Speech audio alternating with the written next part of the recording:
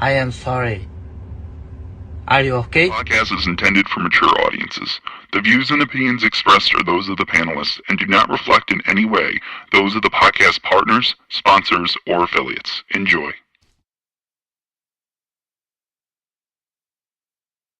Hey, yo, live chat, power chat. Let me tell y'all something, man. The Matador. Ole, ole, ole. Mozzie want the beat so he could step on it.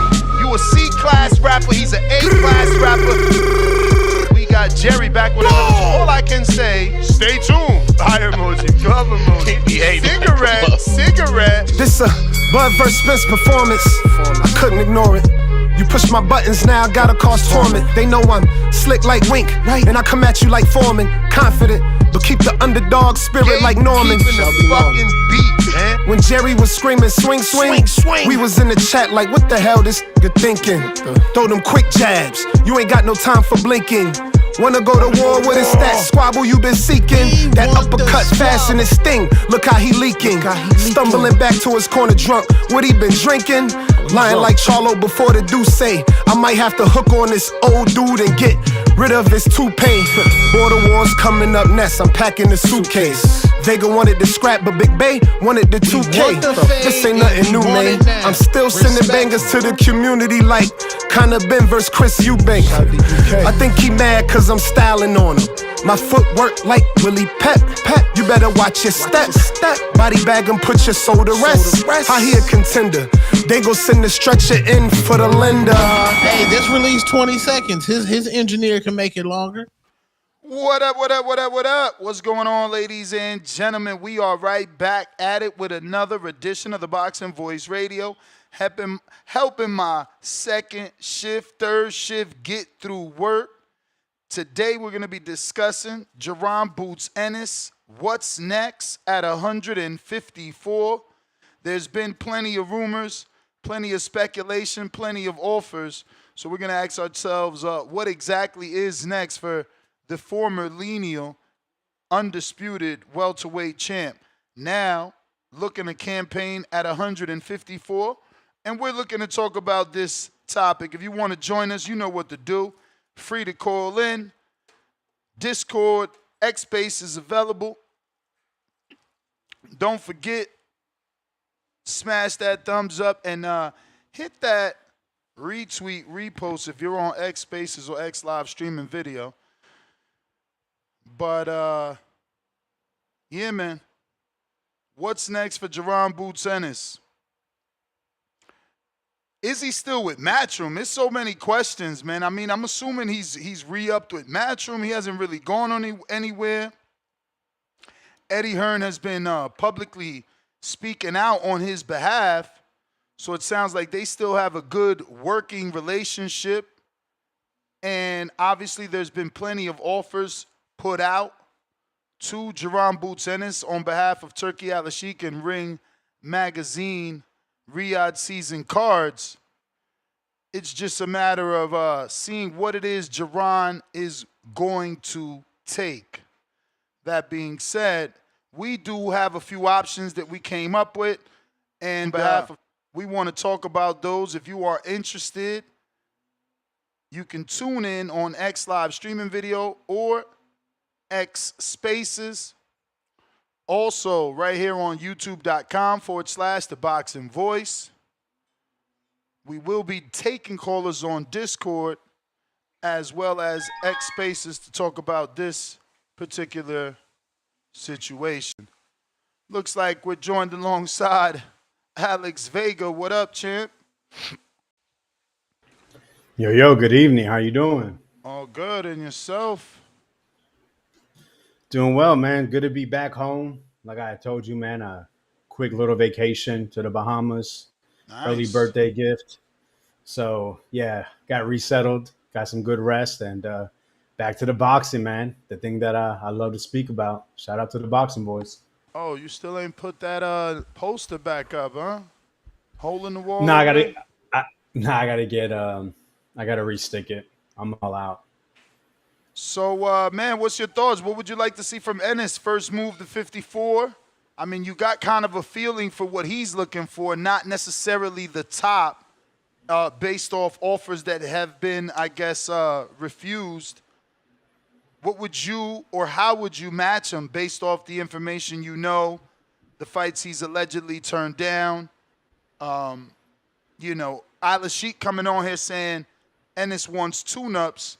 What exactly is a tune-up? Because for me, I thought I seen a rumor or not a rumor. I thought I seen something that was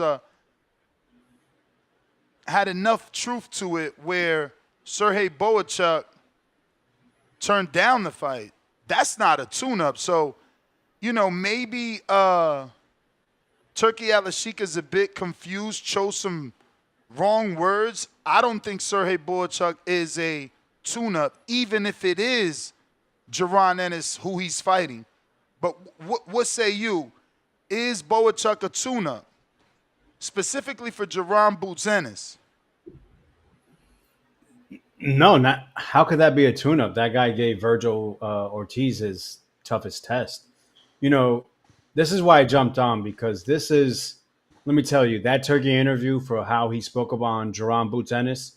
I'm not gonna lie. I'm not a person that considers himself a fan of anybody, but definitely I've been a believer in Boots. His skills, especially. Listen, when he fought Stanionis, we saw what he was without that rehydration clause, and he looked like a complete monster. We had people picking Stanionis, supporting him, and he abolished him. A lot of people were talking about Stanionis needs to move back down to 140 because how much he was dominated by Jaron Boots Ennis. So after that, we're thinking the biggest fights. We wanted to see him in unifications or to move up to 154 to face a big dog, because what we just saw, we saw a pound-for-pound fighter. People were wondering, is this guy one of the top fighters currently in boxing? So we go to Turkey, where Turkey's the man to deliver us all the top fights, right? Everybody has been talking about Boots versus Virgil for years, and there's been a lot of talk about who's avoiding who. And when Turkey speaks, what do we hear? Basically that Boots said he wants to face something lesser than Virgil. That was, I'm not going to lie, it was disappointing. Because I was believing Boots is possibly one win away from being up there with everyone that we put as the top 10 fighters in the world. For him to turn that down, that means he's not a believer. We hear all these stories about what Boots does within the boxing gym and sparring. I've heard him about knocking out, stopping heavyweights, beating up whoever comes in the gym visiting, doing 15 rounds, 4 minutes at a time, 30-second breaks, and you need a tune-up for Virgil Ortiz. That shows me there's not as much belief as you put, or as your surrounding support puts out there, as you really have. So it's disappointing because I want to see him. Listen, I think he's the guy to dethrone the confirmed from Turkey boogeyman. What's his name? Dang it! I can't remember his name. The Russian guy. Wow, that hurts my feelings. I can't remember his name. Madrimov? No, not Madrimov. Oh my lord, the IBF champion. And think about Bakram it. So Mulatayev. Bakram. So listen, you're the IBF champion. You had a rehydration clause. You unified. We get the IBF removed. You beat the crap out of Stanionis. We have this guy that can't find a fight. You're the IBF champion. He's the IBF champion. Why don't you move up and show everybody, not only is this guy not a real boogeyman, but I'm really that guy. This guy dispatched of Tim Tszyu, which, you know what? I'm really that man that y'all been waiting for. They call me the next Roy Jones. They say I'm Terrence Bud Crawford didn't want to face me. Well, let me show you guys. I'm going to move up. I'm going to go on a Turkey card. We're going to fight in Saudi. We're going to fight in an island. We're going to fight in a prison. It doesn't matter. I take on all comers, and I want to show everybody that I'm really that man that everyone says, and I'm going to show you that I believe to be that man. And for him to basically tell Turkey, I want to tune up for Virgil, that's disappointing. Why didn't you just pivot to someone else? But obviously his team is looking at a business sense. We want to test out 154, see what kind of fighter we are, and then we'll take on all comers. Hopefully that's the plan. They're saying what? I think August, September. They talked about, right, Bohachuk. A lot of fans are talking about they believe it's going to be Majimov because it's the same promoter. Majimov's a great fighter or a good fighter, but he's coming off 2 losses and he just fought Virgil. It would have been different. He had a tune-up in between, and you take that fight. So yeah, I think we're kind of stuck in a rock and a hard place. Who's going to be next? We want a quality name if you're not going to fight a Virgil or a Bakram, a champion. I don't know, man. I guess I got to say it, man. I got to stir the pot. Are you just upset because he got ranked in that cool Puerto Rican WBO? Just so happens to be a WBO title fight this weekend. Boots magically being placed at number 4 automatically sets up a quick, easy fight after one tune-up with Xander Zayas for the strap. Is that maybe why you're a bit agitated? 2 of your favorites have to fight each other. Well, I don't have favorites. It's preferences and support. But no, man. Hey, look, Xander has someone that has been allegedly chasing big fights. He was down to fight Fondora, right? That was a unified champion, a guy that beat Tim Tszyu 2 times now, right? But he dropped the belt not to fight Xander. Xander was willing to fight Virgil right? It was Virgil on short notice, right? Or was it Bohachuk? It was one of those guys. He was willing. He threw his name in the hat and said he's willing to fight. And they picked someone. Yeah, it was Virgil, and he picked Madrimov, which, I mean, not a bad option. So Virgil has actually placed his name. Xander has placed his name out there to face some of these top guys. And Jaron Boots Ennis, as of right now, we don't have any reports of him doing that. He's looking to go something a little bit lower. Xander has been at the weight class for a little bit. Jaron will be his first fight, so I guess that can shoot him some bail. But at the end of the day, if you say you're that dude, if you want to prove it, the fans want to see it. I want to see it. Jump in the deep end, man. You are the next Roy Jones Jr., as they said. Well, let's go. Yeah, I mean, but everybody don't got to be Crawford. You know, plenty of people took the Danny Garcia route, took a couple of catch weights, and then acclimated to that normal weight. Danny took a 42, 43, 47-pound fight in that order. Nothing wrong with it, bro. I mean, granted, we just got to show more love to the guys like Crawford that jump straight up and fight a champion, but nothing wrong with Jaron doing what the greats of the past used to do. I'm pretty sure Duran got acclimated before fighting Leonard. He didn't just jump from 35 to fight Leonard. He had a few 47-pound fights. But history remembers it that way, and we don't say anything. But the truth is, I'm pretty sure I Googled dude had a good amount of fights before he fought Leonard. Let the kid get acclimated. There's no rush, especially when he's picking tune-ups like Sergey Bohachuk. I don't mind that fight at all. No, you're right. I think Durant had like 5-7 fights at 147. Sugar Shane Mosley had 2 fights before he fought De La Hoya at 147. People don't remember that because they weren't notable opponents. Yeah. And I'm not saying I'm not trying to crap on Jaron Boots Ennis. I'm just saying, man, this is an opportunity. The thing about Turkey, we hear about it. He gives you an offer. Yo, if you don't take it, he moves on. And this is possibly the second time we're hearing this. And he has said it. Yo, take your tune up, come back. But we don't know. Boxing's always it's ever changing. We don't know what's gonna. If Virgil loses, what's everyone gonna say? Man, that could have been drawn in there, right? Let's say he fights somebody that's seen as a lesser, loses. Everyone's gonna say that could have been Boots. That could have been Boots on his. He could have had Virgil's head on his resume. That's all I'm saying, man. Listen, 154 is hot right now, and in 8 months, people can move, lose, and things can change. So listen, I saw you as extremely dominant. I think these 154 is going to be perfect for Jaron Boots Ennis to really show that he is a pound-for-pound talent, and we just want the resume to back it up. And let's jump in there, man. I think you can do it. I just want to see it. Let me ask you: is there enough time for Yoenis Tellus, who's fighting August 26th? Correct, against the German guy, Abbas Barao. Is there time for him to? Oh no. For November? Well, I'm being told that while Boots is ranked in 54 at number 4 in the WBO, he's allegedly inclined to go the WBA route So much so, it was rumored, I'm sure you heard, that he was supposed to fight Tellis. Tellis is now fighting the number one. I think his name is pronounced like Abbas. Oh, no, I just said it. Abbas Barao. Abbas Barao, which puts Tellis in position. He's already the interim. Crawford's the super. If Crawford truly vacates, because he moved up officially, Tellis gets elevated. Boots could just fight the champion.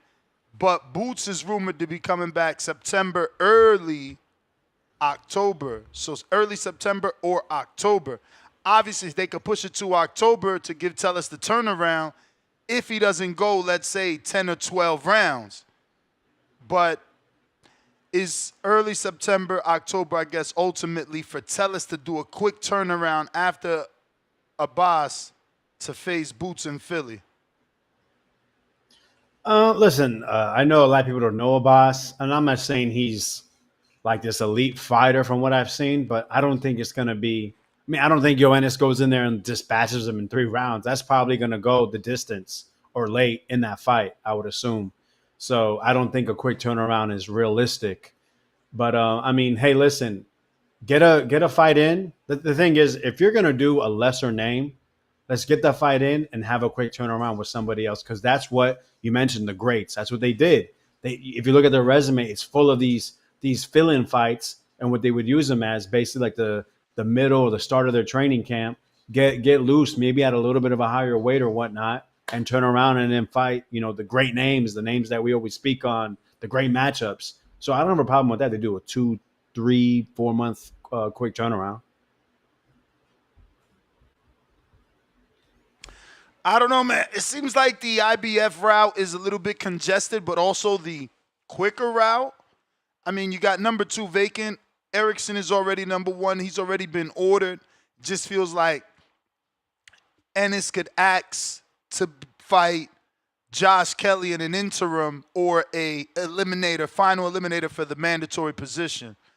And Kelly's ranked above Colin Walsh, who is with UFC Fight Pass and K2 Promotions. And is it still K2? What are they called now? 360. 360 Promotions. And Sergey Boychuk under that at number 5. So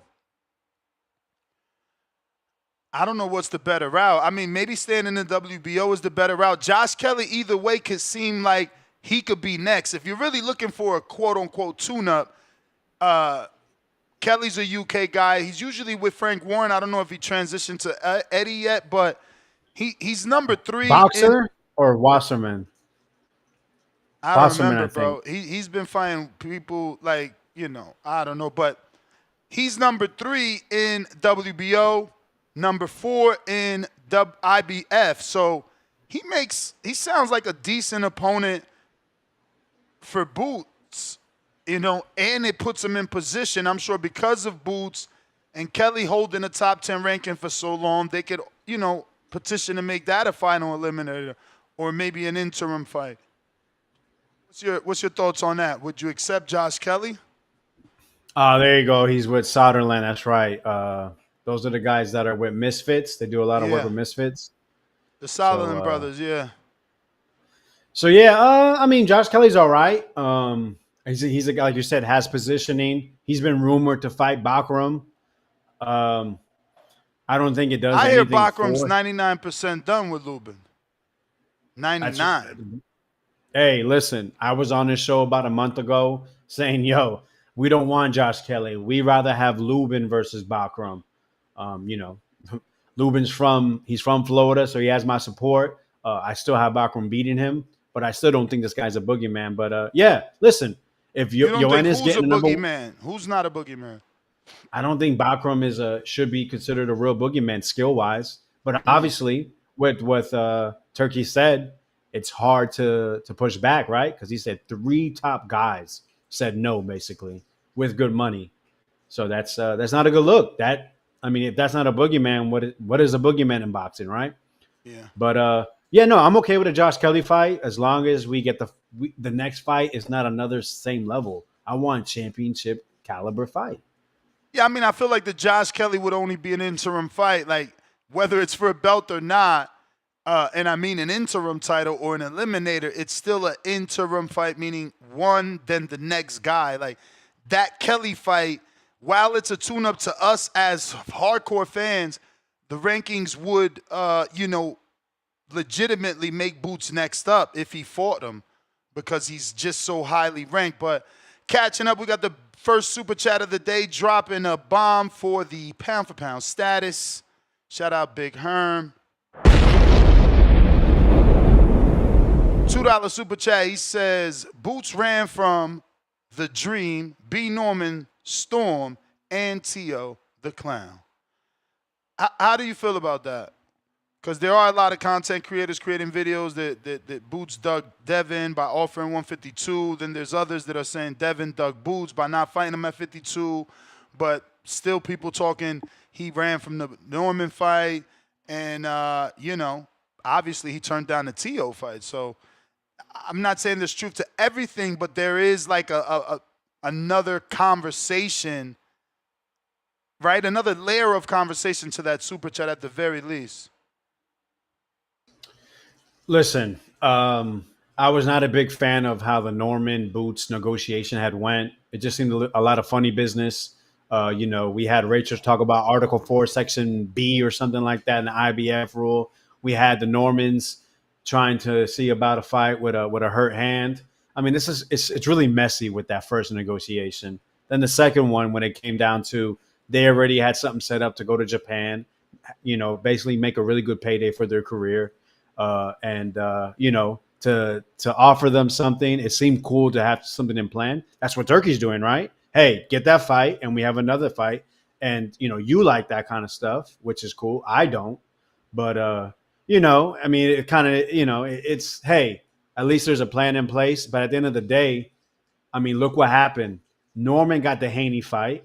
You're hearing that Boots turned down a catch weight, which, I mean, it should have been fine.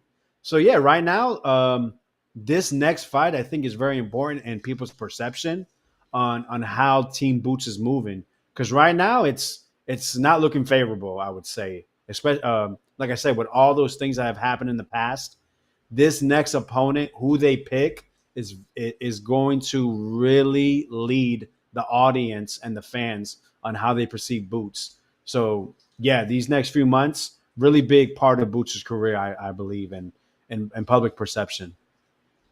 I actually like that from Talk Trends. Lubin, Boots, great fight. Great litmus test. Lets us know where he's at. Lets us know if he's fully a welterweight. Lubin's been there long enough. He's a great, sturdy test. But you said Lubin has the title shot, which is what He does. He's allegedly 99% done, so we'll see if it actually gets over the hump. But I like that fight. I got Ghost, pound for pound, number 2 in the chat. Rest in peace, Ozzy Osbourne. Union Jack flag, American flag, Mexican flag, Puerto Rican flag, Dominican flag. Big Herm back with another 2, holding that pound for pound spot. He says, we know Boots ain't all that. Fight Fondora. Damn. Now that's not a tune-up. And, I mean, what we in September? End of fucking July. I mean, I guess if they make it for October and the offer is good enough, they can maybe get Fondora to turn around quickly. Obviously not a September fight, but if you make a good enough offer, would you, if you were Freddie Fondora, would you allow Sebastian to fight so soon, October, regardless of the date in October? Let's eliminate early September out of Boots' upcoming fight just to try to make this Fondora fight happen, hypothetically. So is that a good enough turnaround for Fondora? Well, do you think that fight was really okay? Zoo put up good resistance before the fight ended, but did he really take so much damage? I'm not too sure. Maybe not. Zoo landed some really good stuff in the middle part of that fight. I just don't see them taking the Boots fights next. I think from everything that we've experienced with them, how they've been moving, they're strictly PBC, staying on their quote-unquote side of the street. I don't see them going and making a co-promotion with Matchroom, nor do I haven't seen them in any Turkey rumors to jump on a Riyadh season card. Who's they? You mean Lubin? Fondora. True.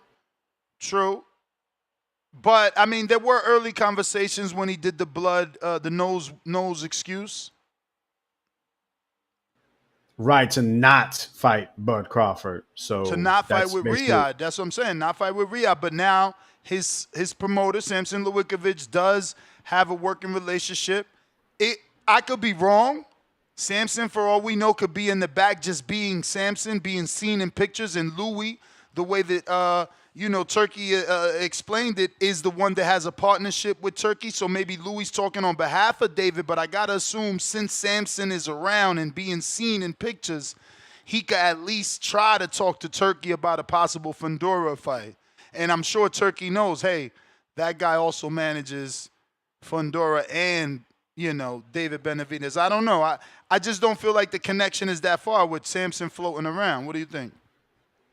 I mean, it's right there, but if that was the case, listen, Samson is not a guy to not speak on things. We haven't heard him speak one time of him fighting Boots, of him joining up with Riyadh. The Benavidez thing with him being connected to it kind of just came to be, and it seems as if Louis de Cubas was the catalyst to that. So I'm not so sure when it comes to Samson. Listen, Fondora's a former unified champ, current champion. Just stopped Tim Tszyu. So yeah, we want to see him in the top fights. I mean, Virgil Ortiz is right there as the interim. Why haven't we heard rumblings from Turkey at least on them fighting? Come on, like that's the fight that should be talked about. Why they talked about Boots versus Virgil in November? Why don't they talk about Fondora versus Virgil in November? I mean, maybe now too. Fondora's performance could have earned them a spot. He showed violence. Turkey enjoys violence. Maybe now he could be like, oh, well, maybe Fondora can take out Virgil. Because he's looking for fights that are, where someone's going to get damaged the way he did Tim Tszyu. And that's why he was so excited to tweet. People mistook his passion after watching an exciting fight and knockout for like him clowning. And I'm not defending Turkey, but I think that we as boxing fans do that. I employ my own audience to stop making memes. Now all of a sudden we're mad at Turkey for doing what every other boxing fan does. But, I mean, since I am bringing it up, was it that big a deal for you, Mr. fucking Sarcasm? What was the big deal? Him tweeting Fondora on the floor after the knockout. I didn't even see that. I'm sorry. I missed it. You're on lying. The floor. You're lying. You didn't see Turkey's tweet and delete about Tszyu on the floor? Oh, about Tszyu. Yes, of course. Apologies. I misunderstood. Yeah, that was kind of strange, right? Like, but strange, cool, but how different is it from any other fucking boxing fan? Like I get it that in somebody's eyes he's a quote unquote promoter, but like many callers have called in here and said that he's no different than you and I with money. So he's a boxing fan. He just wants to see his fights, and he wanted to see Tszyu in a fight. Tszyu didn't want to fight with him. So I think it's like me saying, I told you so. Like, I told you I was going. I told you. Like, that's how I took it. But everybody like, oh, that's so unprofessional, and why is he doing that? And he's disrespectful. And I get it because I am the same person. Be like, oh, if you ain't fight, maybe you shouldn't be talking like that. But come on, bro. Everybody makes memes. I mean, boxing is not really full of true professionalism, if you want to go about that, right? I mean, honestly, the less professional you are, the more clicks and more attention that seems to get you, which I'm not saying I necessarily agree with, but I mean, that's really what it is. Like, I commended Hamza for his professionalism, and then he went in there and got a knockout Shiraz, with potential, controversy, but we won't go into that. But I think that shows you when it comes to Turkey, if you don't do as he wants, he's gonna rub salt into the wound. Absolutely. He wanted that Virgil versus Tim Tszyu fight. We wanted it. We were very excited for it. And then for them to use the, hey, the scar wasn't healed. Then he goes out there, gets mollywopped. Then he comes back again, fights Joey Spencer, who decent fighter, but gets the stoppage as expected, and then gets into another big fight, gets stopped again without getting the turkey bag. You might as well just fought Virgil, got stopped there, made a lot of money, go back to Australia and make more money. Now he's in a tough spot, I would say, with no path to a turkey bag, which I thought these guys, when they make it to the high level, that's all they speak about is making money. So it's a little confusing, right? Certainly when you consider, without any facts, this is all hypothetical numbers we're going to create, but would you assume the Virgil Ortiz offer to fight Zoo, the offer he received from Turkey, wasn't that better than whatever he got to fight Fondora? And I know we don't know. Better than anything that he's gotten. Exactly. I mean, no one has ever said, listen, I turned down Turkey to fight for better money. I think that would have been said if it was true. Honestly, we don't really know. And no, I think it was all about positioning. I think he bet on himself, and we say that a lot only when a person wins. I think he bet on himself and lose. I think he thought, I can beat Fondora. He's offering me this much to fight without a title. If we just get this belt, we're worth more. You think that could have been it? I mean, listen, if that was his plan all along, that's pretty messed up because they basically let on Keith Thurman, who went out there with the expectation that he was going to rob the bank with no mask in Australia to fight once over there, fight Brock, and then fight Tim Tszyu, and obviously was confident he was going to win. So if that was his plan all along, that's not cool. We shouldn't be leading others like that. But honestly, the way things played out, I think you're mostly right. I think he was always looking to get back in that Fondora fight with the belief he could win. And once it came to fruition, he said, F everything else. Let me get the belt, and then I'm in power again, where either I can bring people to Australia and earn really good money to defend my belt, or maybe get back to that Riyadh season money. I got Matt, $2. I bet Earl, big fish emoji, will take Boots without a tune-up. Face with Hardin, smoke out the nose. Levels. Are you disappointed that Boots isn't moving like a Earl? I know I've already said I'm cool with a couple of tune-ups like Danny Garcia did. Listen, we're talking about being great, right? He has a lot of people believing he was basically not kind of blackballed, right? Being with Cameron Duncan, not signed with PBC, and that he's been wishing and hoping and waiting for an opportunity.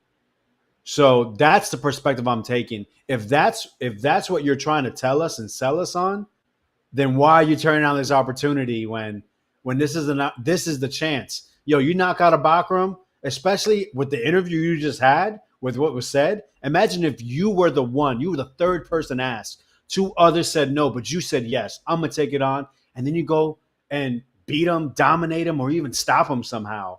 I mean, could you imagine? I mean, we were on fire about Boots after he stopped Stanionis. Like I said, his performance was nothing short of amazing. It was complete dominance. You had to grade it, nothing less than 9 out of 10. It was beautiful. So if he was able to capitalize, move up, beat a champion, or beat a known name, Virgil, as such, we would have been definitely saying he's that dude. We want to see him against everybody. He could have went back to Eddie, took a tune-up in Philly, sold 20,000, been that star, come back to Riyadh, be the guy to pick and choose. He would have been, maybe he created his own list like a Team Haney, and been in a beautiful position to where he has all the boxing hardcores on his side and the world in his palms. You think when these decisions were made, right? It's like, all right, look, Eddie, we not gonna stay at 47. We just can't make the way we're moving up. When that decision was made, do you think that they had an idea of what they wanted to do at 54? Because I just feel like we're in this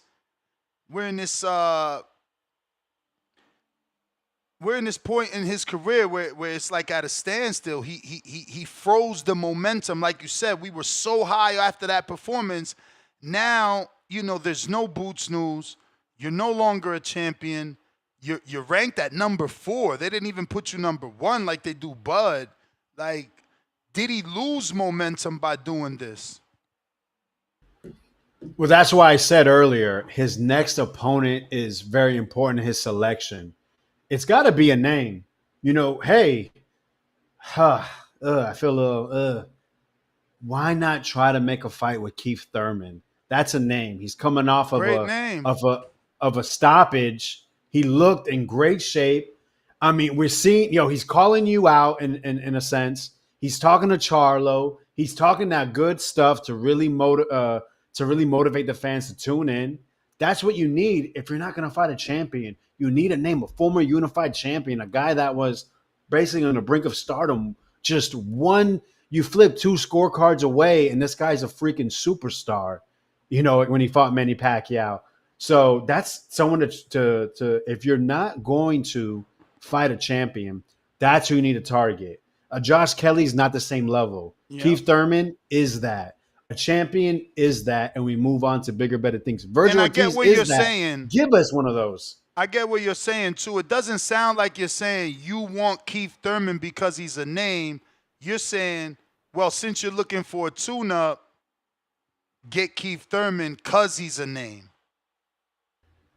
In sense, right? I mean, listen, that's a fight we're going to speak about. Boxing fans are going to speak about. Keith Thurman is going to do his job in the pre-fight.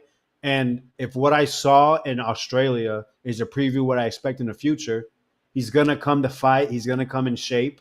And as long as he stays healthy, which, I mean, I'm going to talk crap, I'm not going to lie, and say he's always one day away. I mean, he's spoken about, too, he's lost his killer instinct. But I think if you're faced against someone such as Boots that presents such a high danger level, you have to be a killer. So that's a fight that I can say, hey, listen, I can call my buddy, be like, hey, I know you don't watch boxing all the time. This is a can't-miss fight because these 2 guys are going to fight to win. And that's what we want to see, competition. That's what draws fans. And Keith Thurman's going to bring the mouthpiece, and they're both possibly going to bring the skills in the ring. And technically speaking, if I'm Eddie and the matchmakers, I'm like, all right, this is a 54-pounder. That's not really a 54-pounder. Keith himself just moved up and is older than Boots. But we got Adrian with the $2. He says, if I'm Boots, I'm looking eyes emoji at Thurman. Big name and inactive. Yeah, I think we're all singing the same song. Pound for pound number 1 in the chat, snatching that status. Ill Will with the $20 super chat. Drop a bomb for that dub. He said, Boots is holding super.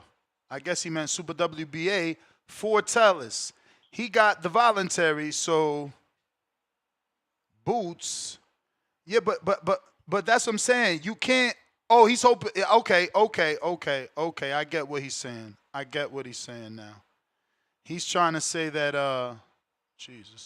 that Boots is holding the WBA super belt so that he could use the status to fight the champion above. But I never heard the WBA have that. That's only the WBO. So I don't know if everybody is just confused, or I'll look up to see what I can find as far as the WBA having the same rule, but I don't think so. Boots is holding for Tellus. He got the voluntary, so Boots got to wait. Bakram was in negotiations with Kelly. Lubin got mandated. Boots ain't sitting out 2 months to fight Virgil on a Saudi card. Under Norman, Turkey. Lie. Okay, shout out to the Boots fans stepping up for him. Yeah. These are I don't like those type of fans. They like, oh, Boots can't fight Virgil on a Coco main. He's got to be the main of the Coco main. That's, bro, just give me the card. You telling me you putting Boots on that card that's just worth more of my money, more of my time. But I get it. Adrian. No, I think earlier today, man, you really got a call. I think it was out on the Bay when you said so Devin shouldn't fight Norman because it's co-main. Listen, At the end of the day, we got to stop caring. Like, I've been a bit critical of Turkey to some things, in and outside the ring and how he puts on events. But card-wise, it's only A+. I mean, stacked. That's what I want, especially if you're going to charge me any kind of money. I need to be entertained. And that's why I give them A++ on that last card, July 12th. I don't care what anyone says. I don't care if they give out free tickets. I don't care if it was in Wyoming. That card was amazing. The atmosphere they placed was great. And, I had to give Turkey his flowers for that.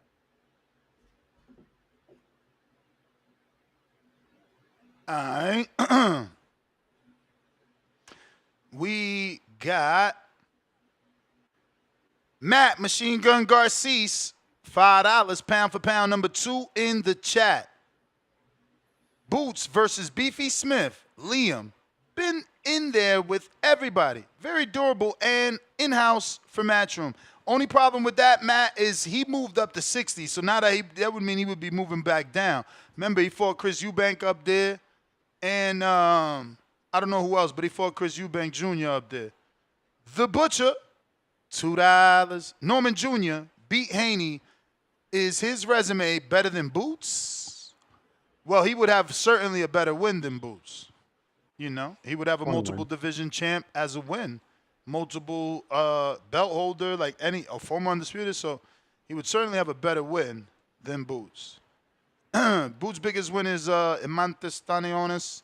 Jerry Soriano, $2. Kelly lost to Avanesian. No go for Boots off the rip. Exhausted emoji. I mean, bro, we can't single dudes out not single them out, but like throw them away just because they lost. It's like, oh, he lost to this one. And plus that whole triangle theory don't matter, right? He could have lost to Avanesian and turned around and beat Boots. We don't know. Not that I'm going to be betting on that, but we don't know. Khaled. What up? Yo, Ness. Yo, Khaled. You in? Yep. All right, bet. Salute. All right, bet. We live. All right, real quick. It's funny because I'm watching these 54-pounders, this old work, Mike McCallum work. Guys should go study. All you 54-pounders and 60-pounders should study guys like Mike McCallum. He's arguably just a perfect fighter. Nonetheless, if I could rank the fighters, well, I want to see Keith Thurman number 1. Keith Thurman, he's talking shit. He's calling you out, saying that you dug TL, you dug this. Keith Thurman name. It's a good name. It's a solid tune-up. Only thing is, I don't think Keith Thurman. Ness, do you think Keith Thurman would be like, kind of give in to be in the B side and like go to Philly, or you think he's gonna try to price himself out? You think he'll do it? Mm-hmm. All right, cool. All right, best. All right, salute. Okay. So yeah, Boots. I want to see Keith Thurman number 1. Josh Kelly number 2, just for the name. Like I've heard Josh Kelly name, you know what I'm saying? I've heard the name. That's a solid tune-up. Boxing fans know who he is.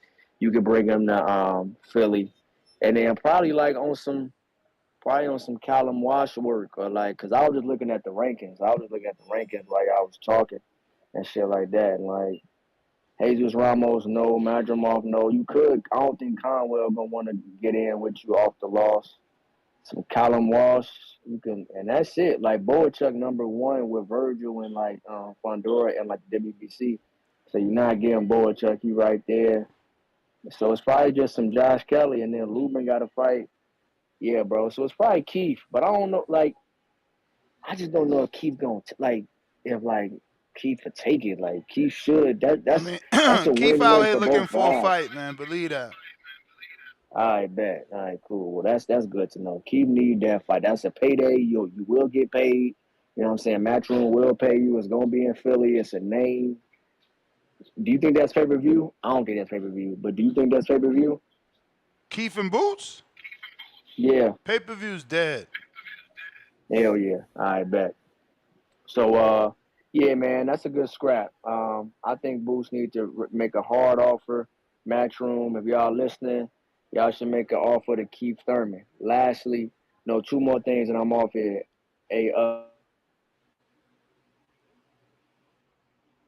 My bad. Yesterday, my bad. I got a call. I didn't say this yesterday, but David Mo Real. I think that's a tough fight. Callum Smith. He didn't have that'd have been his 3rd tough ass scrap. I don't know if he should really take that scrap. You got to, because come on, man. No sad stories, bro. Get out of here. All right, bro. I'm just saying, bro. I don't wanna ruin him off. He only got 12 fights. He gonna ruin him off rip. Like he was in there with David. Then he was in there with the steroid Russian. Now we're gonna put him there with some real work Callum. Fuck, bro. He really still Hey a man, prospect. yeah. But I fuck. Whenever Dies. Canelo fight a Euro dude, they a Euro bum or they not good. Now all of a sudden you scared for Morrell's life. Nah, definitely not scared. I just don't want to ruin him. But I see what you're saying. No, fuck it. You know what I'm saying? Get paid. You know what I'm saying? You on some turkey shit, so fuck it. But yeah, bro. Oh, lastly, nah, fuck it. I'll just say that point for later. Hey, yo, that's my call, brothers. Thank y'all. All right, I got line 6. Reed. What up? Shout out Morrell, man. Taking back-to-back tough fights, man. Can you hear me, Ness? Yeah, you sound fine. Hey, man. I have to show up, man, because Boots' name been on these streets. It ain't been too favorable. I caught the replay of Turkey throwing shade on, like, smell this on your show when Turkey was saying he asked for 2 tune-ups. Unless you hear it come out of Boots' mouth. That shit's. Hey, unless you hear that come out of Boots' mouth, don't believe that shit, man. Trust me. What? You lying on the money now? You lying on the money? Hey, listen, Ness. When you arguably not even arguably, but when you the most genetically coded boxer ever, he's not worried about it. And that's why Boots is sitting there training and laughing while all y'all here talking spicy. He gonna pack up Virgil. I saw Devin Haney say Devin Haney didn't want to fight Boots, man. That's just all Cap just name dropping. I'm telling you guys, just watch. Devin Haney ain't want to fight Boots, so why Boots counter with a 152? Cut the shit, man. Get out the dream world. Come on, man. Hey, did you hear Boots say that? No, you did not hear Boots. Stop listening. Yo, he got a team, bro. You ain't gonna hear Boots. What the fuck? Hey, Nash, listen to me, bro. Like I told you before, when Boots go show out on all these dudes, y'all gonna say they was too easy, like what Crawford said about Spence. And I mean, hell, I don't want Boots to go fight Thurman. I think that's a waste of time. I want Boots to fight Virgil Ortiz. That's who I want. I want him to go pack that boy up so everybody will shut up. Point blank, period. But I don't know what's going on behind the scenes. You don't know what's going on behind the scenes. It's just all hearsay. We know because we talked to Turkey, man. We know because we talked to Turkey. We in Turkey we trust. Hey, come on now. Now stop that. So Bill Gates is a billionaire too. So if Bill Gates told you the sky is green, you gonna believe that? If Bill Gates was putting on boxing shows, I'd believe him. You know what it is though, is when the money says one thing and you stay silent, what are we left to believe? Yeah. Because man, when you a giant, you don't worry about ants, man. Now Turkey's an ant? Hey, compared to Boots, yeah, he is. Lord of mercy. Yo, pick one. Pick one. Pick one, dog. Pick one. I'm asking you a question. I need an answer. I need an answer. Pick one. Okay. Israel Madrimov, Sergey Boachuk, Jesus Ramos, or Charles Conwell? I think out of all those, Charles Conwell would be the toughest one for Boots. I think he'd be the toughest one. So that's who you want? You want Conwell? I want Ortiz. I mean, Boots don't want Ortiz, so I'm giving you other options. Hey, you don't know, Ness. Why don't you got so many connections? Why don't you get in contact with his people and find out what's really going on instead of this false? We already do. We already know what's going on. We talked to Turkey. The issue is you don't like what was said, homie. Hey, we hit up the provider, the internet provider. I'm trying to be diplomatic, man, but hey, I know that's my call, man. But hey, I'm here. I Bro, ain't ducking for no smoke at all. Caller. Hold on, line 6. You got Tone want to holler at you. Caller. No, okay. I heard what that dude said on Twitter, man. I heard what Tone said on Twitter, man. And I really like that dude, but what he said on Twitter, he is wrong as 2 left shoes, man. What'd he say? He was talking about Boots being a duck and Devin Haney and stuff like that. But go ahead, Tom. Damn, he said you're gonna have to see him for that. Hey, he did duck Devin Haney, but okay, it's your daughter's sweet 16. Sweet 16. She has an opportunity to go to Cancun. Are you buying her a trip to Cancun, or are you buying Jaron Boots Ennis fight tickets? Which one are you doing? You know which I one it can't believe is. you even asking me that. I know. She gonna be 16 more than 365 days. She can fucking wait. Exactly. We talking about Boots. Tell him. We talking about Boots. Yo, and that was the Come on, perfect man. answer. Say that answer again for the people who didn't hear you. She gonna be 16th for at least 365 days. She can wait. We talking about Boots. That's yo, like from a realistic standpoint, like her birthday could be the rest of the year. Like Boots is only fighting that one day. You can't make the fight happen again. That's all I'm saying. Exactly. 9-6 Reed. You and Boots in the car. Y'all in New York. Y'all get caught with a blick. Are you taking the charge for Boots? Of course, he the money. For sure. Are you taking the charge for Boots? Absolutely. Hey, Tone, this is what you guys understand. People like Boots come around once in a lifetime, Once bro. in a Like lifetime. Michael Jordan, once in a lifetime. Once in a lifetime. Like, let's be honest. Like, you guys, y'all laughing and joking, but let's be serious here, man. We talking about Boots, bro. We talking about Boots. Boots, man. Hey, Line 6, when the last time you seen someone so physically gifted like Boots? Man, hey, are we talking about boxing? Because I'm saying he's like a Roy Jones Mayweather hybrid, man. I don't know, man. I just don't think he can be duplicated, man. Like I was watching him hit the bag. He had got a new bag and he was in there hitting the bag, and the way he was punching and then spinning the bag, and I was just like, man, that dude is just beautiful, man. It's just poetry in motion, man. I don't know, man. One day you think this the division to show his true greatness because it's a little deeper? Hey, I think I like I said before, I think Boots can go all the way up to 168 and dominate, be undisputed there too, honestly. But yeah, I think this is a good division for him, man. But 9-6 Reed, you've been dating this girl. Yeah. You've been dating this girl for 3 weeks. You have not got the vagina yet. You haven't even got a hand job yet. Boots says, "Yo, man, I need that." You passing her over?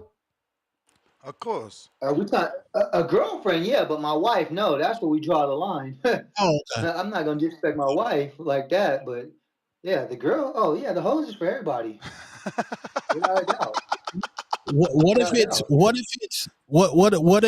if Boots gives you 24 access into the Boots camp and he said, "Yo, man, I just want to take your wife out for coffee, B." Crossing the line. Hey, that can't do that, man. That's a vow under God right there. That's my thing right there. But now, you know what I'm saying? If it's like it's me and her anniversary, our 20-year anniversary, and there's a Boots fight, either she comes to the Boots fight or her ass to stand home. Damn. But she already Come knows, bro. on, man. She Come already on. knows, bro. Nah.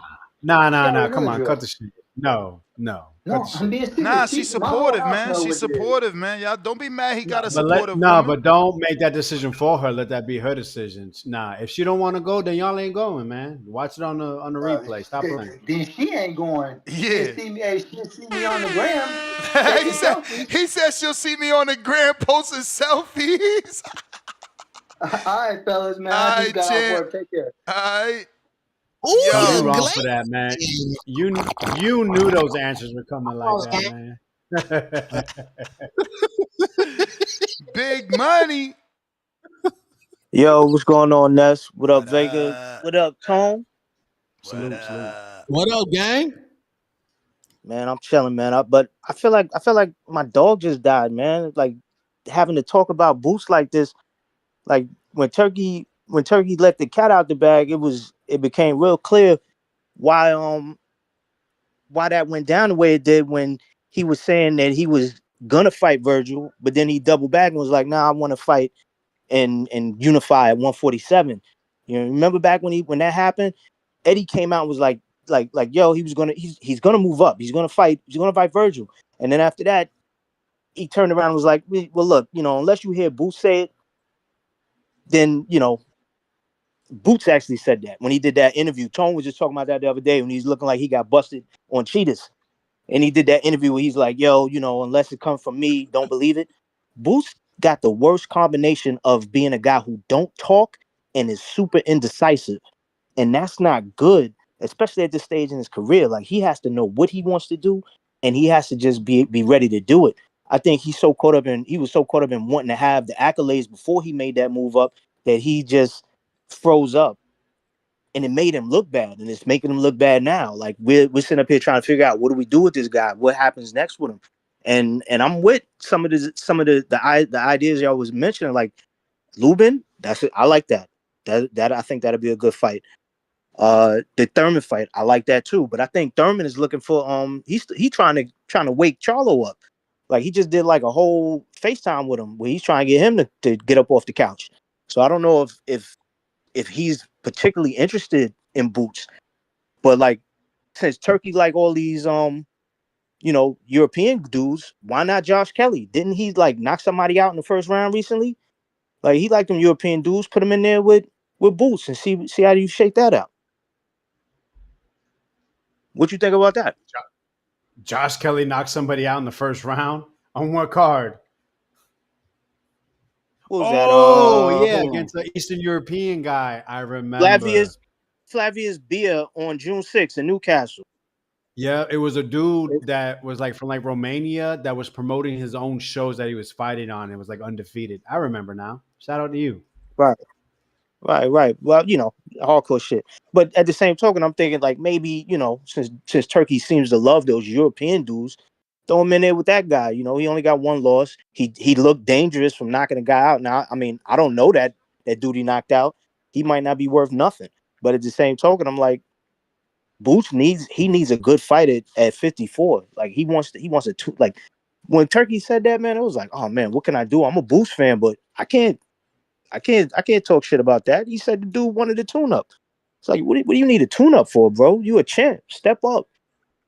Show these cats what they. Yeah, but Danny Garcia took acclamation fights. Roberto Duran took acclamation fights. He didn't just fight Sugar Ray Leonard. He had like fucking 7 fights, bro. Like, yeah. Everybody's not Crawford, man. Shout out to Crawford. That makes you appreciate him more. Yeah, but Boots was directly connected to Crawford. That's the difference. People just talked about Danny and Crawford. Abracadabra. You understand? Like abracadabra. Like that was y'all falling for the okie doke. He's not Crawford. Y'all wanted him to be the next Crawford. Y'all wanted him to be the guy to beat Crawford, but he didn't do it and he didn't prove it. Well, why not get in there with like Israel Madrimov? You know what I'm saying? That was the last dude. Look, but we still gotta respect Boots, bro. Like I don't know nobody saying Sergey Boychuk is a tune-up, bro. Like at least he tried to fight that dude. That dude didn't want to fight Boots.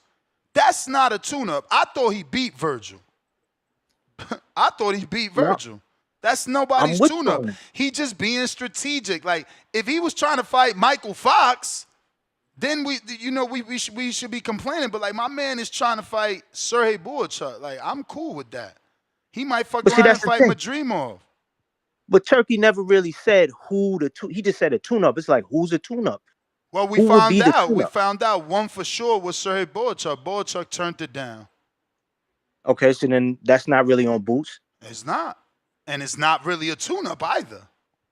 Yeah, I don't think so. I don't think that's a tune-up. Got ordered to fight Virgil, did he not? So then maybe that's why he turned it down. Yeah, but he ain't fighting no fucking Virgil. And I didn't do a show today on the WBO order and Parker Usyk because nobody gives a fuck.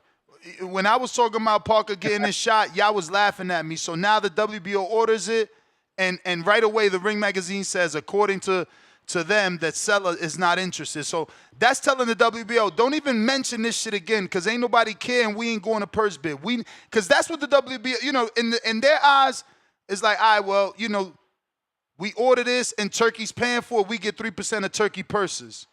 But Turkey's already drawn the line in the sand like, bro, just FYI, we ain't buying that shit. So now if that fight happens, it's going to have to be their own promoters that go to purse bid or negotiate within these 30 days. But, I said all that to say that so what, Boychuk was ordered. Is Virgil going to fight him again? No tune-up Turk, man. He don't play. He not about his bread. I mean, listen, it ain't no charity, like he said. I'm glad he learning. He was doing tune-ups. Fuck, what he calling them in the Ngannou fights? Those was tune-ups. Those was tune-ups at the finest level. Yeah, that didn't make no sense. I would let you cook, but I got my man's Benitez over here. Yeah, that. You the man. Yo, what's up, Ness? You hear me? Yeah. What's up, Ness? What's up, Vegas? Tone? Oh, man, y'all talking about a great topic today, man. Ain't shit, man. The great Ain't shit boots. another day. Yo, man, great boots, man. Great boots, man. Yeah, there's only 3 viable opponents, man, that Boots actually gonna get in the ring with, man. And I've been saying that for the longest. Israel Majamal, maybe a Callum Walsh. And if we're going to throw for the fences and everything, Eddie Hearn may even try to consider maybe giving them a Conor Ben fight. Other than that, all these other fucking names y'all talking about, Boots ain't touching that shit, man. I've been saying that for the longest. Boots ain't going to give us what we want. He ain't going to give us the Virgil fight no time soon. Maybe not ever. So he ain't going to ever get in the ring with Bud Crawford. Maybe not never. So with that being said, man, like there's no news from Boots' camp, man, because the only thing he does post is Miles in the gym. Show some new some new bag work and some shit like that, and he wants to talk shit about Team Norman and say that they're not good enough. About that, Ness, man, is how the indecisiveness that Team Boots really has, man. Does it really show that they really had the intention on really fighting anybody that had real smoke for them? Because you see how he kind of avoided Virgil Ortiz now. You see how they kind of maneuver their way out of 147 to avoid Devin Haney and Brian Norman. Like, them niggas looking real shaky right now, man, to be the best upcoming fighter, man, the sport has ever seen, or like what Line 6 would do, a fighter that I would dismiss my mother's death or daughter's quinceañera or whatever the fuck. Like that nigga weird, man. That nigga weird. Like, hey, Yo, Vega, let a fan be a fan, man. Nah, man, I can't let this shit go. Like, Vega, man, you remember, was it on the back call or was it on the show when Line 6 said he'll drink that nigga bathwater? That was on the show, right? Or that was in the Definitely back on call? the Come on, show. you bringing up Couple old years ago. stuff. You bringing up old Man, stuff. that nigga, but bruh, that shit weird, man. That's insane fandom right there, though, bruh. But shout out to him, though, man. Shout out to him for being a fanatic that we all know he is. But other than that, Ness, man, yeah, I'm glad you ain't do this shit today. I mean, in the day show, man, because in the day it would have been a lot more engagement and stuff like that. And if you would have did Shadeja Green for the night show, man, that shit would have been a struggle. But shout out to you, man. You got good, You good mean planning. Clarissa? You mean So, Clarissa? same shit. It turned into a Shadeja show after all said and done. So same shit. We wouldn't have cared to really be talking about women's boxing at night, man. We'd all been going to sleep. Probably try to, finesse, try to get some tail out our females or some shit like that. Or just been minding our business doing some other shit. But shout out to you, Ness, man. You great. You great at what you do. I'll give you credit for that. Tone, you great at what you do as well, man. I can't wait to see the shenanigans later on. And Vega, man, shout out to you, man. I just appreciate you, bro. You know you my homie. So anyways, man, shout out to you, shout out to the community as Thank always. you, I brother. catch you later. Peace. Shout out to Thank James, you, man. bro. You're a real one. Ness, Yo, I know who do want to fight Keith at 154. who? Don't say Blair. Blair the Flair. Lord of mercy. Lord of Call it up, mercy. man. That's a fight. That's a trash talking masterclass. That is 2 trash talkers that deserve it. I like What about Blair man. versus Boots? I like Blair, We but him need and that. Boots already got like built up. That shit should be the one that happens. That's the one that what I'm saying has been In built Philly. up. I'll be right back. Yeah, I like it. Yeah, man. Keith got to run that squabble with young Blair the Flair Cobb, man. Get that man an opportunity, man. Stop just walking past him at Top Rank, bro. They said Blair got to earn his way back in. He do, bro. How he he ain't got to fought earn since his the way back Broner in? fight. He ain't fought since the Broner fight. He's not ranked. He Blackballing, lost bro. all momentum. I got Ill Will, pound for pound, #1 in the chat, holding that status. Big picture. You don't sit out for Virgil. You get the WBA belt and fight on the main card in America with the title. Coco and Saudi of Stanionis, don't sit for that. I hear you, man. He's saying don't be the Coco main on a Saudi card, which is a super card, by the way. That shit could end up being historical. You never know. What if Brian Norman knocked Devin Head into like the third row? David Benavidez decapitates Yard. You know, Bam obviously undisputed. I mean, it could end up being a really historic card. You're sleeping, man. He could have been part of Historia. We got Jerry Soriano, my lender for life, $2. Papa Boots still say, quote unquote, we fight him in a heartbeat, end quote. Hook like Norman, $5. Jaron, quote unquote, Chancletas Ennis is gonna get 6 tune-ups to secure that pathetic Mickey Mouse 40-0 record. I bet he comes out with an injury to avoid smoke. Laughing out loud. Yo, that's actually a good idea. How far off is he from trying to get that 50? He's 34 and 0? Don't do that. Okay, he got 16. What? Hell yeah, do that. The fuck? You in your 20s? Hell yeah, do that. Go for that record. Don't do that, B. We don't. Well, rest in peace, Cameron Duncan. We don't know who he fought, bro. Bro, my man's records were meant to be broken. It don't matter who you fought in the beginning. It matters who you finish your career off. If he go like right now, he's been fighting nothing but names. If I pull up his resume, it's truly been nothing but names. You know what I'm saying? So again, even going off the news, Sergey Borchek would have been another name. And I think he took off since what? I mean, hardcores, he took off since I Above. He took off since I Above, fought Abreu, fought Van Heerden, fought Lipinets, Delorme, Castillo Clayton, Chukadazian, Villa, Avanesian, Chukadazian, Stanionis, Imagine Boachuk, Virgil. Homie, it's getting thick. You smell me? Yeah, he had a lot of fights, but the top is thick. And that's okay. That's how you emphasize your legacy. Andrew Charles, fucking browser, bro. Andrew Charles, $5. Boots, one of the most overhyped fighters of this era. Only social media extremists hype that guy up. He ain't ever did a damn thing. Well, he did unify with the other number 1 or number 2, which made him lenient. We can't take that away, and it wasn't by default. Granted, you know, there's a weak argument that he waited, but then that would be the same thing that, you know, you could say to Norman. None of that is true. It's all time, and Boots. It's not Boots' fault Crawford moved up, because as you can see, he had, you know, plenty of fights in the division since Crawford moved up. He's now moving up. Just like it's not Brian Norman Jr.'s fault that Jaron is moving up. You know, he didn't expect failed negotiations. I have one fight and you move up. No one expected that, but, you know, that's what happens when you're a growing man. You know, you never know. I mean, I don't know. Don't you think it was nasty? I mean, technically, you're not supposed to be growing after 25, so it's more, I guess, about allowing himself to fill out instead of restricting with the weight cut. But don't you think it was nasty that he was trying to make a fight with Norman, right? You know, say, hey, after your next fight, we'll fight. And then the week of his fight, he says, hey, I'm moving up. Like, what was the point of that? Like, what really was the objective?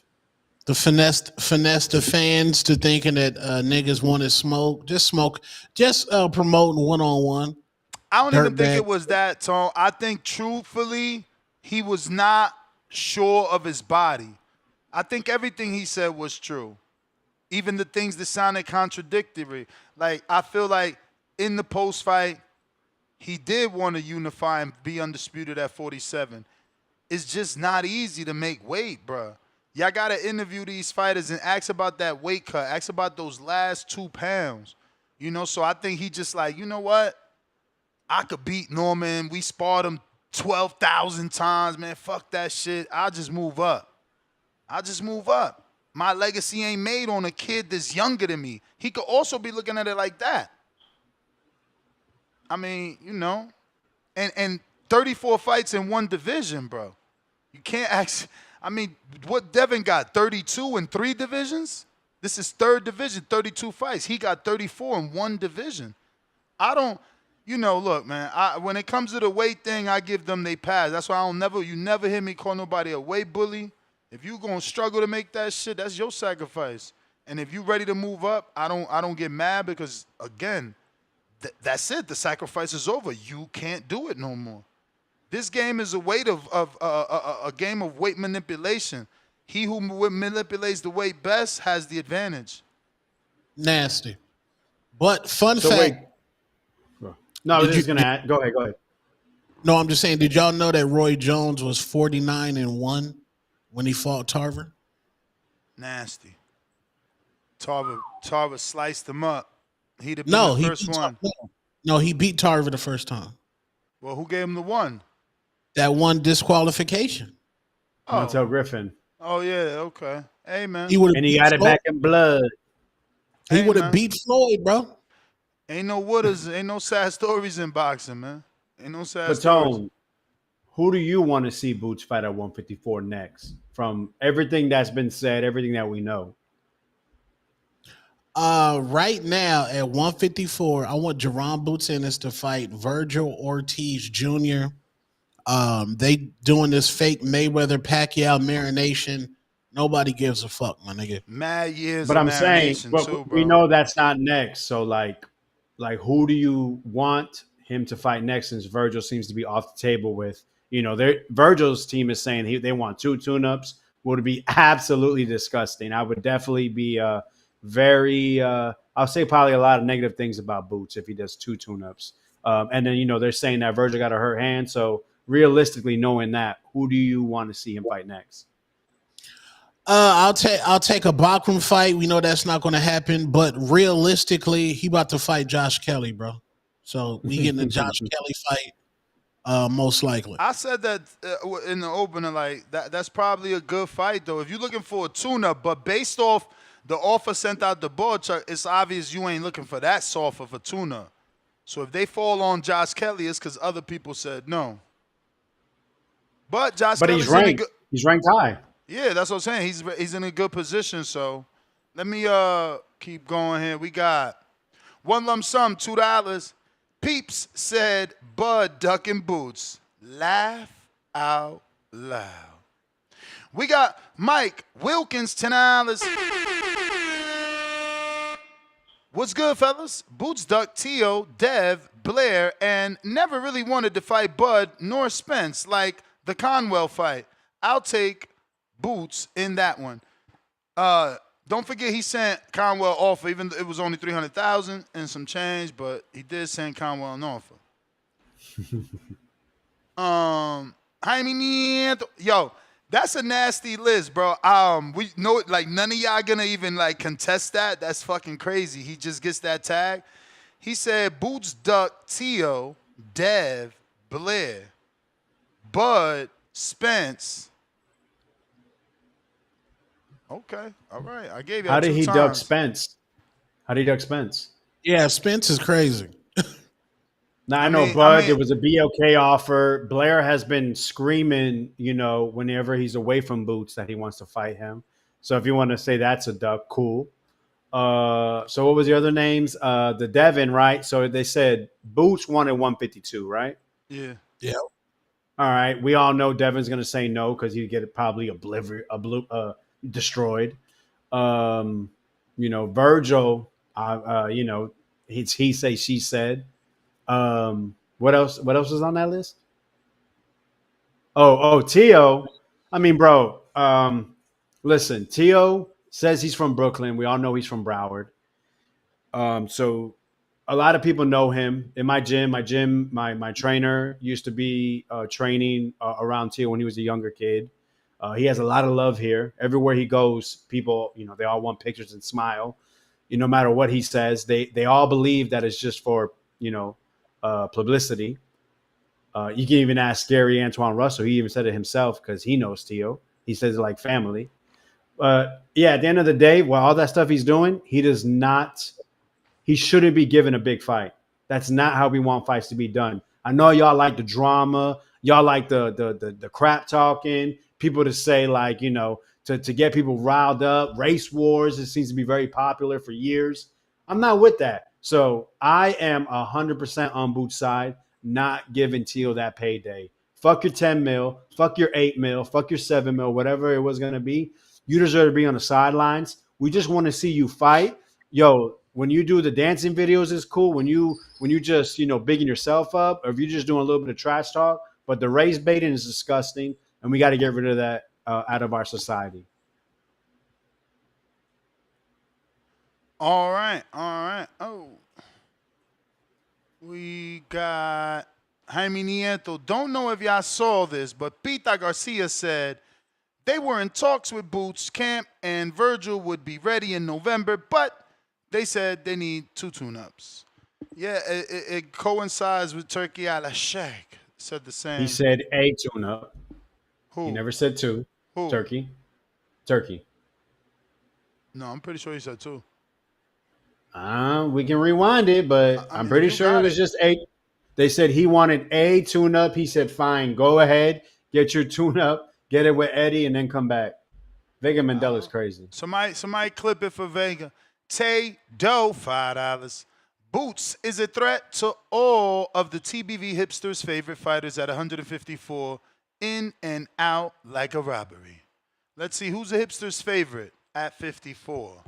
Virgil? I wouldn't say hipster's favorite.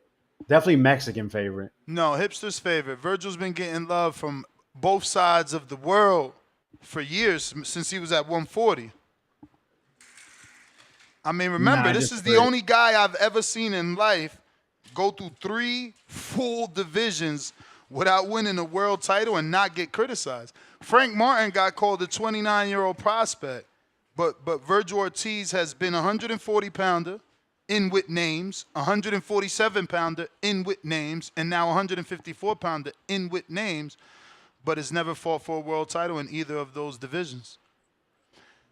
Yeah, people give him and to back myself, so I'm not called a hater. Technically, he fought for an interim title, so if anybody vacates, I think Fondora, then he would become the full champion. But Fondora's not vacating anytime soon, and showing extreme dominance. Yeah, no, I don't agree. I don't think he's the hipster's favorite. Okay, Bakram, hipster's favorite. That's Starting a hipster's favorite. Jesus Ramos, Tip, the hipster favorite. He has respect. And I would say Madrimov, but off of 2 losses, I don't think so. So, yeah, I don't think there's that many hipster favorites as Conwell. Do you lose your hipster favorite aura if you lose? Because I feel like Conwell was a hipster favorite, right? We all thought he was the black horse or the dark sheep, whatever it's called. Yeah, the black sheep, or like a dark horse, yeah. Dark horse, yeah. Is there another? Could Marquise Taylor be the new hipster favorite after the Gomez? I don't think he has enough support. He should have been, but isn't he at 160? Rumor is there's an offer for him and Ammo on the November card. That's been rumored for some time. Well, they wanted that, right? Team No. And I dare you contest this. I heard that fight was offered to Marquise. It was just short notice recently. A-side stuff. No, it wasn't their fault.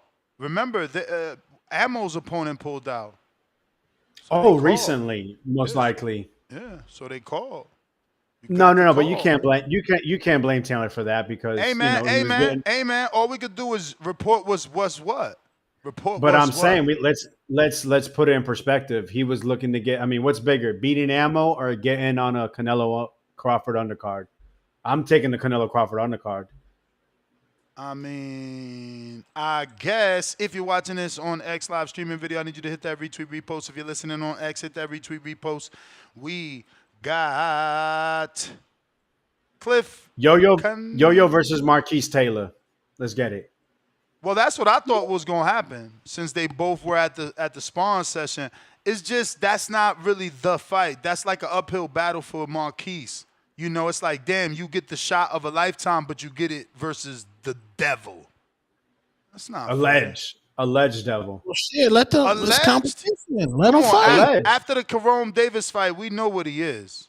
Oh no, that was impressive. I didn't expect that, but Exactly. I mean, we know what he is Marquise, after that fight. Marquise, he took on one guy and he Yeah, slayed but him. he's Just less like power. He's way less power than Jerome. you don't need power to beat Oh, somebody. you don't bro. need power. Shout out Marlon You Oz. don't. What up, Cliff? Mark, What happened, John? let Marquise Taylor run a squabble. That man snatches everybody's O's. You underestimate Marquise Taylor, bro. You underestimate.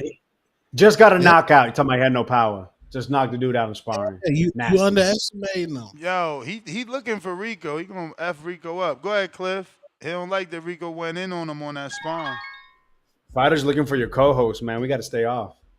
Yeah, man. They looking for you too for that Berlanga love. Yeah, the hate and then the love, right? Cliff, you gonna unmute or what? I'm thinking Cliff being respectful here. What's up? Rico, it's almost like you heard me. Did you literally hear me or no? No, I didn't. Your mic's not connected. Something's wrong with the mic. Jump out, jump back in. Cliff.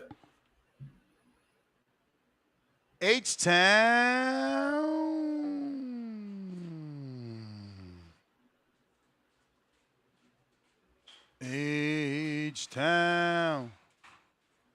Speaking of 154, we talked about how Eubank Conor Ben seems to be a little bit in flux. What if Conor Ben does the reverse Uno card and gets a title fight, such as a Fondora? Like you said, Fondora's manager, nasty his work. people. Nasty work if they give Fondora a fucking 147 pound. I mean, let me not say that, but if they give him that fight as a voluntary, fucking Conor Ben is like so lucky, bro. So lucky. Remember, he says he wants the WBC belt. He has it, Sebastian Fondora. Can you guys hear me now? Yes. So perfect. Lucky if he gets a title shot like that, bro. Off of a loss, bro. A Fondora shot, bro. That's nasty, bro. He fighting Ramos, bro. He's fighting Ramos. Who? Fondora? Yeah, you didn't see Ramos after the fight? He was like, guess who's next? It's a good fight. I got Ramos. I've been looking for that fight. I think Ramos is a better fighter. Yeah, I mean, I'm not mad at Ramos. Brother, I thought he won. What? Are people giving you hate because of Berlanga and his inability to know what proper hand wraps are? Is that what? No, I haven't gotten direct hate. Like, all right, after the first short where I was hating on Berlanga, I got way too many messages that were supportive of that, which made me feel really bad. But yeah, comment-wise. Why would you feel bad? Because that wasn't right. That dude went out there and fought. I rewatched the fight. He actually did really well. No, I actually have a lot of praise. No. I'm talking about after. Absolutely he did. Where people, I know. So the hand wrap ones, right? So I'm working towards it. So yes, I haven't gotten no hate, just comment-wise. And but there's people making videos off of that short via the Boxing Voice that are very they're actually in the conspiracy realm, which I love it. Shout out to this channel. No, it's amazing when the shit we say here fucking becomes news, bro. But since y'all brought him up, it's like y'all bring him up and his favorite caller comes up. And I'm gonna say this now because I know he's not gonna let me talk, but it is my opinion, guys, that this person that I'm about to let speak is doing the exact opposite, right? He's playing us all like a flute, right? He says we shouldn't be talking about Berlanga and all this evil things about Berlanga, but it's to get us to talk about him because today no one was talking about him. He calls in to talk about him. And I realized all his calls are to talk about Berlanga. So he's also sounds very New York. So again, I'm just asking this now before you don't let me talk. Like, do y'all personally know each other? Me. What an intro. How you doing? You hear me? No, but I need the answer to the question. Do you personally know him? If Like it's the guy that not called like me you dumb cool UKer, with then him, that's not my like you brother. cool with him, but maybe y'all went to school. Maybe his girl used to be your girl. Yeah. Maybe Nah, you was it's nothing, trying to it's nothing be like girl. his It's nothing like girl, girl shit. man. Same bodega. Nah. It's just from the gym from New York, like just seeing him around all the gyms. My uncle used to like spar with a couple kids that put him with him. This is early, like 11 years old, stuff like that, 12 years old. It's all love because, I seen him from the beginning. But my issue with you is that you not always fully 100%. My problem is this with you. You did a show like 7 hours talking about the controversy, and you kind of entertained certain points where there's really no proof. But then when there's a follow-up confirmed, Keith Conley, watch the raps, confirmed for Frank Warren, Eddie Hearn, who don't even got him signed, don't got no dog in the fight. Hamza Sharif saying the yellow stuff is from the inside of the glove because he had like some green yellow kind of like emblem or something. I think his flag. Like, there's no proof. And my issue with Vega is that he came on here and it started going viral talking about how she put her money into it, in the research and all this. There's no research. It's just a screenshot and a Dominican dude who worked for the city making, IG reels about boxing, doing a conspiracy theory, bro. There's no evidence right now. Like, when we got evidence of Edgar being a dirty fighter, we could make a compilation. Him biting a guy, he should have got disqualified. Him headbutting Canelo, him throwing elbows at Quigley, throwing low blows at McCory, pushing him, shoving him. We have mad examples of this, but we're gonna accuse this dude, a religious dude, and we start making it racist and all this kind of stuff, talking about, oh, one is Saudi Arabia, one is Pakistani. When if you do your history and research, two completely different countries, two completely different cultures. Are they Muslim? Yes. But even within Muslim culture, there's different types of Muslims and different type of culture-related things. So for us to like kind of put that on, a lot of people in comments, you go on Ring Magazine, stuff with Usyk, a real fighter, a real champion, right? Edgar Berlanga ain't never touched a title in his life. And they flood in the comments talking about, oh, this guy cheated. Baddies, bro. IG baddies, 50K. I seen pages on Instagram like Davey, a big New York East Coast page, like with 200K followers, 1 million on TikTok or something crazy, posting about, oh, how Canelo can't knock him out, but this random dude can. When you look at Shiraz's early development, all his early development, he got some British champions or some British champion challenges, some European champion challenges. Berlanga had nobody. People was calling on this show, Triple G was washed after he lost to Canelo. This dude put Steve Rose out clean, 4 rounds. Berlanga should have lost that fight. He should have lost to Angulo. Come on Puerto Rican Day Parade, last fight on the contract for Top Rank, he should have lost both those fights off the bite alone. Bruh, somebody DM me and said that you just tight because he beat you in the Golden Gloves. Never. Nah, we never fought none of that. I don't believe that. I think I love him. My issue with you is that, it's just off of the city when, like, I seen dudes from the city, real guys, like, work hard their whole life. They never came up. And when I saw with him, he signed with Nick Jonas. We seen mad dudes sign with Nick Jonas early from the gyms. I used to see Nick Jonas coming around the gym. I went Box Raw or whatever that clothing brand was just regular. Yeah, the paid dude for his that call. signed Edgar, Josue, mad people. I seen mad dudes come up. I remember Pete Dobson used to be in the original South Box gym, not getting nothing going on, like 10 fights pro. I remember when he was in the Golden Gloves, when he was still an amateur. Like, I just seen so many dudes, Rashidi Mahdi, mad dudes from Cops and Kids, they really worked hard, and they didn't come up, and I saw Edgar came up quick, and it was fake. The level wasn't really matching the energy outside. That's all I'm saying with y'all, and I feel like y'all not being fair when you be killing other guys like Stellionis, other champions and stuff.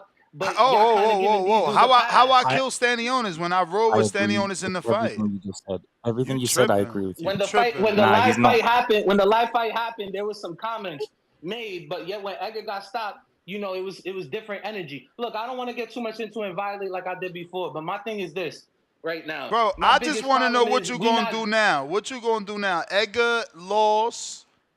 And all your calls ever since you found us have been about him. Nah, that's not even true. He's I happy, talked about bro. Canelo with Skull a couple times. I talked with other stuff, man. Like, y'all just critical right now because when we used to be saying stuff, not just me, you would be like, yo, we see you play the Puerto Rican musical that, and that is different energy. And my thing was, look, right now, this is why I don't die. He really was making excuses playing it off. Nah, not at all. This I why I want to don't talk die, about cause Boots. you I want keep to talk talking about it. Thurman. You keep talking Here about we and go. look, and then Hamza just posted 26 minutes about it. It's Hamza. He's attached, bro. This is his biggest win. This 26 minutes Pulled ago. a gun out on me. That one. Bro, if My somebody point, says, before he got to let a shot he's off. from the city, Hey yo, making hey excuses yo, how he about out it, here? bro. How he out? I'm gonna get flagged for this just to let him get this off. How Nah, he you out? see what you doing? How he out here playing this type of making music, me yo? happy by How he watching playing this this. type of music though? Religious, huh? Bro, you really being on Bro, some what? funny stuff So right now because my issue is this this. That one is so smart at all. Knocked his disingenuous, ass bro. out. I want to hear this, Y'all man. calling out his life. I want to hear this. His livelihood. Nigga pulled a gun out on me. That one Yo, smart let at it get all. flagged, Knocked his man. ass out before he got to let a shot off. Caught another blow to the nose. Now he got lockjaw. Wait, That's a bar. Hey yo, can we play Skepta? Why my man? Hey yo, Can we play Hamza's not Skepta? allowed to do that, man. He not Nah, he's allowed to allowed, use bro. that bar. Come Nah. on, man. They ain't got no So you allowed Pakistani to put rappers anything rapping you like want on the that. steel? What? You could put whatever. Why are you making it race again? He could put whatever he want on an Instagram reel, a TikTok reel, whatever, any type of music. It's the hottest music out. That's gonna get you more views. It's and stuff. the It's gonna put you on bars. pages It's the that bar. have Did you nothing not to do hear with the it. bar? I love what he did. You Bro. ain't hear the bar? That was that You over Detroit here shit gassing too. him now. That You was was just that calling him a Detroit shit cheater. too. That's crazy. Whoa. See, that's Should've been where Skepta. you always go overboard. I ain't never say that. Bro, I ain't you never say that. entertain. We You gotta said go. We you gotta go. We entertain. gotta go. We gotta My go. thing is, why you got a problem with me, man? I was just saying I could see her perspective, man, and she's down for her man. And listen, if we don't question things, how are we going to get answers? Things sometimes we Do need we to really shake need to up. ask those questions? Hey, man, I seen Canelo hit that man flush. That man ate it like it was fucking Sunday breakfast, man. This man Sunday Shiraz breakfast. comes in and And murders just beats him. the shit out of him, I want just answers. on clock and on time, bro. It was beautiful, and Nah, I'd like to see it again. And I would like to see his hands wrapped this time for the boxing voice as an exclusive. So when Berlanga gets knocked out again, Nez, I can replay it on the next day's episode, and I can be like, Nez, That's did you crazy see me too. watch his hands get wrapped and him get knocked out We again? just asked Hamza what was his favorite music artist because of Octo. He ain't tell us nothing like this. I gotta get that. I'm gonna get that sound bite. That's all I know. He never made the video. Shout out to the Ring Magazine. It is that what it nigga is, bro. got Game is the game. Shout out to Two yeah. Tone, actually. Salute Big Rematch in Rico. Vegas. Nah, he got cooked, bro. That nigga Berlanga wasn't like that, bro. Bro. Oh, did he get cooked? Swatted like a fly in the Amazon. Swatted And like now a fly in the Amazon. in the Amazon. Question Bro, is and good. then you smoke, and that shit slows you down even more. I mean, Yo, I bet you can do a killer Chris Eubanks Sr. I think you have I the can't. voice and the slow patience of his voice. Like, I don't even want to try because I in my head I can sound like him, but I know out loud I don't. Amino. You don't know unless you try, champ. Bro, niggas on that Berlanga pack right now. Niggas smoking on that Oh Berlanga my pack. god. It tastes Nah, so good. it ain't even make it like that. They ain't make no No. memes like that. You gonna try and invent one real quick, but it's too late. Pistol Mozzie. We need that Berlanga pack, I need B. to get my No, England shirt, bro. no. We don't want that. He suffered enough. Amino. Is it Amino Yo, or you let's, short for more? Oh yeah, it is Amino. What up? yeah, it's Amino. It's Amino. Let's get back to this Boots talk, man. I think I was agreeing with what's his name, Vega, Alex. Yeah. I was a little disappointed. I'm a Boots fan. I thought I was until I heard that nigga Six Liner or whatever his name is. I talking about line 6. Line 6. But yeah, I was a little disappointed when I first heard that about the tune-up. But then I did a little research, just seeing how normal is the tune-up, and I looked at all the greats, and the tune-up seemed pretty fucking standard. Like that's what you do when you move up. You take a tune-up. Most of them did it. Yeah. Now next talking about Bud, bro, you giving Bud a little bit too much credit because Bud only fights once a year. You can't take a tune-up if you fight once a year. So Oh no, that's a little bit too much Nah, credit for champ. Bud there. Nah, champ, because Bro, you only that would be fight a once good. a year. No, I hear you, but that would be a good excuse if he only did it once. But if you remember, he's fought a champion every time he moved up. He did, but Floyd and Bud, like they had some nice champions they could cherry pick when they moved up. Like Gotti, like I mean, I Jeff seen how Horn. they was moving. Listen. No matter what you thought, even if you thought Pacquiao deserved the win, Jeff Horn gave Pacquiao hell, and Bud dismantled him, and then he was never the same. He was just never the same. Right. Okay. Yeah. He get. I mean, okay. I can see that. I can see that. It's just really that Madrimov is like, you only fighting once a year. Like, how much credit I'm gonna give you for not taking the tune-up? But with Boots, I just think like people kind of act like his career is at a standstill. I think it was really just that IBF kind of threw a wrench into everything when they ordered that Karen fight again. It's like, that just kind of held them back a little bit. But after that Stanionis performance, like we should be good. Like let's just be patient. Eddie already laid the plan out. He said he's going to do one tune-up, and then they're going to fight Virgil in December, January, or February. These are Eddie words. Now we know Eddie a fast talker, so But I'm cool with that, man. I don't have a problem with that. And I think he is about to show why he is the most gifted fighter we've seen since Roy Jones. And 54 is the place to do it. He got all the names. He got a 6'6" guy. He could chop down that tree. He got the boogeyman and Mordecai What or about whatever. Bakram? Bakram, yeah. I've been watching some of his fights, man. I really want Boots to take that fight right now. I think he goes right in there right now and beats his ass, bro. He probably Straight won't. up, like I think he would, bro. I think if he took that fight right now, I'm watching this Bakram film, bro. Like he's good, but he's not like he don't got enough to deal with no Boots, man. I think that is his tune-up. I know it sounds crazy, but I think that's the fucking Sounds tune-up. very crazy. I agree with you, All right, caller. Absolutely. all I want right, to see but that fight. you I know, have bro, Boots winning. I see what I see in Boots, man. I see what I see, bro. I want him to take that fight, but Eddie already laid the plan out. So, I think, we're going to rock with that plan. Now, with the B. Norman thing, I wanted to touch on that as well. I think when they sent Norman the fight, when he was already fighting Jin Sasaki, I think he was already testing his weight, and he wanted to make sure that if I stay at this weight, I'm going to get a fight. And once they turned it down, it's like, fuck, I'm not going to be able to go undisputed anyway because Barrios not going to fight me, so let's just go ahead and move up. So, yeah, but anyway, man, enjoy the show. Boots about to put on one. Yo, hopefully. When let's is be clear. Keyshawn contract up? Ooh, you've seen some rumors, huh? No, I just seen the picture of all three of the brothers, Eddie? and I'm wondering, did they do a crossover? With Shakur being with Matchroom or having relations with Matchroom, did he set up a crossover? Isn't Shakur on a fight-by-fight basis with Matchroom? Yeah. Like I said, with Shakur being with Matchroom or having been with Matchroom, set up a crossover probably. All three brothers.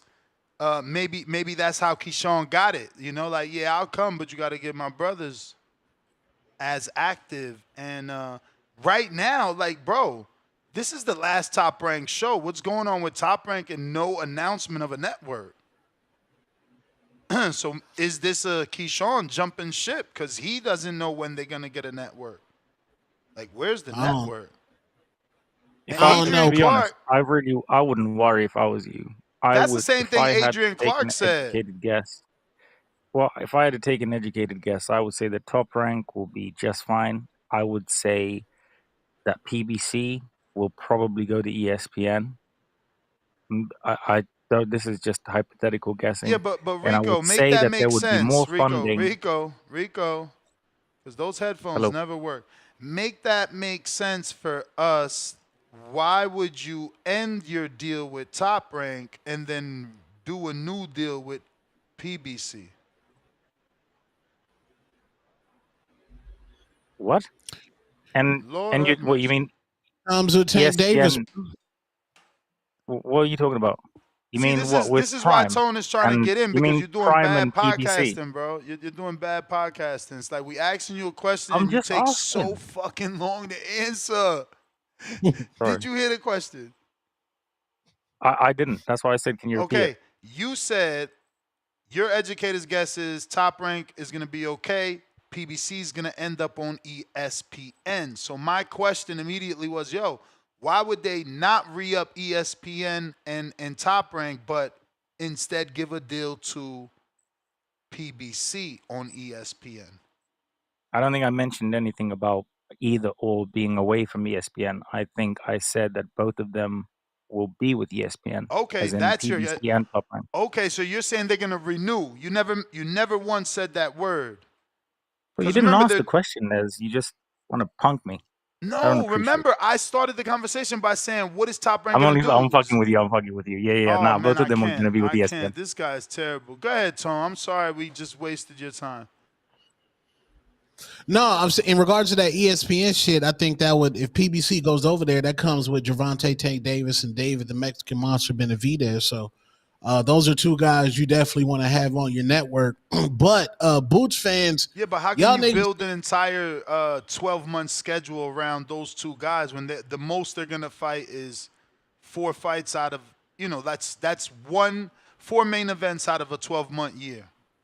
And I would not count Gervonta in any of those plans within the foreseeable future if I had to take an educated guess. Sorry, Ness. Based he off gonna the be. legalities. Let's be clear. When Tank go to jail, he about to be the biggest boxer in the sport. You know his fan base love a nigga in jail. Like, this is they shit. They cannot wait to get the free Tank shirts. I got 2 of them already. This about to be bigger than Boosie was locked up. This bigger than Larry Hoover being locked up when Tank get locked up this next time. And you Tank fans ain't slick either. Y'all niggas trying to attach yourselves to Boots, man. I know what y'all doing. Y'all trying to attach yourself to Boots. I pray that Gervonta can get better fans. We got some super chats. Mike Wilkins, pound for pound, number 3 in the chat, $2. Shout out to Tone, entertaining interview with Blair. Salute. Tone. I gotta check it out. $10. I just want to be on the Hatrix. Ness, I'm excited about the action at 154, especially with Boots entering the division. Let's give him a little time to find his footing. He seems to be in a bit of a limbo right now. Salute emoji, Tone Vega. Jerry, Salute. with Jerry, $5, excuse me, pound for pound, number 2 in the chat. I like Hearn, but he's been moving strategically after AJ Madrimov and a few others took L's. Kept Smith Bivol away from Benavidez. This could be Hearn. Joe Davis, welcome to the prospect level. Mike Likes TV, $2. For podcasting, all recommend Ness or Two-Tone. Mike, question. Oh, okay. So I guess he's asking for podcasting, can we all recommend what mic to use? Tone got the Rodecaster. Mm-hmm. Ness got the... That's aimed at me. I will get one when I'm not poor. Gatekeeper? So I can't as soon as Nez gives me a bonus for something, Oh, sure. I got I'll the get Shure. one. Oh, it's called a Shure headset? Yeah. Right there. This the same one. So this is what Caesar had today, but this is the headset. Caesar has the Shure SMB7. I got like fucking 7 of those in the garage. It's just I don't want table mic. I don't want table mics no more because whenever I do this, y'all can hear it. See right now, and this lets me walk around, do my thing. I can still talk and do my thing. Shit. I was thinking go Bluetooth because you know you could go Bluetooth with the Rodecaster, but then you got to be charging. How come you're not doing any steps? I got enough. I'm already at 15,000. He was doing it in the beginning of the show. Yeah, I did it at the beginning of the show. I got like 12,000. Joe Davis. I had 20 the other day. It was crazy. Joe Davis, $5. Boots got put up or shut up until he put up. Just shut up. I added the just. Adrian's $2. What about Boots versus Jesus Ramos? Hey, man, it's in my poll. Let's check the results. Did you say what you want to see? Me? Yeah. Now, what do you expect? What you want? Versus Edgar Berlanga. What I want. If I could have my way, I guess next at 54. Correct.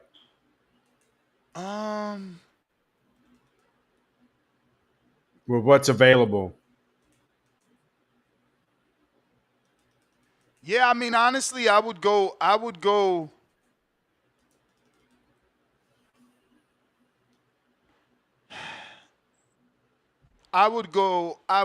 the Josh Kelly route and wait on either the winner of Xander Jorge Garcia and the winner of Yoenis Tellez and Abbas. Just get that one tune-up, only because that's what he wants. I can't try to make him be greater than what he wants to be. So take the Kelly fight, wait for shit to level out, and then get the guys, that are there. Because Tellez is a great fight, and so is Xander. And if Jorge beats Xander, then Chino he's that dude. He could be potentially a star. I mean, certainly a star, because if you beat fucking Conwell, then you beat Xander, now you in a Boots fight, Mexico's behind you. For sure. I would hope anyway. Two major upsets back to back. If that's not a star in the making, I don't know what is. But speaking of the poll, though, Josh Kelly? Say what? Did you say Josh Kelly? Yeah, well, only because if you look, Josh Kelly is number 3 in the WBO, where Boots is ranked number 4. So that means 1 and 2 is Xander and Jorge, which means that Eddie could get 3 and 4 approved for the final eliminator mandatory position. Maybe even an interim. We're all hoping that Josh Kelly fights Boots, right? Because obviously Eddie Hearn once said that Josh Kelly had the same skills as Lomachenko. Not hoping. That's what Eddie Hearn said. Not hoping, but it's interim type fight. No one's wishing. It's a strategic move. You letting the division settle. But we got, who should Boots fight next? 37% say Madrimov. Interesting enough, that's off 2 losses. I can't believe my audience. I swear to God, you guys are weird. 32% say Sergey Borchuk. 32% say Sergey Borchuk. 17% say Jesus Ramos. 15% say Charles Conwell. Wow. Majimov's the wrong choice, man. All people are gonna do is crap on him. They're gonna say you fought a guy. You fought a guy off of 2 losses. They're gonna say the guy is already cooked up. He's already beat down. He's already worn. This guy is being fed to you. That it is a tune-up of the tune-ups, all because the guy has 2 losses. I think he's a skilled guy. But at the end of the day, you lost those 2 fights. Most people agree you lost. It's not like there's controversy. It's not like, oh, I think you won the first one. Oh, I think you won the second one. Most people feel that he clearly lost those 2. And then for you to go out there, if you don't knock the guy out quickly, then everyone is just going to throw dirt on it. And it's not going to be notable, and it's not going to get you hype. It's not going to get you to where Boots. It's not going to get you to where most of us believe you should be heading, which is towards, a title fight with momentum behind you. We got Nico Jamal, $5. The bottom line is none of these dudes can beat Boots at all. And when his 154 run starts, just say, what y'all all, no, what's WYA stand for, you think? Tone, you the hipster? WYA, isn't that where you at? Where you at? Okay. Oh, so okay. When his run starts, just stay where you're at, especially Tone. Damn, Tone. Oh, because you said Dev. He dug Dev. That's it. You probably going to have people coming at you, man. Hey, it was bad for me when the Boost fans got mad at me, man. Be careful out there, bro. Shit gets serious. Philly gonna be in your DMs crazy now. Nah, I rock with Philly. Salute Greg Hackett. He just sparred Boots today. I'm just saying, bro.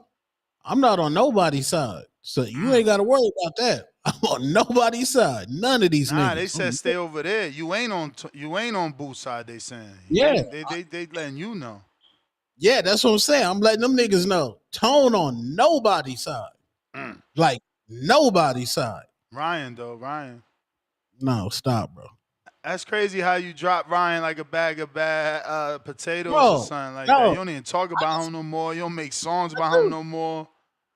He doesn't play the song on his channel no Ain't more. no more FaceTime videos or pictures of y'all FaceTiming no more. To my me and Ryan was talking. That's crazy, bro. Hey, bro, I'm not the one to talk. Dev done dropped me like a bad habit too. I haven't heard from Devin since he was 14, man. Yeah, he cut me off, man. Long time ago, man. Long time ago. I just talked to Ryan, man. He about to come on the Hatrix, man. Okay.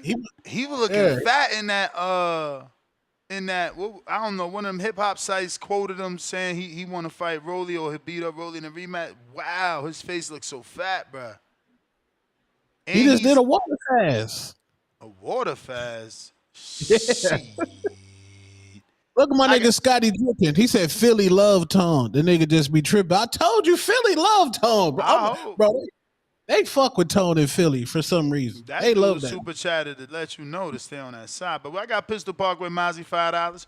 Rico, what I tell you about that baggy blue wife beater, bro? Jump out, jump back in with a new shirt, bruv. Jesus. Jerry, pound for pound number 2 in the chat. $5. There's a vid of Berlanga's wife crying hysterically and walking out as he went down to the canvas. It gets lonely when you lose. Berlanga has a real one. I don't know what color is the flag? Is that the Cuban? Did he do Cuban by mistake? Nah, that's Puerto Rican. A lot of people do the Cuban flag. Julio instead. Guzman, $5. Ness, I sent you a pic of Berlanga and his left hand wrap on during the post-fight interview after the Quigley fight, which was in New York. Bro, I've gotten that picture 1,000 times with people saying, look, they ain't take off Berlanga hand wrap either. Jerry, $2 more. Did Hamza break the Quest's curse or he skipped that? Can't remember. Hamza was on the show. I don't know if we got to the Quest questions. Nah, Honestly, y'all I didn't. think we didn't. Honestly, I think we didn't. We should have went to that first, man. Salute Berlanga fans. Yeah. Did Jahi Tucker into that? Hell yeah.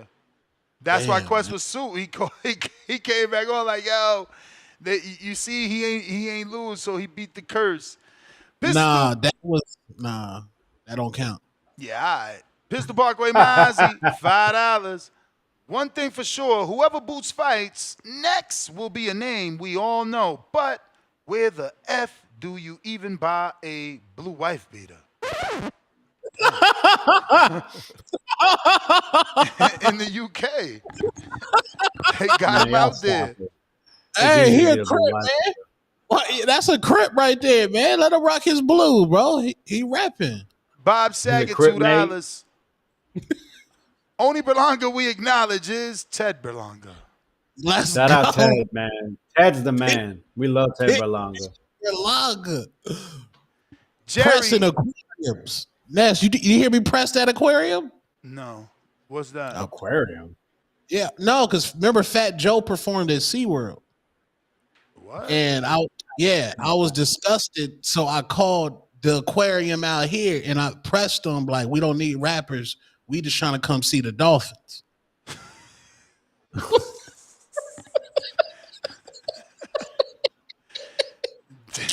Yo, how long these people be staying on the phone with you? Forever. Longer than expected. Good customer service. Good customer service. Crip made is crazy. Crip made.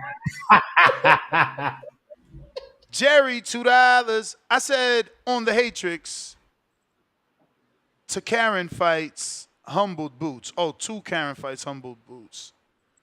Yeah, nah, those definitely hurt the ego. I'm sure with after the first one, he thought for sure they was about to knock him out on the second one, and that shit ain't happened. So yeah, I'm with Jerry on that. He took it out on poor Stanionis, man. Yeah, I mean Stanionis don't got the footwork of Karen. Jerry with another 2 pound for pound number 2 in the chat. Blair Cobbs was actually sharp on the Hatrix. Daniel Vega, $5. Are you guys gonna watch the Manuel Gucci Flores fight today? Yo, he looked good in the weigh-in, man. He looked good in weigh. What time it start? It's only 6 the over card's here, on man. right now. Some Guzman versus Aregi. What the hell? What the hell is Aregi? From Argentina. Never heard of him.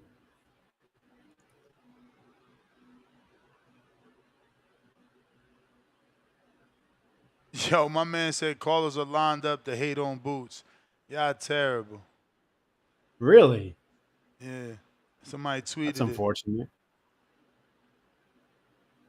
I haven't heard much hate. Have you? Most people are actually supportive. They're a little disappointed, but they still want to.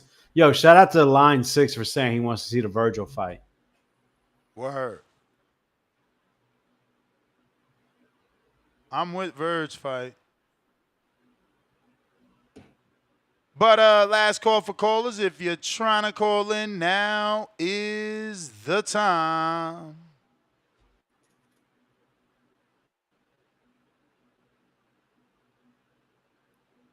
I forgot Gucci lost. Yeah, I forgot who he lost to. I remember.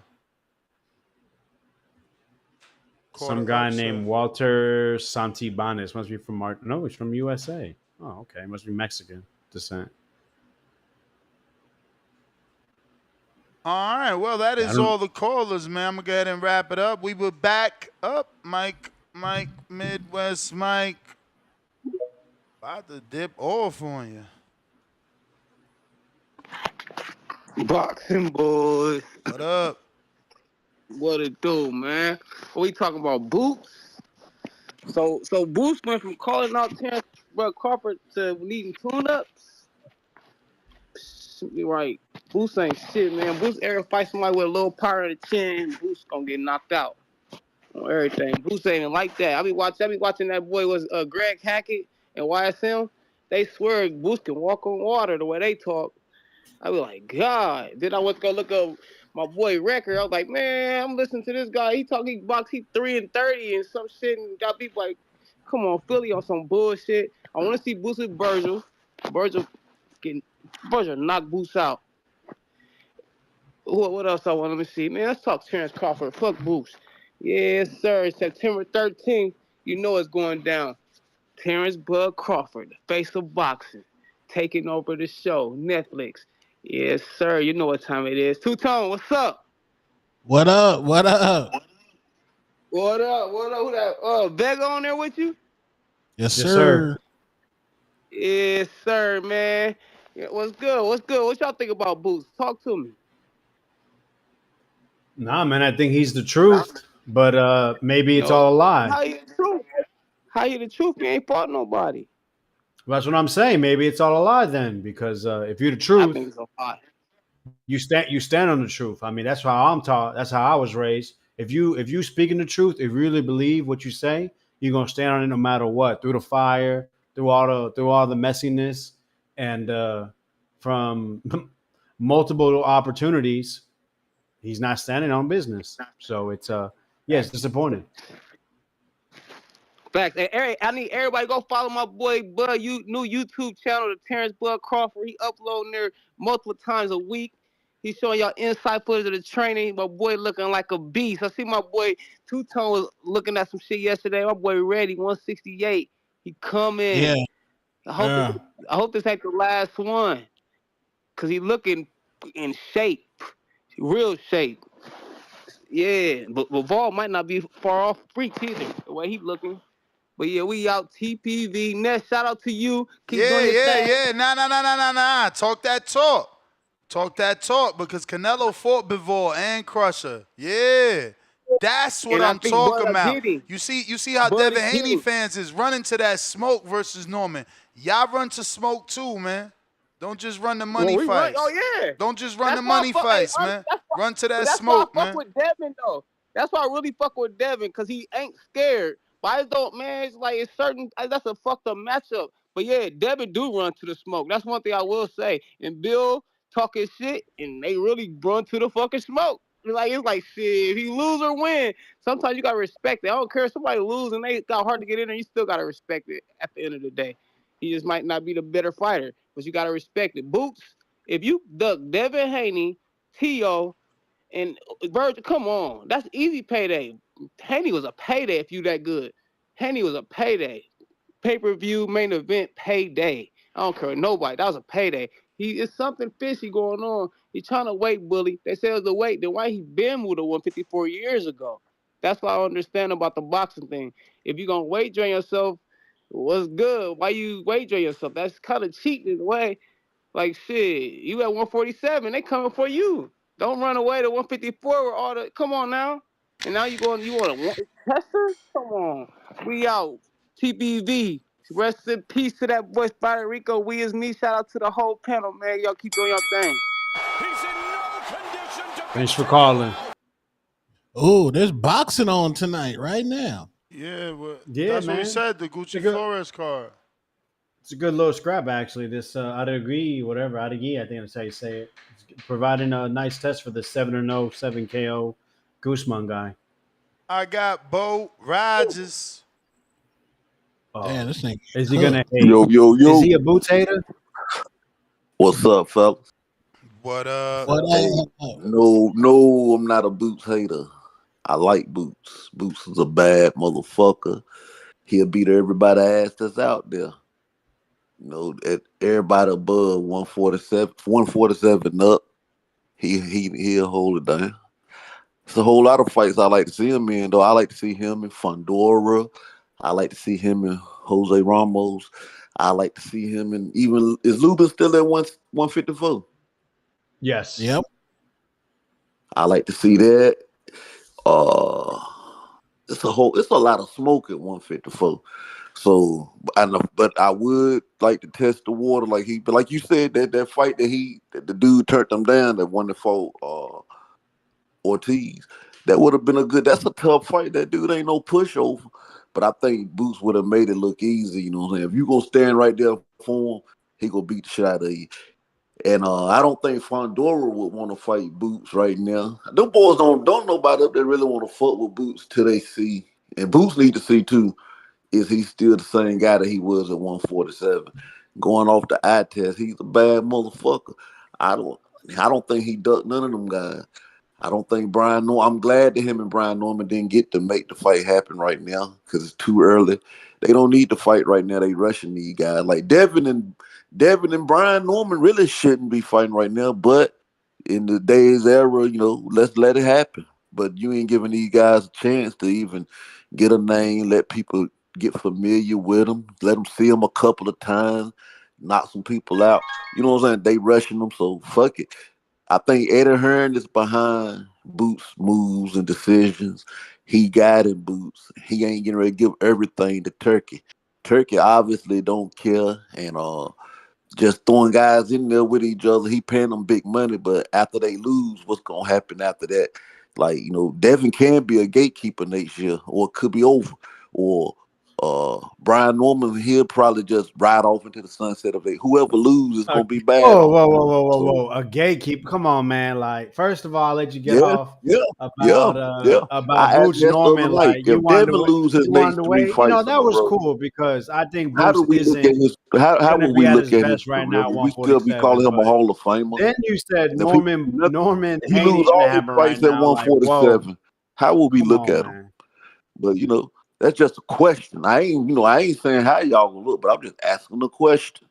If he was to lose his next 3 or 4 fights, but like back to Boots would kill Devin Haney. He would kill heel. Yo, And why he you was always gotta be a dummy? What if Tank lose his next 3 or 4 fights? Is he a gatekeeper? That's a stupid, dumb ass no. question. That, I didn't ask that. That ain't what I asked. No, he That ain't said what I Devin. asked. He I said Devin. said will he be still a Hall of Famer? That's what Man, I you said. just said I this. just asked a Man, get the question. fuck out of here. Don't let it ruffle your feathers, nigga. You said if he loses next 3 or 4 fights, won't he be a gatekeeper? Motherfucker, anybody lose, No. man. Shut your ass up. Right. Dumb fuck. Yeah, no, that was confusing call. Like, it's like he hid the There's hate censorship to here. end it. That was nasty. Shout out to Ayo. Thanks for calling, though, Bro, man. I'm I just think saying, what the type of hate gives good logic? energy. What type of logic is that though? Like you showing your hatred. If he loses next 3, 4 fights, I was asking this, and he gonna be a gatekeeper? Like motherfucker, who ain't a gatekeeper on that level lose 3, 4 fights straight? I mean, Jason Rosario became a gatekeeper. Williams became a gatekeeper. Julian, like. Fuckers we talking about. Nathan Gallimore became a gatekeeper. If you lose that many fights straight, you become a Derek gatekeeper. Chisora. Yeah, but he's a different level gatekeeper. Unfortunately, he's not Well, on the no, because same level. he's won A good pay-per-view fights. gatekeeper, man. He's different. He's really different. He's like he's the creme de la creme of gatekeepers. Cause he not only do he get you a title shot next, but he fucking puts you on pay-per-view. It's weird. It's weird. Shout That's out what to I say I homie mean, about calling from China. nothing, that's nothing weird. definitely a Carolina accent.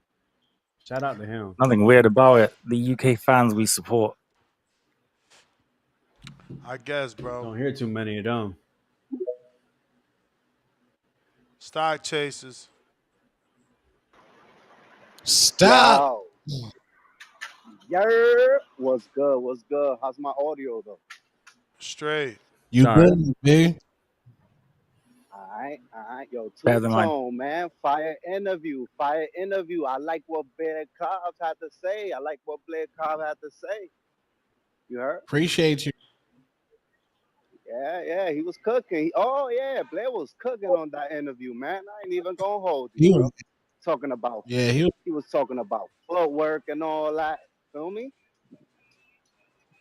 Oh yeah, yeah. He tricked everybody. OD. But yo, hold on, bro. Yo, who's that? Bo Rogers talking about Haney being a gatekeeper? My dude, that's nasty work. Yo, listen. Why is it? This is like the contradictions, the double standard shit. I'll be talk contribution. Rico, let me talk, man. There wasn't contribution. I was saying contradiction, double standards is what I'm talking about. So, all right. So basically, Boots, he's asking for easy fights and all that to warm up at 154. And at the end of the day, you see what we doing on this side, man. Champions only, bro. Like Boots gotta stop that shit. If Boots is one of the best in the world, he gotta go up there and fight a goddamn champion. And y'all making this shit okay. That's nasty work, bro. Y'all as boxing fans gotta do better than this. Because if Haney went up there trying to fight a couple other dudes, not like this is weird. Not even just Haney, but in generality, bro. Like if Boots is that nigga, go up there and fight Fondora. Go up there and fight some champions. Go get it on with Virgil Ortiz. What are we talking about now? Oh yeah, Boots that dude, but he needs warm-up fights. Vega, you gotta stop that shit, man. You can't be making this shit okay. What did I do? I agree with you. I feel like he can't keep on getting away with this. Yo, man, this is nasty work. I like Boots, but Boots is losing me with this shit.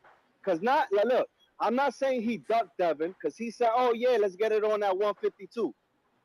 Bro, you went up to 154. You have what? He had belts, bro. He could have demanded fights, and he ain't doing none of that shit. So now we're gonna be like, "Oh no, it's Eddie Hearn." Eddie Hearn talks for him. Man, stop that shit. Cause Boots could get whatever goddamn fight he wants. So the expectation is that he go up there and get it on with a champion. Because if he come and pop up with Madrimov or talking about Bokacha, all this fucking bullshit, bro, we're not trying to see that. So y'all got to stop making this shit okay, man. He got to go up there. Hey, Madrimov's a former champion. Bohachuk got Bro, robbed. So those aren't bad fights, bro. right? Yep. Volchuk is a Bro. great fight, Stock Tasers. You tripping. Nah, bro. Nah. The standard is you went up to 154 holding belts. Go fight some champions, bro. We all want to see that Virgil Ortiz fight. What we going to do? Marinate it for another 2 years? Like, the man's already over 30. Haney didn't move up and fight a champion at 47. Bro. He only did that at 40. Right now? I guess he learned his lesson after that, huh? Well, bro, when he won? Stop the cap, bro. Stop. Yo. No. After that, what happened? You talk. Listen. Fighting the Pet Warrior. At the end of the day, Boots gotta go up there, get it on with Virgil Ortiz, Fondora, fuck and snatch belts, man. Stop the shit. I'ma holla at y'all, man. Devin Haney, Dana Haven's fighting the youngest champion. I'll holler one of the youngest champions. Not one of the most established champions. So let Boots get his tune out. We can roll with that too. It's easy. It's easy to flip things. I mean, he might as well fight Chris Congo, bro. Who? If Boots needs a tune Chris Congo, shout out to his upset win against Marco. Shout out to Congo. I forgot his last name. Marco. Nah, but he won. Not Florian Marco. The dude from Albania. Yeah, Florian. Yep. Come on, bro. That win has to be at least 2 years old. It was like 1 year, and he was an underdog, and he won. Shout out to him, man. It's not easy to win as an underdog. Hey, man. Jerry, two more. God damn, Canelo versus Crawford just 6 weeks away. Fire emoji, fire emoji, fire emoji. Matt, $2. Wilder, gatekeeper, peeking emoji. Yeah, you ain't lying about that. If Jaron Boots Ennis really want to put the world on notice, he'll run that squabble with Keith Thurman. They both in the WBO rankings, but most likely it looks like Josh Kelly or Madrimov. But man, Keith Thurman's a name, Rico. Bro, that instantly puts you at pay-per-view. That instantly people's like, damn, who's this dude fighting Keith Thurman? Oh, this dude athletic. This dude like Roy Jones. From a marketing standpoint and a competition standpoint, Keith Thurman's the best option at 154. Hang on. I know for a fact the marketing and PR in America is fucking terrible. So how you're supposed to sell that fight to me? Go. Keith Thurman, Jaron Thurman's Boots a former unified champion. What are you talking about? He's gonna sell it. Yeah, I gotta remember this dude press I conference think is purposely, doing the UK thing. Like that sells itself, Rico. You mean asking valid questions? Sorry. No, my man, you just said put Chris Congo in there and then shit on Thurman. Like that makes zero sense.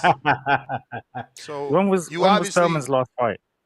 In Australia, bro, a couple months at 54, ago. And at 54. When has Congo ever fought at 54? And via knockout. But again, I see what you're doing. I'm never gonna be mad at you. You beat the Union Jack flag for your fighters. Do your thing. But someone has to. Grok said I'm the key. Grok said that I'm the key UK voice impacting America through this show. I need to. That's what I'm doing. Can you copy and paste that? He already took a screenshot and reposted it yesterday. Yeah. Naz, you're supposed to reshare that shit. Thank you, bro. Thank you. And Grok. And Elon. Maybe. And Elon. Earl retired, man. And Ramos got Earl really retired after he seen Fondora fight. He like, man, what the fuck? Al, you was trying to set me up. What, they wanted him to fight Godzilla? You don't remember they wanted him to fight Fondora? Yeah, I remember that. In a 60K stadium.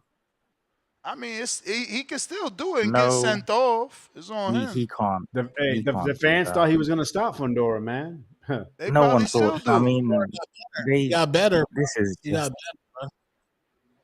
better, can I ask a question? Yes. Have you, all the Errol Spence fans, have you accepted wholeheartedly within yourselves that he's never coming back? And are you able to move on from this and, like Nez, adopt someone worth fighting for, like Berlanga? They might have. But Boots definitely ain't fighting Bakram because it's the IBF, so they got that rehydration rule. So y'all got to stop They that, said B. Discord audio's trash. I think Bakram will absolutely be undisputed at 154. Wow. So you got him. Damn. I don't know who gonna get that WBA strap. Absolutely not. Undisputed. Damn, Nah. where this venue at? Where this venue? Oh, Fantasy Springs. Is that in the desert? Yeah, I think so. That shit looked empty out there. After they did the drone shot of the hotel, it kept going up. It was like mad desert. See, Boots said. Well, I don't know if he really said that. H-Town. What'd he say? Somebody said Boots looking for the winner of Zayas Garcia, which does make sense because he just got that. He number 4. That's what we talking about. He's WBO number 4. 3 is Josh Kelly. That's the fight I want. You fight him and wait for the winner of Zayas Garcia or Tellus versus Abbas. But why not just fight Bakram yo, and yo, yo. IBF rehydration clause so the guy's not so much bigger than you? Nez, why do you want that fight after the caller? Hey, can you hear me, Ness? Yeah, we hear you. Hey, son, baby. Hey, who's that guy from New York that's hated on Berlanga? Sin. Me. All I heard was he beat me up when I was at 12 in my uncle's gym. Now we know why he hates him. But hey, you're right, Ness. If Devin loses against Brian Norman Jr., he ain't gonna be no gatekeeper. That's crazy talk, man. He's gonna be retired. We all know that. So he can't be no gatekeeper. And I don't know why we keep on pretending like Boots wanted the Bud smoke. Hey, Bud pulled Bootsy's card on a Philadelphia podcast in front of his own fans, and Bootsy and it said that they were going a different direction, that they weren't going towards Bud. That's where the whole "if you want me, all you gotta do is disrespect me," the whole Bud tolerates no disrespect narrative started when he pulled that card and Boots ducked him. Then he ducked Virgil. And man, if he fights Fondora, man, I think Fondora will stop Boots, man. They keep on acting like this guy's some sort of special fighter. He did one Matrix move and people hung up on that Matrix move. Man, Lomo will do that the whole damn fight and people hate on Lomo every goddamn day. Hell, Ben Whitaker does that shit right now. They say he's a show off. You know, get up out of here, man. That dude wants tune-ups, man. He don't, that's why he ran from Brian Norman Jr., man. I've been telling you he's the real boogeyman at 147. I salute Devin for taking that fight, man. Hey, congratulations, man. You got yourself a real one now. But it is what it is, man. Come on, November, Ness. Come on, November, man. Oh, and Rico. Yes, dumbass UK out here. Yeah, don't call Ness Papa. That's weird, bro. I'm out. That's not weird. Don't believe him. When did I do that?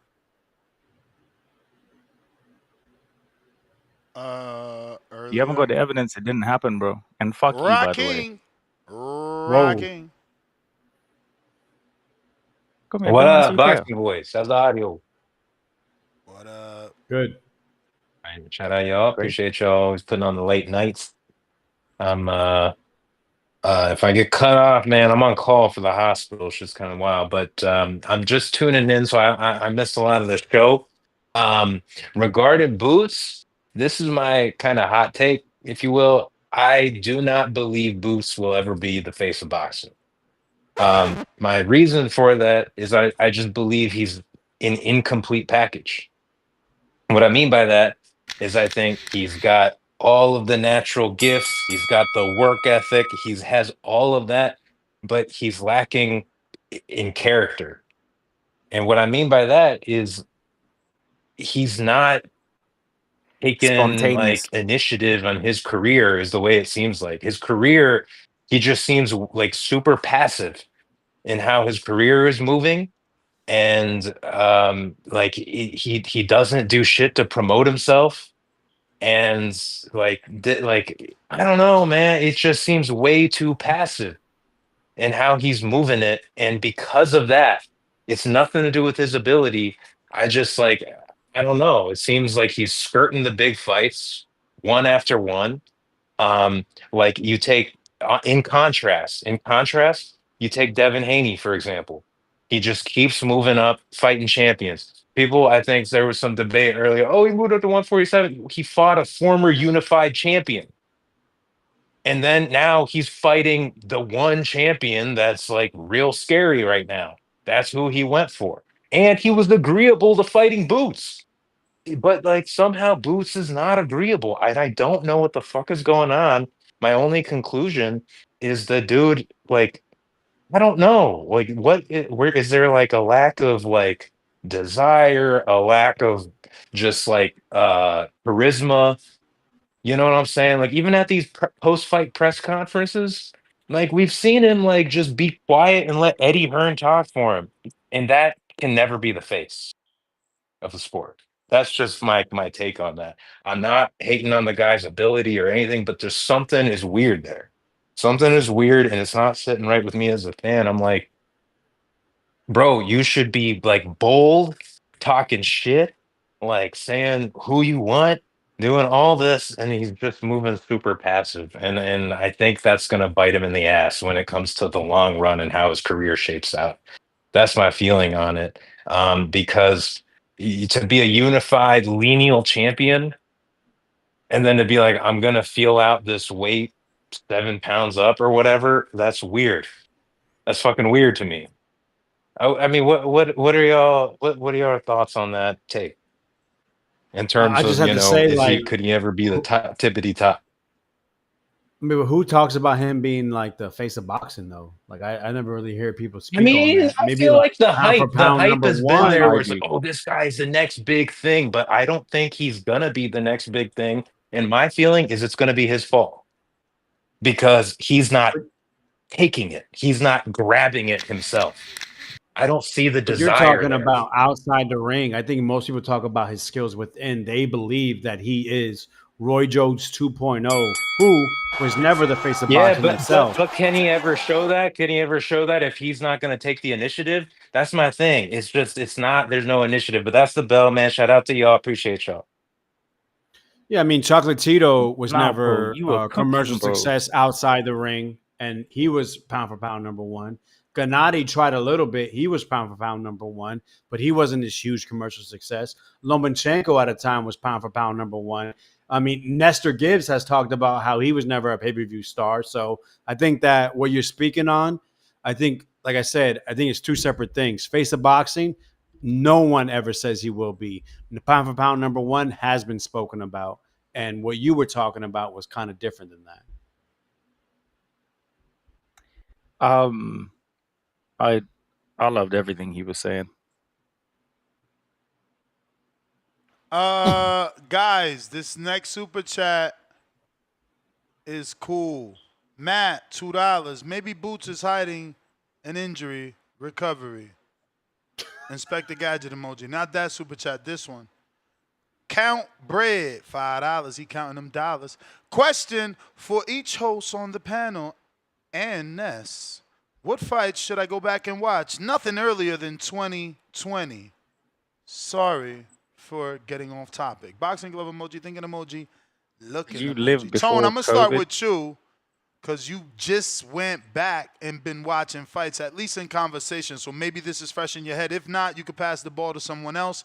While we wait on Tone, though, Alex, get to thinking. And Rico. Already got it. I'm going Wilder Fury 3. Incredible cinema. Too heavy. I watched that in a movie theater. Yo, that's crazy. Wow. That's on my list, yo. That's Red Shorts Wilder, right? Red Shorts Wilder. I'm so jealous. I wish it was the second fight though for me. But yeah, Okay, I'm go jealous ahead, as Tone. fuck. What else you got? Only one? No, I Let's just got that. just Yeah, that one? just that. Okay. What you Yeah. got? Or Rico. Canelo. Throw the ball to Rico. Canelo Plant too. I go last. That was a magical night. That was a magical night.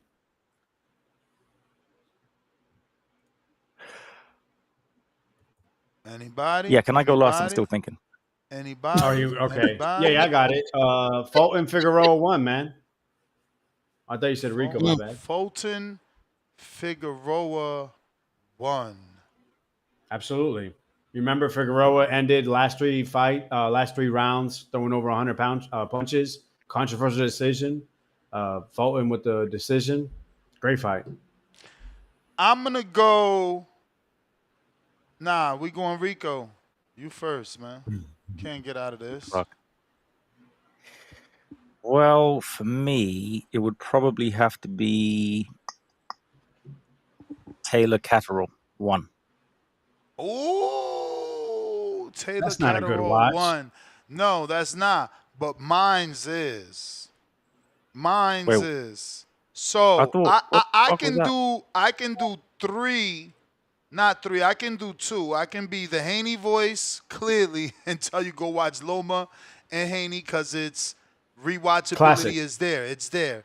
Over Taylor Catterall 1. But I could be Absolutely way higher level. But I could be hipster I was and for undefeated. recency bias until you go watch Fondora, Erickson, Lubin, because that was crazy. That's like Robert Guerrero versus Andre Berto.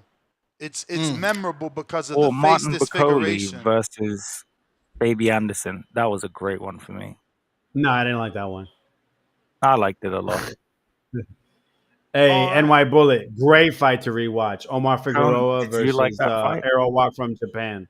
But that's like 2015 or 20 something like that. Great fight though. Yeah, he said before 2020, man. Stop taking them down memory lane. We got Leonard Sterling, 5-pounder. I think Boots Nick will go Ball the versus Ray WBA Ford. route. Say what? Nick Ball versus Ray Ford, personal favorite. Good fight. Slept on fight. Slept on. I don't know about slept on. I've We not was slept on it looking once. forward to it. Kinda. We was just, it was more one of them things where he said he couldn't make weight, then they helped him make weight type shit. And Leonard Billy Sterling- Gongora, a lot of fight y'all ain't watched. My bad, but that was a great Which fight one? to watch Billy? too. And Billy versus and Billy was hurt multiple times in that fight. And Billy has you lot in a chokehold, bro. All right. Leonard Sterling, 5-pounder. I think Boots will go the WBA route. Updated rankings next week. Kurbanov of WBA number 3 lost to WBA Ray Boots. Top 3. Will WBA title be vacant by Boots' fight? I don't know, man. Timu Al Heyman. Yes, it's for Donovan and Crocker are fighting It's for IBF. the vacant title. That's IBF, Rico. IBF. Come on. Oh, my bad, Come my on. bad. Come on, Rico. But that's okay. I see what you did there. See, I'm smarter. I know what you did there. You just threw Are you out 2 familiar with my UK game? names again. I like how you do it. This is like subliminal UK promotion. No way.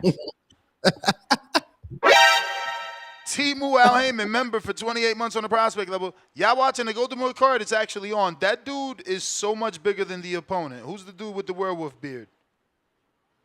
That's Guzman, Actually, he's 8-0 more now. Sabretooth. He's more Sabretooth looking right now. He's like Sabretooth with that beard. First decision win. I wonder if why they haven't made Sabretooth again, yo. They need a new remake of that. Like a standalone? You want to see? Yeah, like a remake because the last one was Ray Donovan and he ain't do the. I mean, he did a good job, but the movie itself was like corny. The outfit, the suit, the way Well, he looked. the ending was bad. The fight with Wolverine wasn't dope. It wasn't epic. It wasn't. That's it wasn't true. Haney versus Loma. Moose, what up?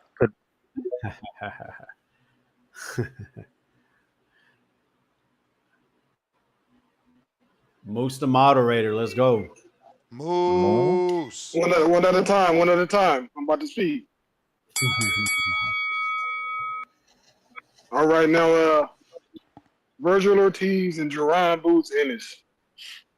When I first joined the show, which was not too long ago, I heard people talking about how somebody saying that Boots don't need a tune-up fight. And I'm thinking, okay, didn't Virgil, I mean, it may be different circumstances, but didn't Virgil have a tune-up fight when he came to 154? 2. Okay, he had 2 Didn't watch tune-up him fights. slap. Now, he didn't come up with the same hardware that Boots came up with, did he? Yeah, correct. Okay. So, it's kind of a different situation, but being that Virgil got 2 tune-up fights when he got to 154, I think it's only right that Boots gets at least one tune-up fight at 154, despite him having the hardware that he has. You know, that's how I feel about it. When you say Does anybody hardware, else feel what the does that same? mean? Or well, Boots, he has a belt. I don't know what all he has, but he's more accomplished at 147 than Virgil was before Virgil moved up. So basically, he's got fuck all. Damn. He's got what? Nothing. He has He nothing has nothing. at 154. He's going up there. Hey, You know, Tone, like look at Yeah, the that sound AB like two some times Wonderland. comments. You know, like that the girl that went into the land of Oz. AB Just 2 times. nothing, bro. Yeah, Just pure that sounds positive like some vibe. UK shit. Well, it's Yeah, called reality. yeah. So we cool with Virgil? I mean, with Boots having a tune-up. Is we cool with that or what? I am. Fuck If it. that's what that man asking for, what's wrong with that? You know what Danny the difference Garcia is, did Yeah. it. though? Roberto Duran did it. What's wrong with that? Roberto ain't move up from No. 35 and fight Leonard like everybody be talking. He had like 7 Just don't fucking send the fights. bill to Turkey. The difference Don't send the is bill Yeah, that to him. so Boots is on the like the cups or even on some people's pound for pound list.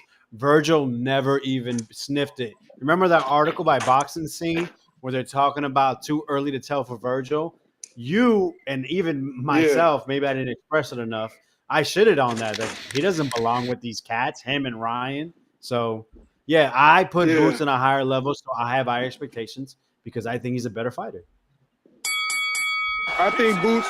I'm gonna run me another one. And as far as the Zelle, how do I pay you through Zelle? Because your Cash App isn't working, right? Nah, Zell only.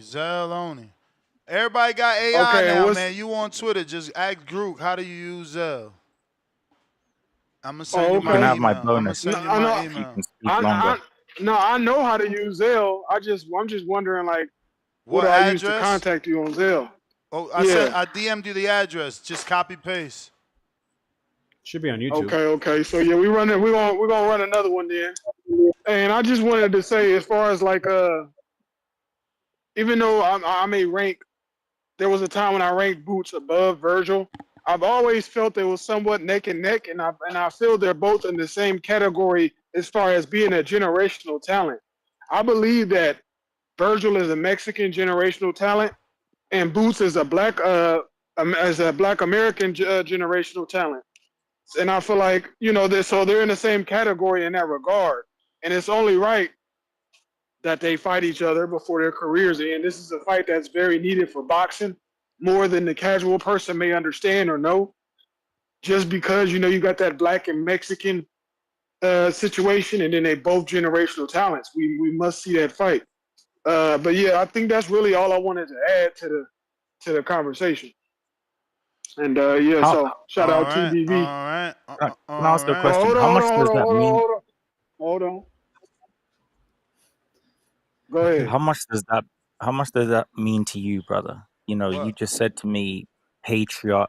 Like, you're the first person I've spoken to who's patriotic. That means a lot to you, doesn't it? Boots.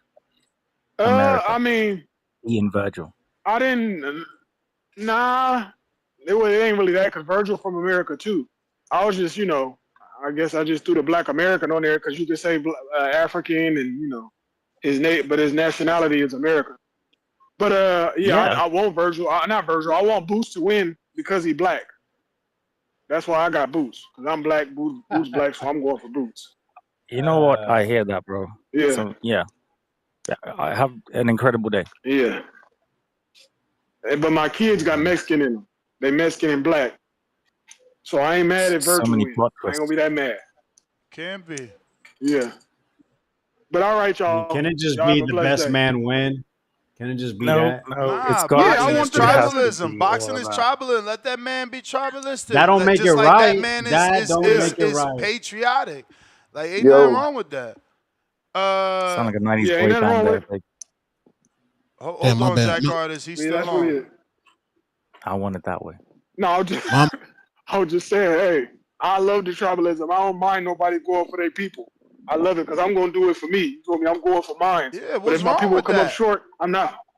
Yeah, if my people come come up to short, the I'm not fights gonna with shit on the other Argentine person. flags, just Cuban because they're the flags, Puerto same race Rican as you flags. doesn't mean they share the same values or really like It don't represent matter. you It's just not about that. It's not because of about that. bloodline or where you Ain't born. It nobody don't matter. screening people when they come to the arena with their flag. They let them come to the arena with their flag to support their fucking fighter.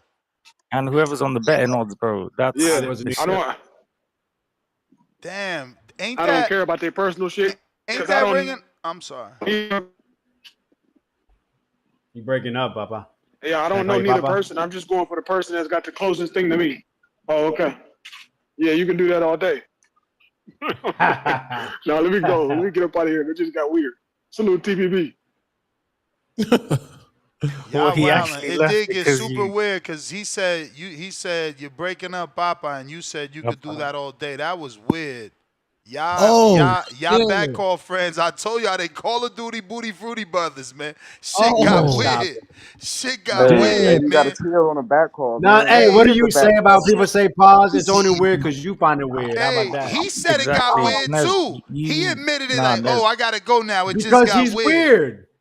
As a He leader, Nez, admitted it. you I'm need just to repeating hold what that man accountability for said. yourself. oh, you're Nez, you need to. glazing.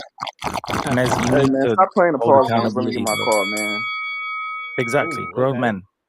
Jesus. Grown men. Yo, can you hear me? We hear you. We hear you. We hear you. We hear you. All right, Yeah, check And it that's out. what yeah, you Check it put hey. out. arm in this. Boots needs to fight Boacek. I respect the tune-up fight, so if you want to take a tune-up fight, take it. I'm not gonna be mad, but I want to see Boots do what Virgil couldn't do, and that's stop Boacek. I don't see Boots getting a title fight on the top rank side. Let's hope the Jorge Cat wins so Boots could chase that. He's not getting it through the PBC and the WBC. He's not getting it through Xander Zayas. So I mean, PBC learned their lesson. They already sent one of their people over there, and what happened? He got stopped. PBC ain't giving up Fondora for that. Like that's not gonna happen Giving up Fondora for who? For Boots? for Boots. Why not? That's a big ass fight. They know Yeah, Boots that. Man, get they beat just down. did You that. They heard the just did man. a unification, and Boots embarrassed their guy, man. He embarrassed them. It is what it is, though. Game To is the the game, other, to bro. the other person that who had that super chat, the fights I want you to go watch is EJ versus Sean Porter. Watch that, and then watch Tony Harrison 1 and Tony Harrison 2. That Charlo Harrison 1 and Charlo Harrison 2. That's the fights that got me in boxing. Best press conference in history of boxing. I mean, Period. he said fight. He didn't ask for a press conference. And he said Well, after I'm 2020. telling them to watch You the named press two conference fights too. before. And my last thing, bro, I tuned out the show because earlier you was like, "Oh, it's a wrap. I'm done." And then next thing I know, the OTX cats is on the show. What was up with that? I mean, it's called the spontaneous interview, bro. You never know what you're gonna get with the Breakfast Club of Boxing. Don't ever tune Vibes, out. reggae CDs, and Let's incense. go. Don't ever tune out. That's your problem Bro, right there. Caesar took over the interview, bro. I'm not gonna lie, bro. I First just went back mistake. to work and started working, bro. Hey Hey, man, it listen, was a Caesar interview, if you ask me. Caesar's a strong voice and a very good hustler, and he wanted to make sure that they gave him access. There's nothing wrong with his ambition, man. Yeah, If more people, if I more don't He was people, know. promoting OTX. if Oh, more wait, is that the people, gentleman that said about the hand wraps? if more people He's, were, hustlers like him, trying to cover the actual sport, bring light to such, 1-0 fighters, 0-0 fighters, we'd be in a better place. Yeah, but we ain't gotta be so long-winded about it though. I mean, bro, we dealing with that with Rico, bro. It's a learning curve. Nah, Nah. Rico is long-winded. Rico, no lie, no disrespect. You slow up the show sometimes, bro. With your can you Yep. I'm ask trying that to be question better, bro. again? No, it's absolute. He's absolute. It's. I mean, it's borderline frustrated. Yeah, Cause man. Shout out to the he be panel. like, Shout he out be to the like, homies. Hey, hold on. Let me ask Tone a question. Real quick. can you How tell you me get what you said? how you get Blair Cobbs on the show, Tone? Was that spontaneous Get the too, man or y'all some planned water, that? please. No, I met Blair Cobbs at Ness's party for Charlo Canelo. And we've been cool ever since, man. He fuck with Tom. He like the hate. All right, for He sure. like Shout out to the homies. Shout out to the panel. Y'all be cool. appreciate you. Hey man, shout out to you. Yo, what is his real name? I forget it. Because we had that one crazy discussion with him. Come on, man. That's Jack Artist, but that's the one with the girl with the walking the dogs. Oh, come on, man. We I'm had a trying heart not to to be heart with so that dude. long-winded, okay? But it's 3 fucking a.m. and I'm trying my best. Don't blame it on that. Damn, That's y'all know you, hell. bro. That's you. New York Bullet, $2. Zepeda versus Baranchek. Watch that. Champ. Jerry Soriano. Virgil was sick. Was making a comeback. Tune-ups okay. Hill Bainey, $5. Boots versus Brock Jarvis in Australia. I like it. Nasty. I like it. Common opponent with Keith. You don't like that. Stop it. Bro, that's a firefight. Rayochenko. Keith made him famous, man. Shout TBV. Shout out. Shout TBV. What's up? Shout the whole panel. Man, let me just make my call quick. Rico, obviously, I have faith in you. I hope you will eventually get really good at this, and you will definitely be the UK outlet for TBV. You know, inshallah. Hopefully that will be soon. So yeah, Salam no alaikum, sweat. my brother. But Thank you very also, much. the main reason why I'm calling in is Blair Cobbs. Yeah, I was watching that Two-Tone interview, and I had to stop right away. Two-Tone. I mean, tell me right now, was he capping? Was that real? Did he really live in Mexico and all that shit? Yeah, that's old. Yeah. Yeah, that's crazy. Holy shit. But Bro, they need to make like that's why they first signed him. But I don't know. Promoters are mean because that's why they first signed him. That's what they promoted him well on Golden Boy, but once he lost to Rocha, they dropped him. Nah, for sure. But I just mean like, dude, that'd be a sick ass like Netflix. Like, this has always been a thing of mine. Like, I hope enough money gets into this sport where eventually they do some like ESPN 30 for 30 type of like, documentaries for the boxers, because like that story alone is so interesting. So yeah, I had to tune out immediately and make the TBV call and just say that little bit of thing. I just hope one day we get to a sport where the sport's thriving like that one day. So shout out Blair Cobbs for coming on to the Two-Tone Netflix show. documentaries though. Not let him land, bro. Nah. Right. I mean, in this perfect world, bro, in that perfect world that I'm talking about, eventually boxing will be free and it's gonna be like the NFL. You know, it's not gonna be no like fucking shaking us down for our money. You know what I mean? Wow. But also at the same time, I kind of like the way boxing is right now because I need to change my subject.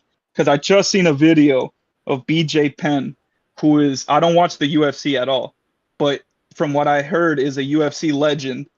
And I just seen a very sad video of him begging Dana White and the Farida brothers. I ain't see it because his house is getting taken away. Yeah, like his house is getting taken away. He's losing his funds. Like his whole life is spiraling down. Obviously, that could be his personal demons. But why? Right. It could be his. Yeah, it could be like, I don't know the guy. It could be I don't want to say things actually. I'll take that back. It could be a multitude of things. But in the video, it sounded like he's just losing his house because he can't afford it anymore. And if that's the case, that's fucking sad. Like, that's really sad. Because if that's a legend in the UFC and he's suffering that, oh, man. Like, I really hope boxing stays the way it is because our legends don't really go through that. I mean, there's some, like my boy, I don't want to say name, but like AB, he's like a guy who his career kind of spiraled out. There's a few characters in boxing. I'm sure a lot more than You saying the boxers don't go broke, bro? But I mean, at least in boxing, bro, you break bread and you keep the money away. Like I think UFC and Trump. Let me say this one last thing. UFC is trying to take away from the fighters, bro. I changed my whole opinion on this. I'm not with the UFC. Fuck that shit. All right. Nah, bro. I have no idea what to say to that. Okay, we got hell of a scrap on right now on the zone. Malcolm. 2 undefeated fighters. Yeah, Blair wants me to narrate some parts of his life story. That's dope. Blair, I would get somebody else. Maybe. You sleeping on Malcolm? Do you want to Mr. read the Gibbs, what's script going before? on, man? What up, champ? Salute to the panel. Salute TBV. Hey, this is the one question I have about Boots Ennis, because when I watch him, I see the same talent that everyone else sees. But my question is, why the hell are they moving him so slowly if he's as good as we all think he is? Do we not acknowledge that he has 35 fights already? That's a whole career worth of fights. Bro fought like 25 fights before he even fought a 12 rounder. That's not crazy to nobody else but me. Tone thinks it's crazy. Well, I mean, remember, you gotta do your research. It was because he was with Cameron Duncan. They were just building him up till they could get a co-promotion, which eventually they did, right? Boots is on the other side of the street. They didn't have a network, but he found the talent, man. Remember, he found Boots. He found Brandon Lee, who's now with Frank Warren. He found Mikey Garcia, Terrence Crawford. Like, you know, Cameron knew what he had and how to find him. It's not what the caller's saying. He's distressed. I just think that there's something weird about that. You know, I can't think of another fighter who had so many fights and made such little progress in his career, especially with that level of talent.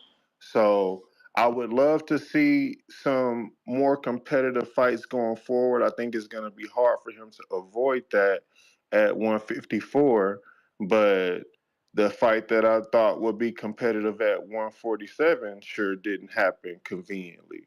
And I ain't saying that it was his fault, but I'm just saying 35 fights is a lot of fights to have and be a one division champion if we looking at him like a blue chipper. You know, look at Shakur Stevenson. Him and Shakur Stevenson are the same age. Him and David Benavidez are the same age. You know? So What does that have to do with anything? Well, it has to do with the level of progression in those people's careers. David Benavidez was the youngest champion in his division's history. Shakur Yeah, but Stevenson was. Yeah, but what? as an example, Deontay Wilder started boxing at 19, bronze medal, and he went on to be a world champion. I mean, that's starting late in boxing. Wouldn't you agree? Did I say that fast? Did Boots start late in boxing? No. So what's the similarity? Well, I mean, you can't really use age as that measuring stick. I mean, Boots was on the other side of the street, wasn't he? I ain't going for it, bro. I ain't gonna lie. So I'm waiting to see the competitive fights. The guy who asked about what fights he should watch that Brian Norman versus Giovanni Santillan fight. Pardon me if I mispronounce his name, but that was a classic. Should have went triple. That's my call. Alright.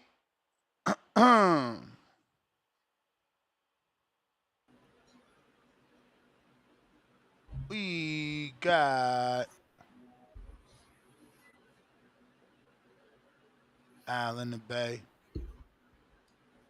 They nasty calling me Vegeta, man. Hey, I've got Alex. USA soil somewhere here. Alex, you got to get yourself a Wi-Fi extender. But outside of that, have you ever seen Abel Mendoza fight? First of all, I have a Wi-Fi extender. Thank you. It's just it's actually wire connected. It's just not that strong, I guess. I had to get a better one. Abel Mendoza, no, I don't think anyone's ever watched him besides his TCL fights. Rounds. How'd he look in TCL to you? I know he got knocked out once, but did he ever look good? I've never watched him. I'm not gonna lie. Oh, okay. What I just know he pulls Yo, up. what's up? Fight anybody. Yeah, the TCL fights be cool. New York, they be popping sometimes. The New York squad, Las Vegas, they had a couple of hitters on there. But yeah, if you want to watch it, it's on ESPN Plus. That's how I watch it. I think it's on YouTube as well, but I watch it on ESPN Plus. Yeah, man. Boots had a deal with Showtime, right? When he was like Yeah, 10 fights in. yeah, yeah. So yeah, you know, he should have been a 12 rounder a long time ago. Cause he was with Showtime. He wasn't with PBC. He was just with Showtime by itself. And I remember that. But he was always on PBC fight cards because he was a Showtime fighter.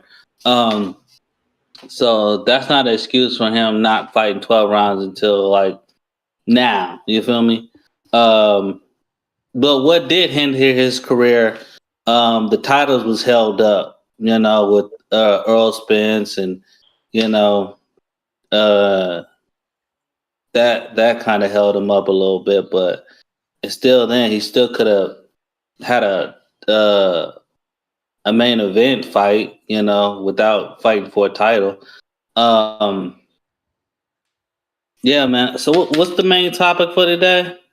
I'm just rambling. Boots. I know, bro. 154 WBO ranking number 4. What's next? Whatever. Where are you from? Yeah, man. Ain't the number 3 spot available to fight? Ain't that dude? He's open, right? He ain't got to fight. Josh Kelly. Yeah. Yeah, he should just fight him because whoever wins the vacant, you know, in this up and coming fight, they're gonna have 2 mandatories. So you fight Josh Kelly, you the first mandatory. You know, so you know that's it looked like that's where they're trying to position him. You know, I remember Turkey was talking about he wanted 2 tune-ups, so you know, I'm not sure if he's trying to get into a big fight, but if he's trying to get that belt, you know, I'm surprised with him having a belt at the lower level, why he just didn't jump up as mandatory status for a belt, because he was the IBF champion and WBO champion, right? So he could have hopped those guys and got a shot right at the belt. If I'm not mistaken, right? Ain't that how it goes? Your time is up. But He yeah, was a WBA so, champion, but yeah, not a WBO. So I'm not sure if the WBA has that. When I looked it up, it doesn't. It's really just about like mandatories when it comes to the super. I don't find anything such as Ness mentioned earlier with the WBO, where you can move up and automatically install yourself as a challenger to the title. Word. He called me a dumb UK. He's my nemesis. Who called you that? Al? Rico I don't talk. Suave. I don't talk like that. Damn. This isn't me, man. This What's isn't going on? me. This isn't me, man. This ain't me, man. It's you, I'm really bro. not like this. I know, yo, Uh, but I'm not like this. But like, I gotta just, you know, let that voice in Please my talk mind. I just boxing. gotta let it out. Even though really, like, I'm not like this on a regular basis.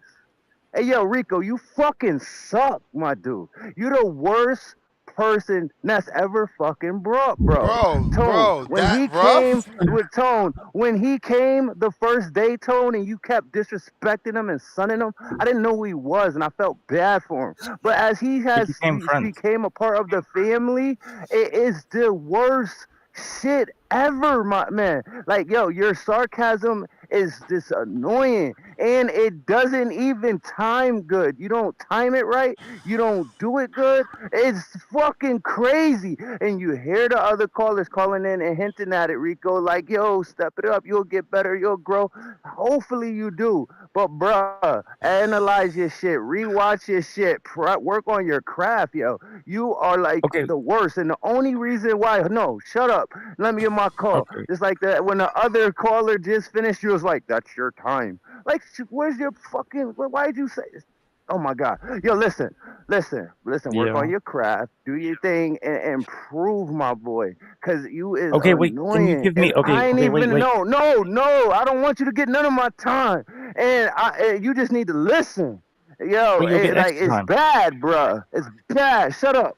Yo, this guy James even be sunning you. You gotta work on it. And the only reason why you fit in this family and in this crew is because every fucking clique, every crew, every group got a goofy. And that's where you fit in, and that's the spot you fill. You the goofy. But it is what it is. Like, you human, you like boxing, you a UKer, like we could use you and shit, but come on, my nigga, you could get better. I'm not a But cheap whore. anyways, But no, what I I want don't to want ask to is, fucking debate with you. That's my point, my opinion, and you could I don't want to debate it with you. No, all right, Boots. The problem with how do I Boots is improve? that I don't know. The problem with Boots is that he's like respecting the game by not going straight up and just going for the champion. I feel like that's respecting the sport. But if he wanted to be Bud, Devin, or any of the best fighters, they go up and they fight champions. And he's not doing it, but he's advertised as a great. So he gotta be a great. Yeah. Before you go, how do I become what you want me to be? Is he gone? Yo, just to shoot Hello? Rico some bail, Yo, can you man. hear me? I feel like that was from God somehow. I No, don't know. just to shoot him some bail. I mean, podcasting is an art. You know what I'm saying? It's like rapping. And Rico may be an A mic. It's hard to adjust to being a C mic. Ness is the A mic on the show. So you got like podcasting just ain't a shit where you can turn shit on and start recording. That's why everybody ain't nice on it. Ness is an A mic. You have to learn. Rico's still learning how to work around Ness, bro.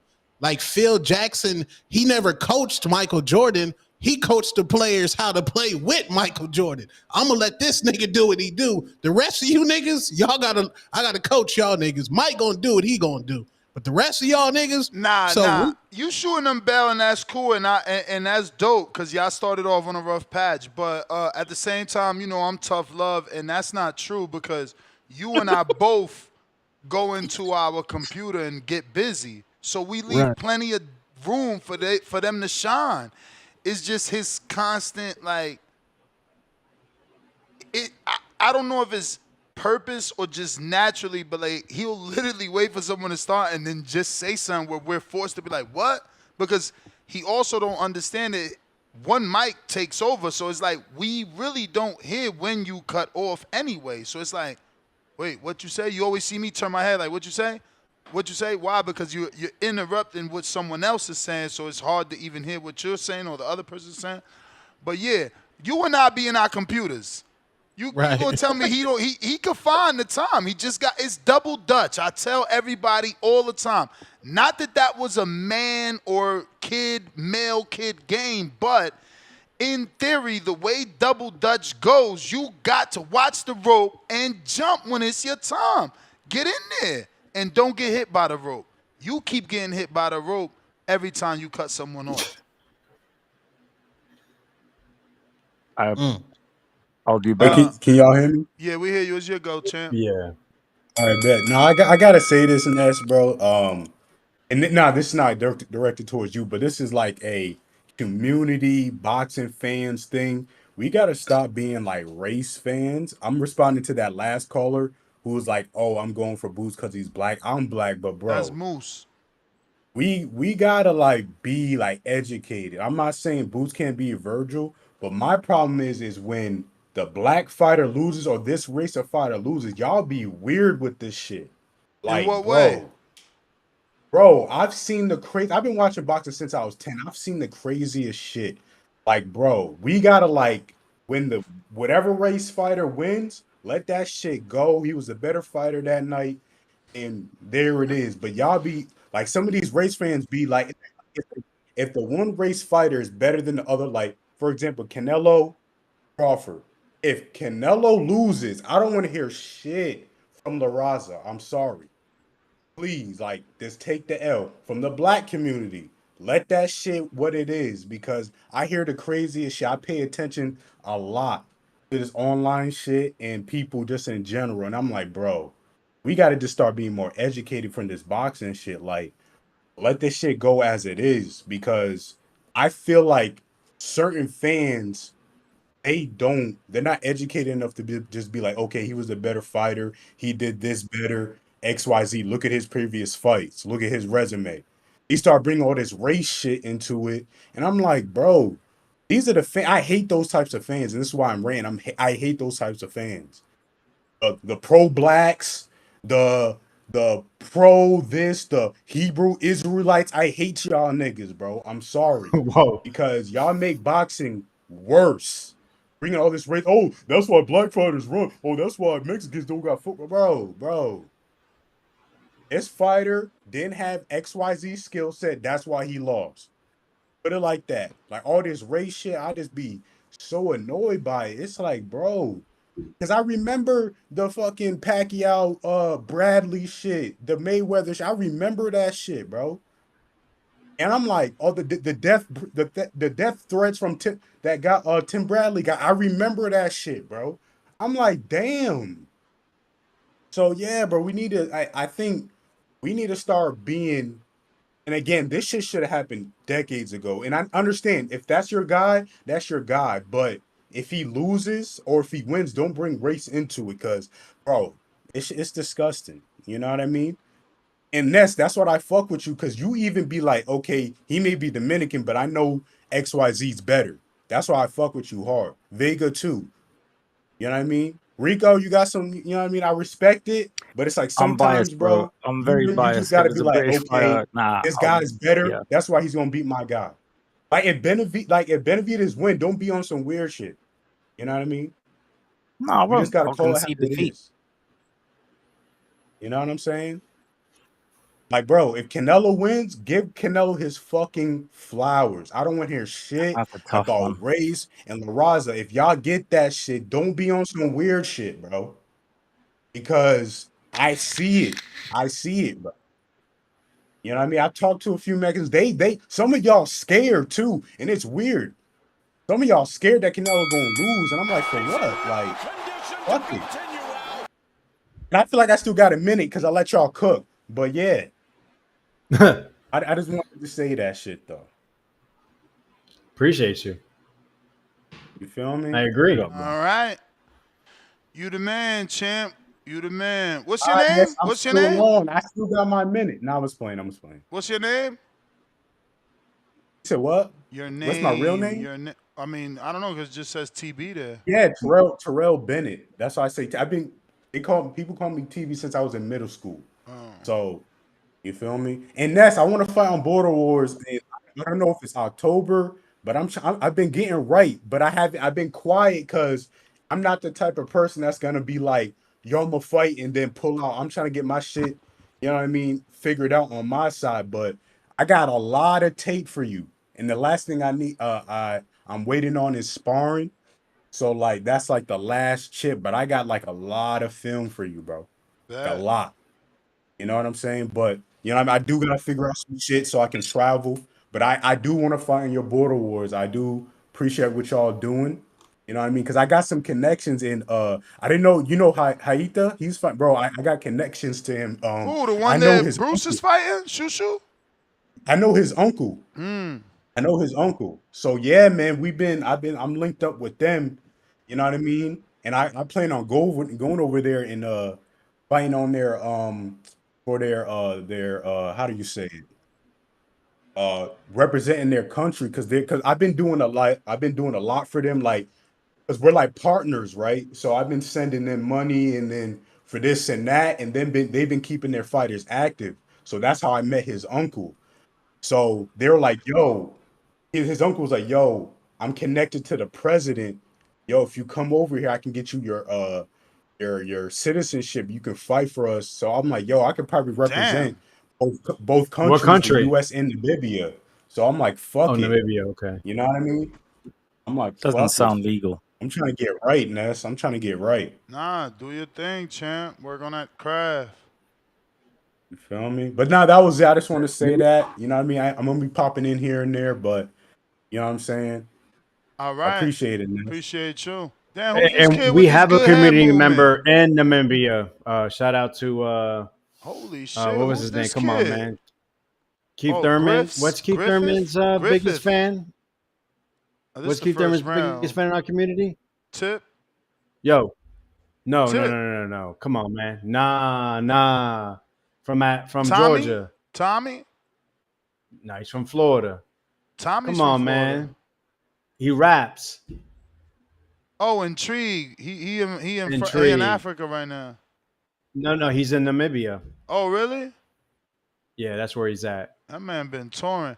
Yo, I know it's the first round, but this kid is solid, great head movement, and a fucking strong jab. He's giving me a lot of looks. Griffiths. Bandalodian. Oh, good left hook. Nah, that left hand low, but he got some reflexes, boy. What is he? But he's giving looks to be able to have that Rico, hand down. when they be talking crazy to you, bro, you just gotta cut them off and be like, "Can I talk to your son?" Just gotta throw around one in there, bro. It's funny because Ness, he say he got on you, man, because look, you're getting better like Tone said, Rico. So I be telling you, bro, don't pay their ass no mind. Because Ness, when you was talking about the hand wraps earlier, man, you did not see the chat. They ain't even give Rico 10 seconds. Rico said, well, guys, I mean, they was in the chat like, Rico, get to the damn point. I was like, y'all got to let Rico take off his plane, then fly it and land it, man. Come on now.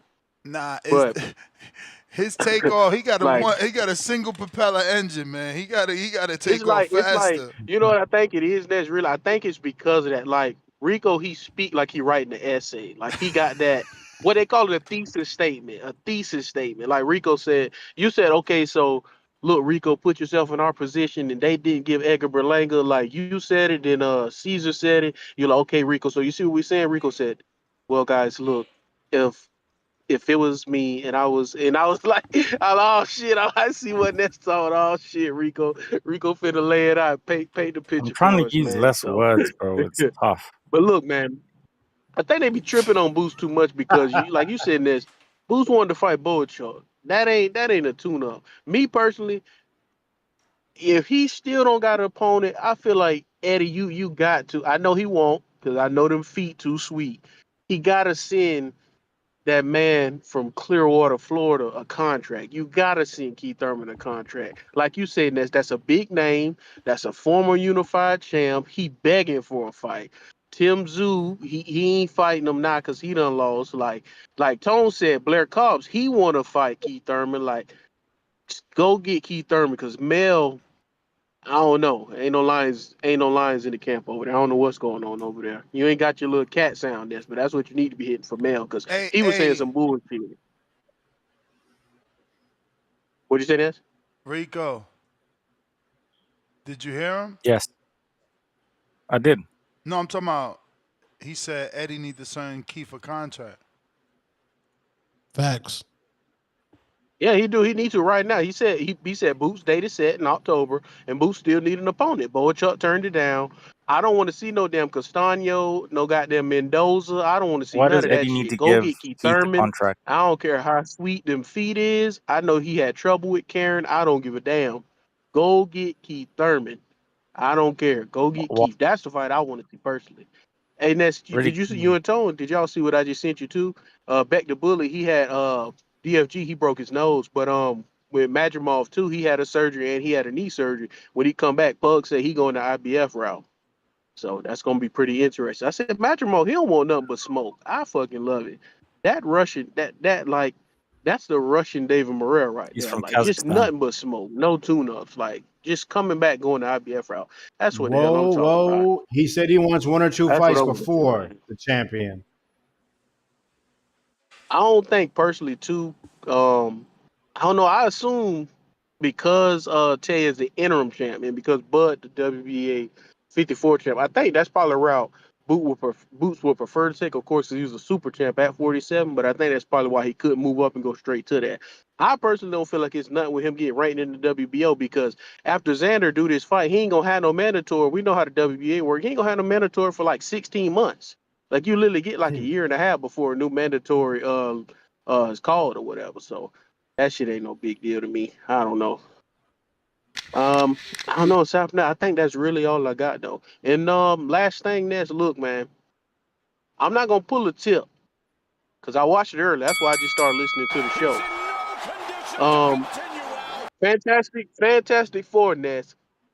10 out of goddamn 10 people. All y'all listening, I'm not gonna pull a tip on y'all, but y'all Damn. better go watch that shit before Ness see it. Y'all better go watch that shit before Ness see it. Y'all know tomorrow Friday, y'all better get on y'all tablets or whatever, fire sticks, cause Ness and Tip gonna ruin that shit. But I'm telling y'all, that shit was heat.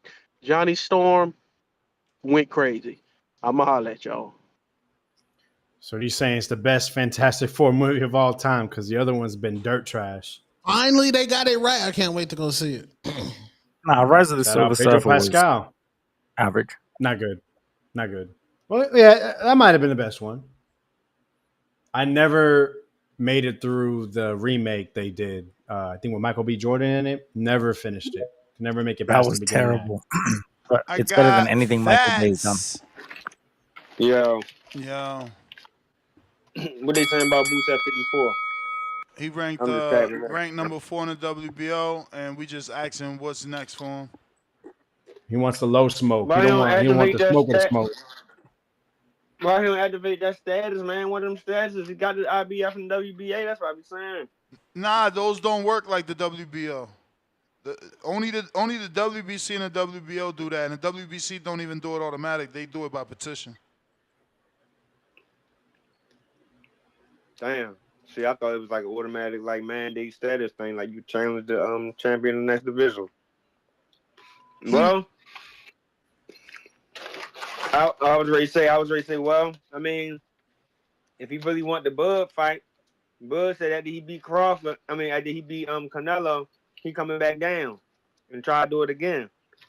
I mean, I don't know how realistic that is as far as, how long he'll be boxing, but if he really want that fight, you might as well push to try to get there or make Crawford come up off the belt.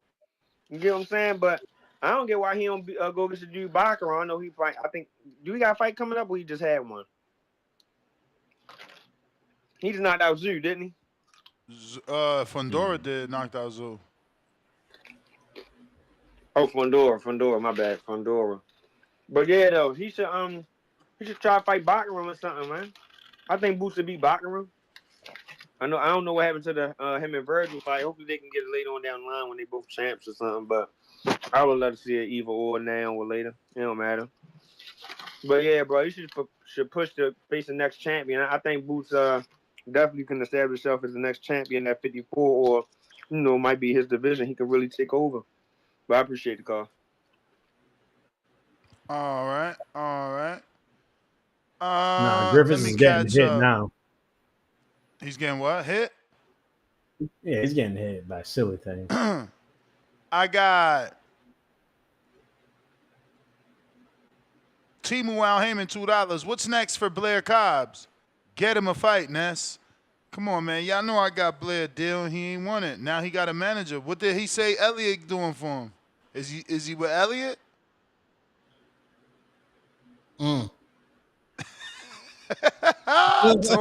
Tone on the OF. Come out the OF, man. What did Blair say? Come on, man. Wait, they banned it in China. What? Go need that ESPN. Who you talking about? Ellie Setback? No. Oh my God. What did Blair Chris Eubanks' Cobb manager say about what's next? Because his manager is Chris Eubanks Jr.'s manager. He said we'll know soon. What you mean? Elliot. Napa. Yeah. And his first name Elliot. He said as of right now, nothing's on the table right now. But he want to fight Keith. What? Do I sound delayed? Yeah, he kind of delayed game. He want Keith though. He want Keith. He want Boots. Who else he want? He want to fight everyone. Man. He's not gonna get. They got to stop blackballing Blair, bro.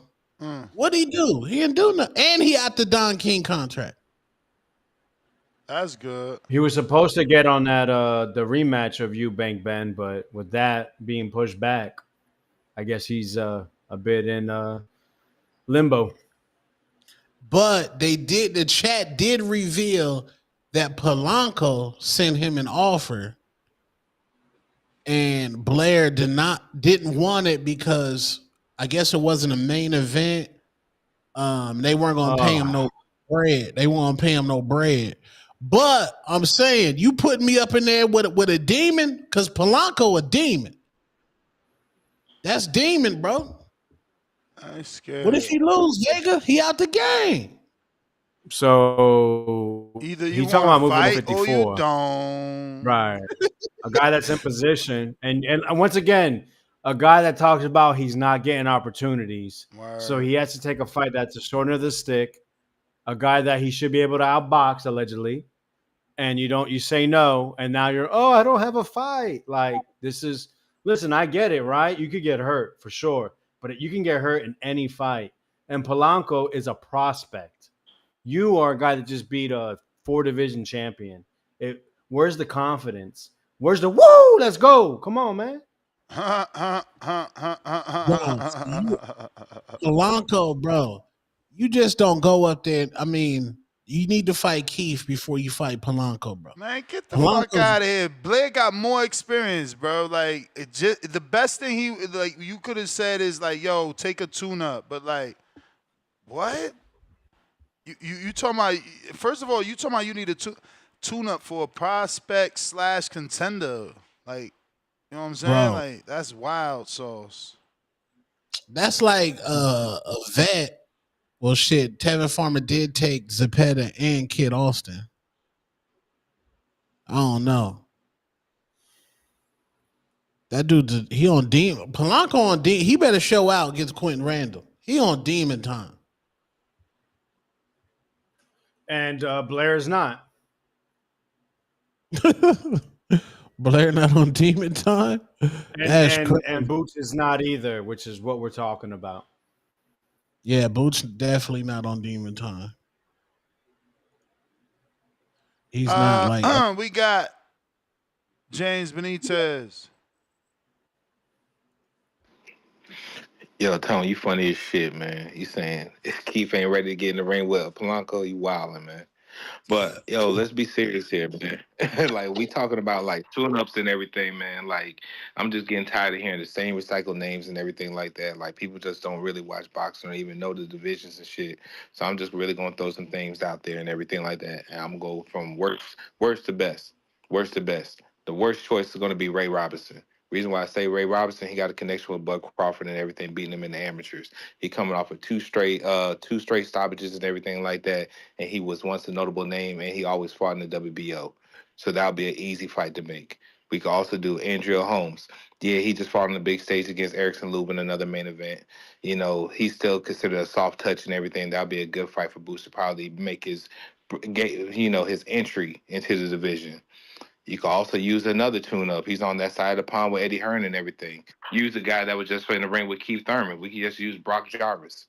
It'll be an easy stoppage, a showcase fight. It can actually build up to Keith Thurman and Boots Ennis. He could just stop him better, and then he can actually call out Keith Thurman as the next upcoming fight. You can use this guy right here. This guy lost me a lot of money, so fuck him. Trayvon Marshall, the fake ass sniper. I just want to see him lose again and everything like that, so we can just throw him out there. Also, this is probably going to be the best name from all the tune-ups right here. Andreas Katz, the guy that beat Brandon Adams. That'll probably be the best fight for Boots to break in. And the reason why I say that is not only is he coming off a big win, but I think he's a soft enough touch for Boots just to make it into the division. It'll be a respectable win other than some of the other names. He'll be looked at much better than actual Josh Kelly and some of the other guys who've been trying to pull out from underneath the rug. Just go with Katz. So that's really it right there. Keith Thurman, we all know he's actually lined up in position for a Fondora fight because we know how PBC goes. And last but not least, the guy who I really wish Boots could actually fight would be Tim fucking Zoo. Tim fucking Zoo had that fake ass hit list, tried to make us believe that he was better than what he was. And I never believed he was better than Conor Bennett, Gimwood, or Chris Eubank. So why not just retire him? Why not? Why not get Tim Zoo out the sport and everything? He really wants to go out on a shield. Let Boots Ennis do it. Boots Ennis could take a name of a legendary family and go ahead and retire him and move on. And that win right there would probably immediately project him at the top of all the sanctioned bodies, and Boots would become the man without actually beating the man. It's just the perception of the people. I know I actually have another counterpunch and everything, but I'm just going to fall back because I think I said something good that Alex Vega liked to hear. Shout out to you. Shout out to the community. I'll come back if I hear something. Peace. All right. Yeah, I like that Cats fight. That's a banger. That's entertaining. That's main event. Bring him to Philly. Let's go. Yeah, that ain't no He's tune-up. ranked too low. He's ranked too low, though. He's like 13 in the WBC, I think. Doesn't matter, man. You beat him, I'm sure they'll just rank him top 5. He's a former champion, unified champ. H-Town, Stylistically, $5. he should defeat him. BJ Penn comes from a wealthy family and made millions in the UFC. Plus, he had his own MMA school. The man has mental issues, CTE. Jerry, pound for pound number 1 in the chat, snatching that stat. Damn, that body shot had him rolling around.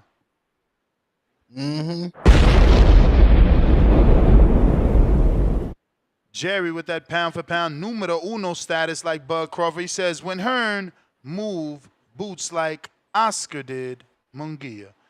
Oh, okay. Will Hearn move boots like Oscar did Munguia? Will Hearn move? Oh, yeah, he means carefully. He means carefully. Yep. That's what you do. Protect the investment, man. Timu Al Heyman, $2. Blaming boots. Them young 147 boys wasn't fighting. I mean, look at what Eddie did with what's his name, bruv? Tell me what's his name. AJ. With AJ, Moved him. He put him in such an amazing position, bro. Yeah.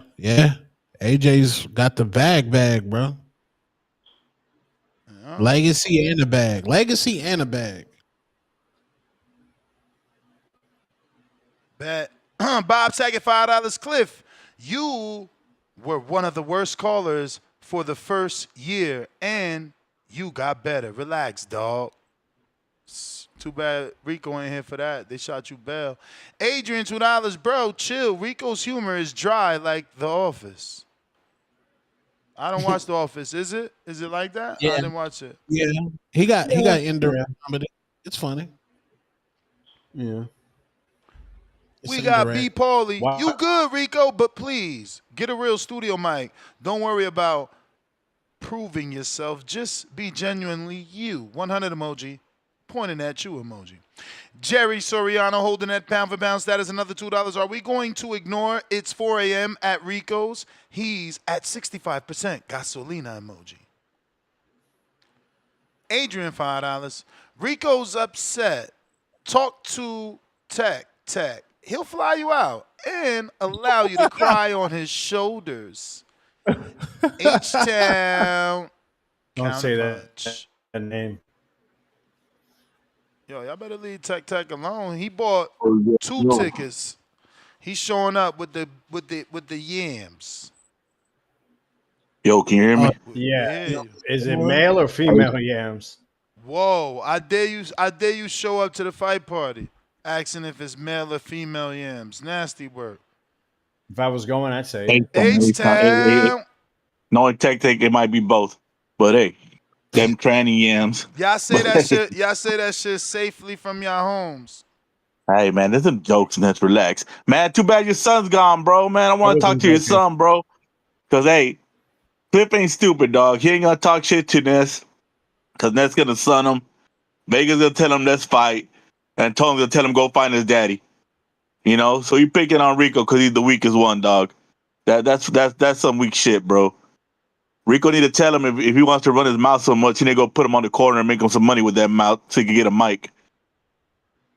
You know, that's just crazy, man. Ness shot this man so much bail on his calling because he liked Cliff, and now Cliff think he's fucking high and mighty on a high horse, dog.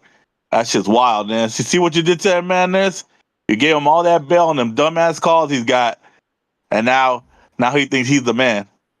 You know, hey, man, bring Rico back, man. Even though I give Rico a hard time, man, the boy's trying.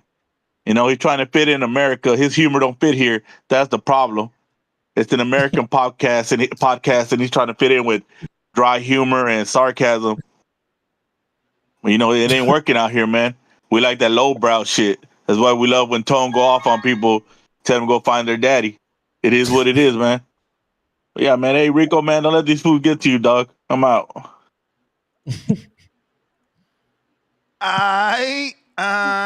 Is that Rico coming back? Rico, they shot you so much bell. He's back. Nigga came back with the ring light. Do I sound better? Do I sound better? You do not sound better. But you look better. You look better. This is a better camera. Or a better light. Nigga open that Amazon package up with that ring light.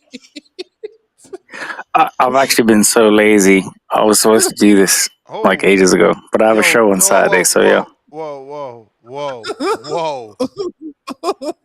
Lower that plane headset.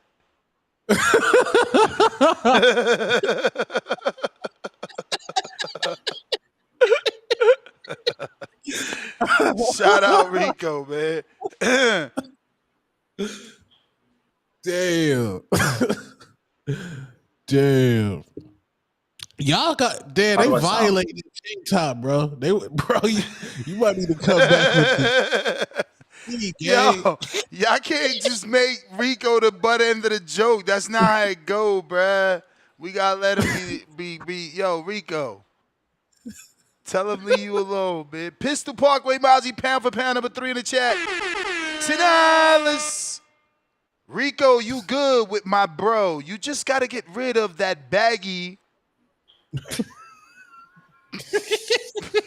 That baggy blue wife beater. It's disgusting, bruv. That's the Tyson Fury sparring tank top Billy wore that joint in Power Rangers. We got the James counterpunch. We got DC $2. I got this for free, so the answer is no. Whoa. What's up with that mic? What just happened right now? You disconnected? Hey man, it's not easy to be up here. You have to learn timing. I know Ness one time just threw me to lead an interview, and we're on delay, so it was difficult to pick up. You know, I didn't know till my second question, and Ness just took it over. It's a learning process, man. And you know, people are looking at you the whole time. You gotta learn to, you know, maybe your mannerisms and you know, kind of have what you want to say beforehand, and it gets derailed by someone interrupting or a caller, or it's a lot going on, man. So it's not as easy as people think. Yeah, something's obviously up with Rico though. He keeps hopping on. I guess he's changing mics out. I don't know. But we got DC3. He says Oppenheimer, best movie to come out in the last 5 years? Question mark. I don't think I watched it. I think I seen this though, but I don't know that I watched it. Like, yeah, I don't know. Seen it. I might check it out since you gave it some. That's high with the ratings. British actor. Yeah. That's with the dude. I think that was the dude that was Doctor Strange. I think. Oh, word? I think so. Doctor Strange. Yeah. Did you know he they found out that his parents was descendants of slave masters, and they make him pay reparations? Who? What? Damn. Yeah. Doctor Strange. Yeah, man. Did y'all see that Black episode? Y'all never see that was that Black Mirror? where they found out who owned the slaves, and the black people was pressing them for the reparations. So they was pressing regular white people in the streets. That shit crazy.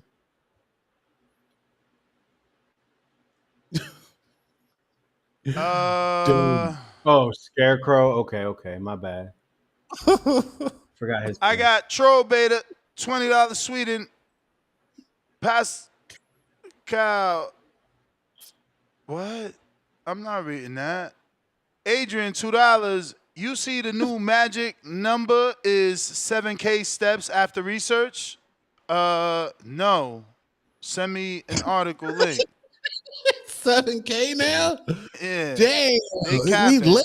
They capping. Aaron, welcome to the prospect level. Omari, $2. You hear Bernie talking about Dev on millions? Crazy. Who Bernie? Oh, Coach Bernie. Coach Bernie. Oh, he made it to $1 Your million worth boy. of game? That's dope for him. Shout out to Coach Bernie. Big Balls, $2. Rico said, Captain, you're clear for takeoff. Tip. Yo, Master Cumberpatch is nasty. That's exactly what it looked like he got. Like he's in a cockpit with that fucking headset, bro. He's about to go fly us all to Cancun. Bro, I just want to go on the record and say Freddie Fondora has not answered my text all year.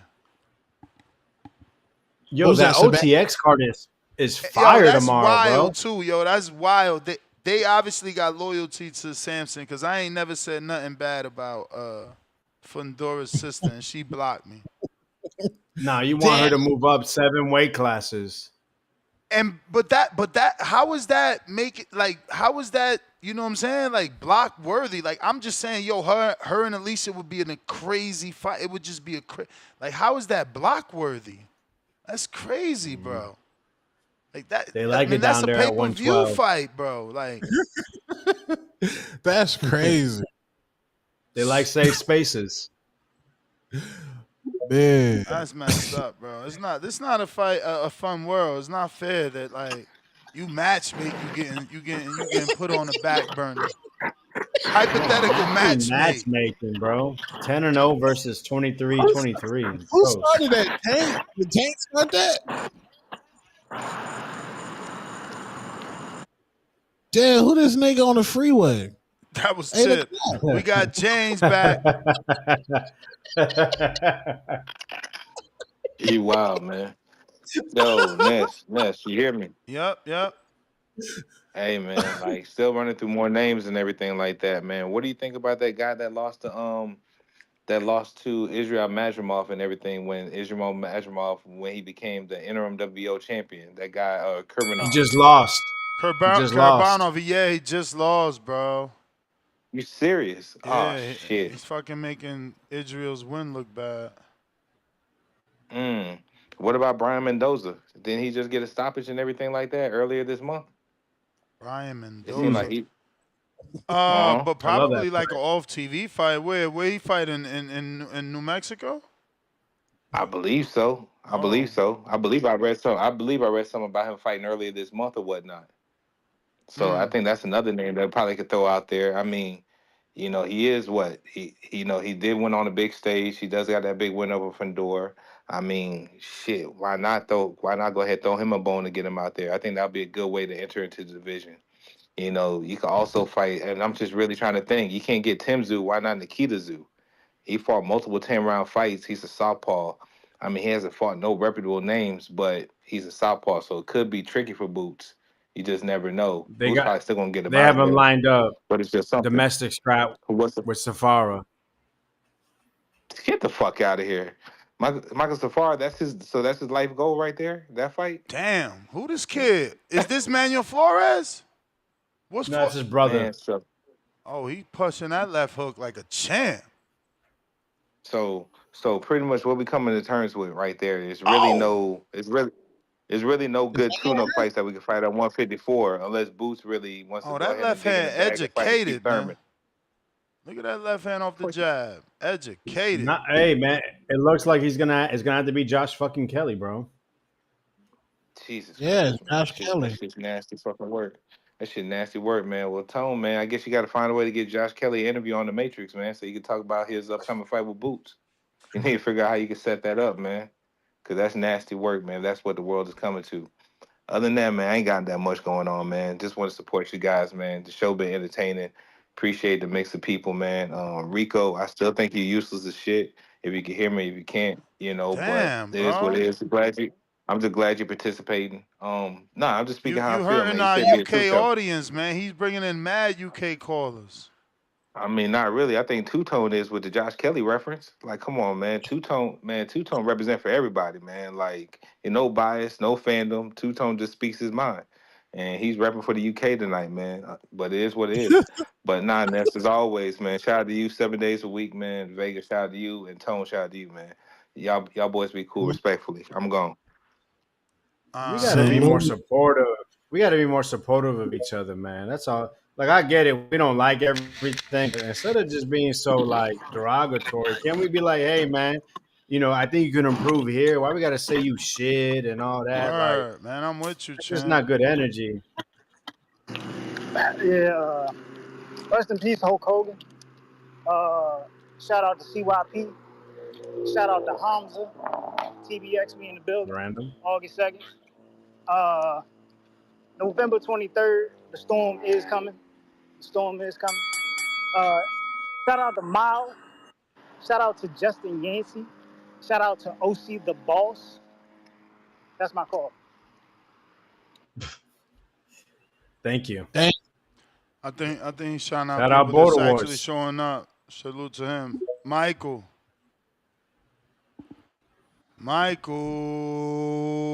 That's the Scottish mate.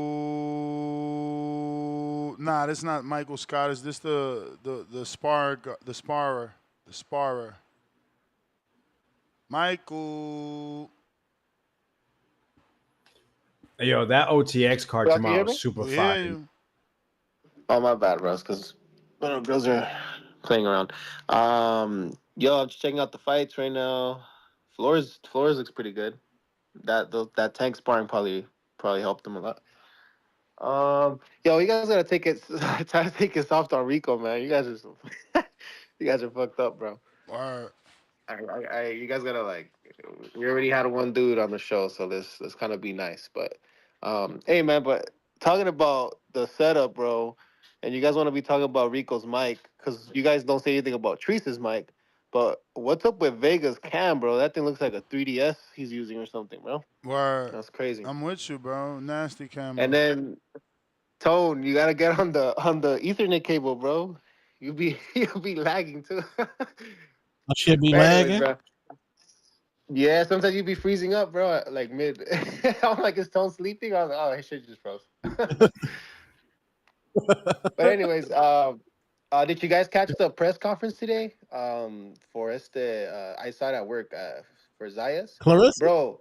Puerto Rico has a new world champion. I'm saying it right now.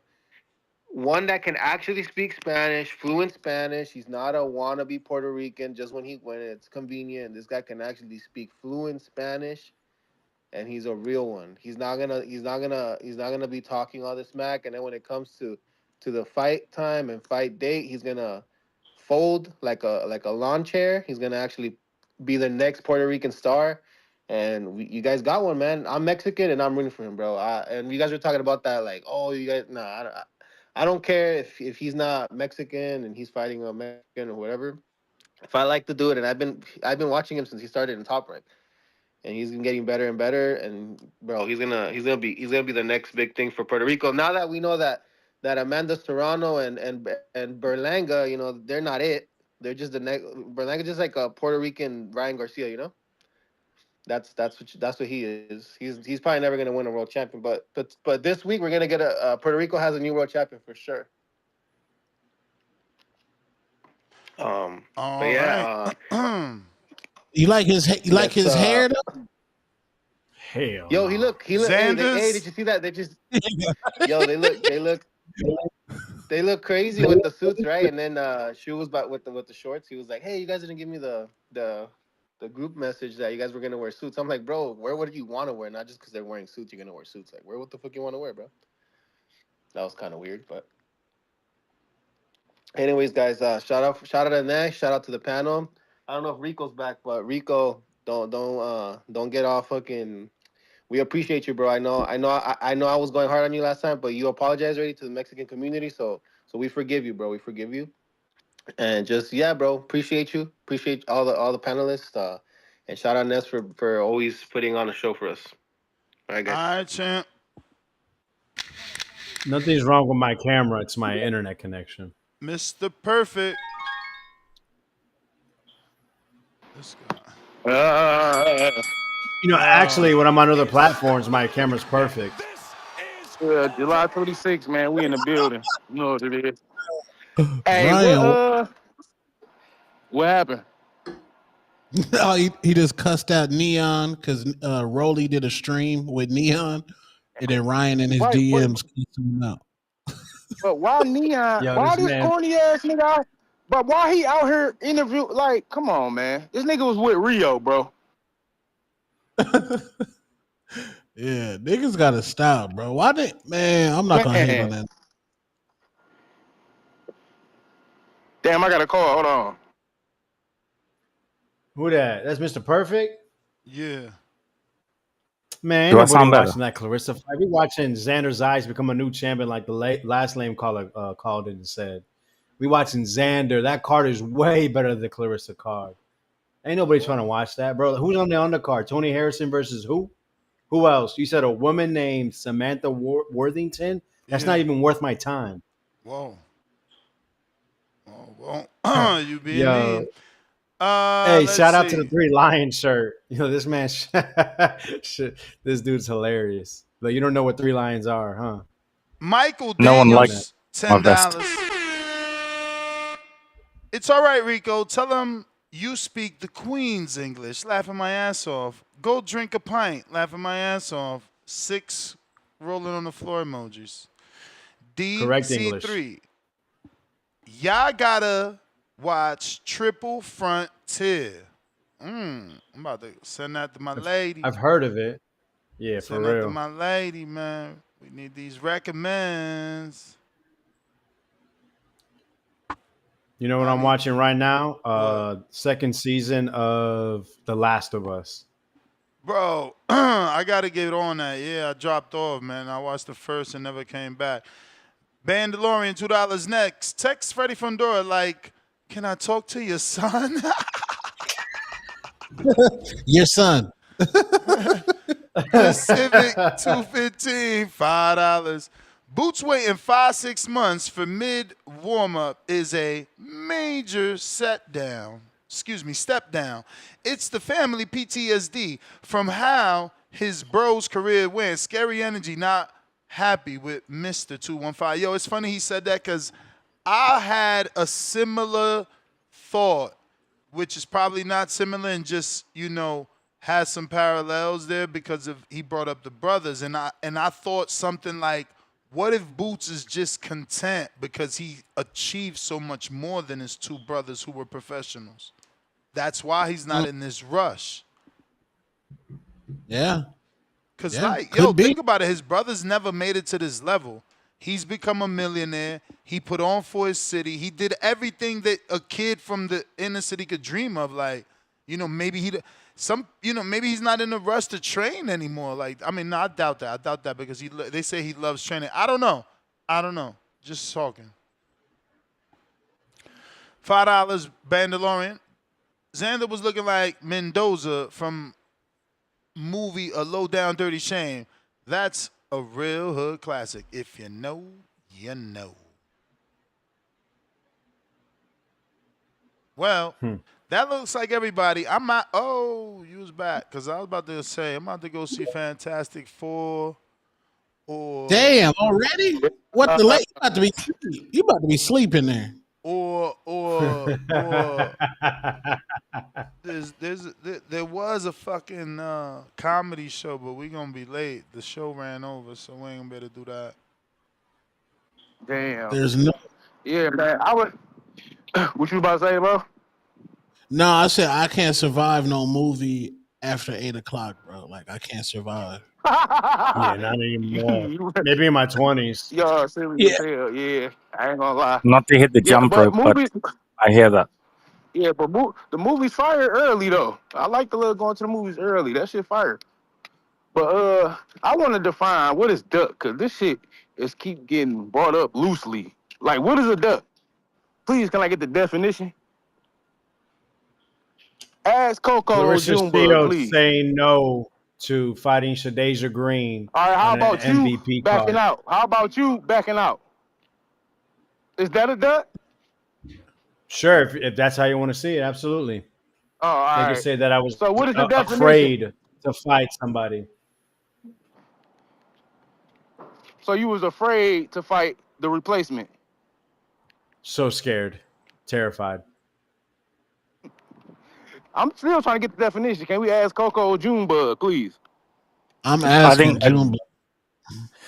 To say this quicker as I can, a duck is somebody who should be fighting the next best person that they're supposed to fight, but they're not, and for whatever reason Nobody they do don't. that. That's not a duck, because don't nobody do that. Hold on. Because if you put Damn, duck, what fight is let me this know. weekend? What fight is this weekend? Xander Zayas, You know what it World is. Championship fight in New York. whoa, nigga, the quote, We got nigga. an undisputed fight in Detroit, bro. Undisputed. Not for one belt. Wait, Undisputed who are they fight. fighting? Most Who's fighting? accomplished fighter fighting this week. Putting on a show. Sell out Who is she 20,000. I'm fighting? just trying to get the definition of a duck. Who is she fighting? It says Somebody that got a belt. in What's her boxing, name? the term duck refers to avoiding a fight or backing out of a challenge, often implying Okay, that's cowardice. Vega. That's Vega.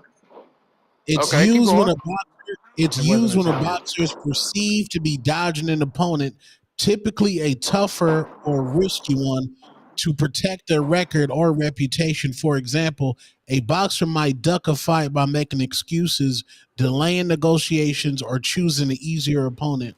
The term draws from the defensive move of ducking punches, but extends metaphorically to Yeah. avoiding confrontation altogether. Oh, okay. Do that sound How like I duck somebody? How I duck somebody that lost to my original opponent though? That don't make no sense, right? Like, be real. you right? But so that's just what I think. But so did Clarissa? Y'all keep saying Boots duck, Clarissa duck, the contract. No, Tone said Like, it. Then Tone said, "Why you don't say his name? I You said it. scared?" I no, said it. I nigga, love you America. said that earlier. Yo, I said Clarissa duck. Tone said Boots duck. What, the 152? I don't. Yeah. Yeah, that ain't no duck. That ain't no duck. 7 ducks. Yeah, that ain't no Bro, duck. If he I took the got counter scared. to Boots got too if many. he He took, got too many instances, bro.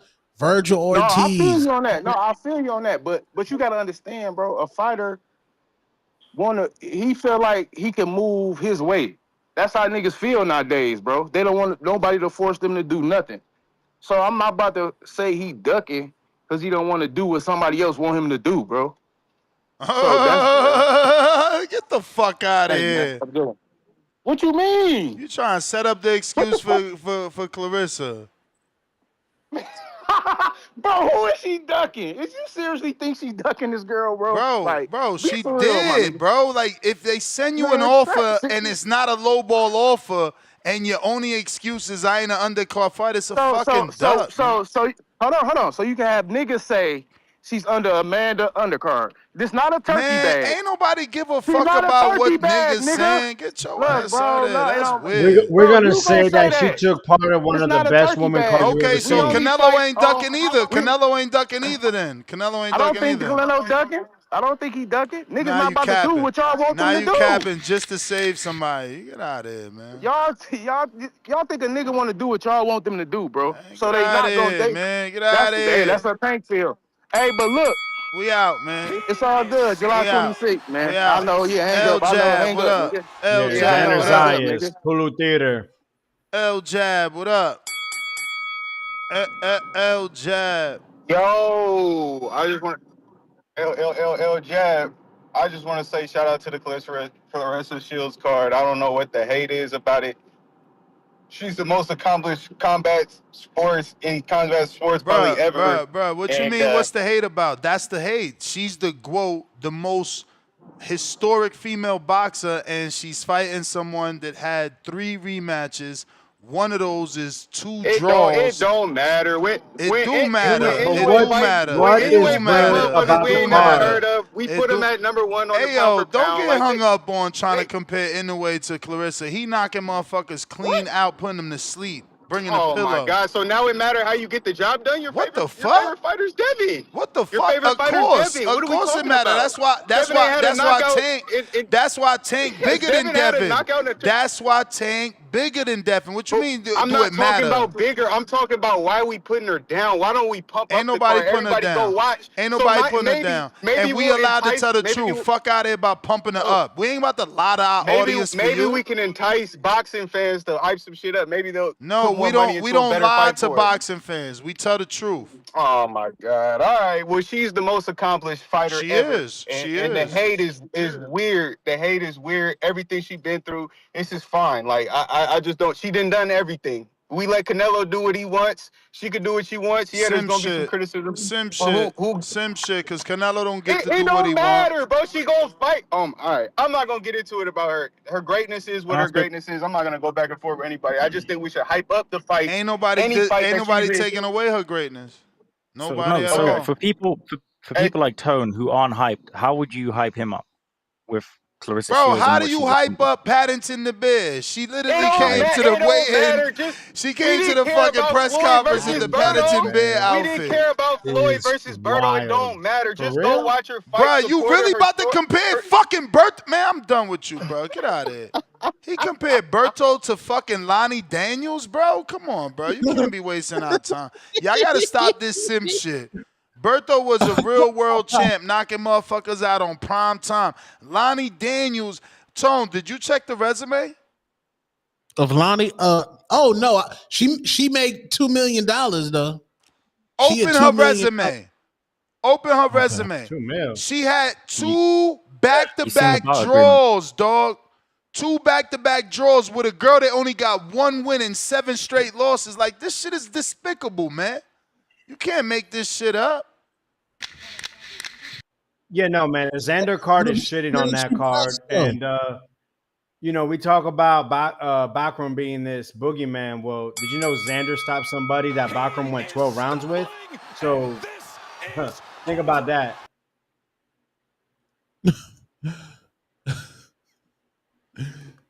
Nah, man. What about the girl she just pressed, Ness? Who that? Who she pressed? Clarissa just pressed that 5-0 prospect. Who's that? Oh, Jesus Christ. Why you say it like that? What's her name? Chinny, what's her name? Chinny? What's it, Vega? Chinny something? Bro, you're making it worse. Who? Yo, bro, but this what I'm saying. You see what I say? You see what I say? So you could approach a 5-0 nobody, but why you ain't approaching Roxana Cox? You know what I'm saying? Real heavyweight. I know Roxanne. Shout out to her. Yeah, real heavyweight. She got to get her visa. Really? Yeah, Rosanna Cox can't come in America, nigga. Rico, you ain't got her visa, nigga? That's crazy. Nasty, bro. Rico, you ain't got her visa, bro? Come on, Rico. Did you say I haven't got a visa? No, her visa. Rosanna Cox's visa, nigga. Pause. How the fuck am I supposed to do? Well, you're the UK plug. Bro, you're moving crazy right now. Wait. Rico, where's Sheffield at? It's in the UK. It's in England. Okay.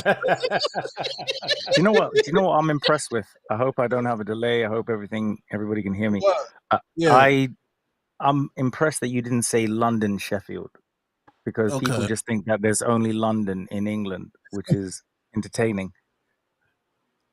Bro, I saw Sky Nicholson drove 2 hours to squabble Terry Harper. I need answers. What's going on at the Sky Terry Harper squabble? I know the leggings was lit in that motherfucker.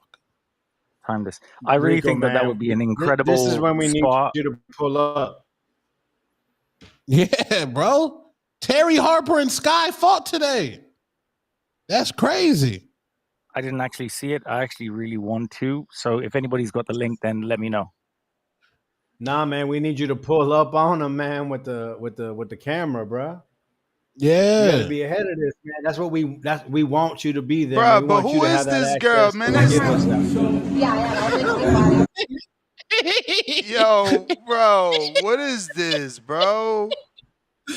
Tone, you be trolling, bro. What is this? So you came here to do it? Bro, Bro, don't she got a Louis Vuitton bag? This girl ain't no boxer. You want to fight tomorrow? Yeah, I am.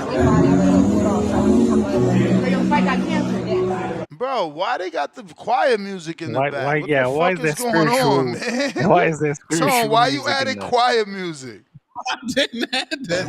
So you supposed to be her, and you still gonna fall here and watch me fight. You gonna fight me next? Well, I can fight you next fight. She said I could fight you next, and see what happens. I would love to fight you. I'd love to share the rest of it. Well, skinny in the ass, but okay. I saw when you were talking to Crawford about, how you can beat me up and stuff. I don't think you can. But I'm happy that you're here, and I put big bitches like you on their back. I want to tell you that to your face so you know. I'm not going to be played with. So while you came to my media workout, you lucky I'm not in a bad mood. But I'm saying for the... She said what? She said what? She said you lucky I'm not in a bad mood to put my hands on you? Hey, yo, this who y'all trying to build up? Yes. This who y'all trying to build up? Why are you such a hater, bro? You be on your back. I ain't say your ass, your back. I want you to go there. Got you. Make sure you watch Gracie tomorrow. Got you. All right. Man, who is this girl? Bro, she 5-0, gang. Yeah, you Who said the hell is Chinny. this, That's man? yo. Calling her Chinny was nasty. 30 years old, That's exactly 6 where she's feet supposed to tall. From New Zealand. Again, another pullout. I think this is my fourth Australian title fight last year. Am I surprised? No, I wouldn't want to fight me either. Bro, she's mad skinny too. What weight class is All this? Blacks. Hey, that's what Clarissa said. Said she ain't got no ass. Yeah, she said you light in the ass. I thought she said. She It too did Why does just- everything have skinny. to turn weird? That's crazy, She bro. too skinny, bro. Hey, she's trying to build up her next fight in 4 fights, man. Hey, who else is she gonna fight? Okay, she is Australian. I thought I read New 2 Zealand. knockouts. Look at her activity. Inactive. Inactive. A little bit of Samoan. Do we have some Samoan in there? She says she been getting people pulling out. She gotta find different men. Wow. Okay, that Oh was shit! outrageous. Oh shit! She fought Sequita, yo.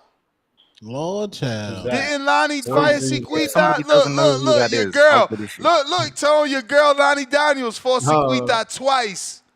Is that? Oh, hell no. Now look, Come now look, on. now look, now look, now look, now look. Look at this right here. Lanny had a trilogy with this girl right here. A trilogy. Look, she fought her when she was 1-0. Sequita turned around and fought her again when she was 1-2. Yo, this card is fire. Yo, this card is fire. Yo, they said why people hating on this yo, This is what we call. hey, yo, and look. She had a rematch right here with this girl. This girl only won 1 fight in her whole career and still gave her 2 draws. Look. What? Look. Oh my God, that girl's little. Look at all those losses in a row. 1 win, then 2 draws with Lonnie. And retire like yo, I drew twice with the heavyweight champ. I'm done. I went 16 with a champ. And look how small she is. 5'4.5". Look, she's 5'4.5", bro. Yo, Lonnie going to sleep. Put your money on knockout, bro. Free betting advice. No man. Lonnie Daniels interview at the TBV. Look. Here go the third one, Tone. Trilogy. She got 3 rematches with 3 separate girls. This one is a debut. So she fought her, and then she turned around and fought her after she lost twice again. I know these divisions is empty, but they got to do better than that. That shit should not be allowed. 2 months span. This shit should not be allowed. And now, on that note, I'm going to take this caller because what the fuck? How can you defend that? How? Is that Mr. Perfect? That's the guap, man. Nah, this is little brother. What the? I'm not gonna lie. Hanging up on me is nasty. That's nasty. You lucky I I'm just smoked trying weed. to. I don't even remember why I hung up on you, but I know you said something crazy. I said we didn't care about Floyd versus Birdo. Yeah, But that's look. wild comparing Berto to Lonnie Daniels after I just showed you her resume. Chill. Oh, this is I homie don't know that her. said I that don't he know doesn't her. understand why people hate on this card, Yeah, right? that's the one. This the one. This the one. This the one. This the one. I'm just no. I'm just saying like let's hype some shit up instead of talking down on it. Maybe the next fight will be great.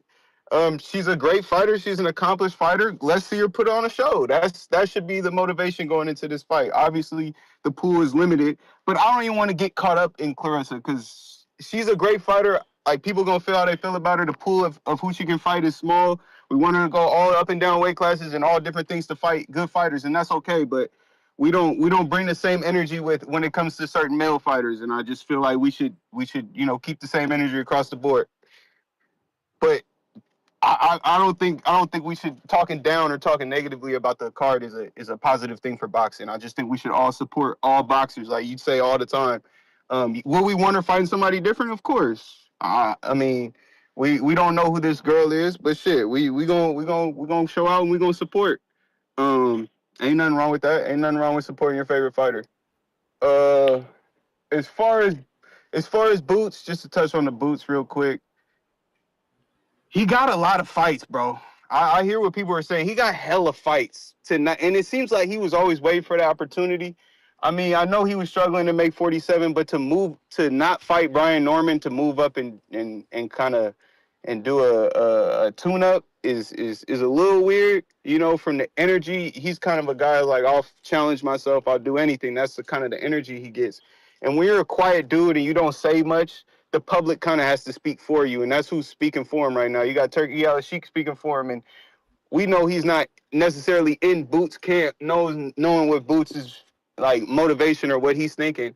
I just think it's a little unfair to just judge off rip off a guy that doesn't speak. But I hope his actions speak a little louder, and after whoever he's gonna fight next, whoever the tune-up is, I hope it's a championship fight at 54. My question is, does anybody know what's up with Brian Castano? Like, does he fight or did he retire? Because he has such a good fight. Man. Get done foul with Al. Bro, he had such a good. That was a good ass fight. When the dude said, I don't know if that was in 2020. I'm pretty sure that was after 2020. But when he was asking about fights, that was a good ass fight. That second one, that was a good ass fight. Charlo been in some good ass fights. That's a good fight to go back and watch. But real quick, I got a question for the panel. Who are you higher on if you had to put stock in one of these fighters? Are you higher on Brian Norman Jr. or Floyd Schofield? Appreciate the time. I'm gone. Definitely Brian Norman.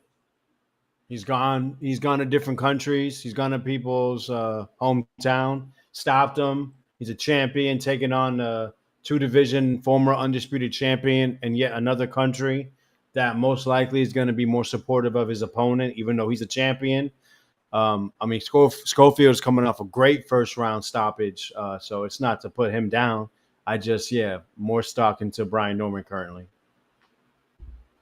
But nasty how you were kind of putting down Boots a little bit, but supportive of Clarissa in this card. Nasty work. Get him. Let's see here. We're gonna have Kenny Sims on Monday if all goes well. Hopefully, he fights. Kenny Sims day tomorrow. Kenny Sims day in Chicago tomorrow. Yeah, that's pretty dope that they freaking Also named it a day. Also, what, Rick? Thank you. Also, I will be at the Ryan Garnett card at the Bournemouth International Centre on Saturday for Queensberry. So if you're from the UK, come and say hello. The Boxing Voice. And should be a great night. DC3, versus $2. Alex, another White Claw, please. Vega. No, we on Twisted Teas tonight. Michael Daniels, $5. Look, as far as the topic, I heard Boots was working towards a Teofimo fight, but at 154. Want to see him fight Madrimov. Dan, that's nasty if he fights Teo at 54. Nasty. Kendrick Smith, $5. When will Charles Conwell get his shot He is solid. He got his shot. He lost. Yo, you know what's nasty? If he fights Tio at 54, he truly looking for an advantage because he wanted to fight Devin at 52. That's nasty. I hope this guy's not right, Michael Daniels.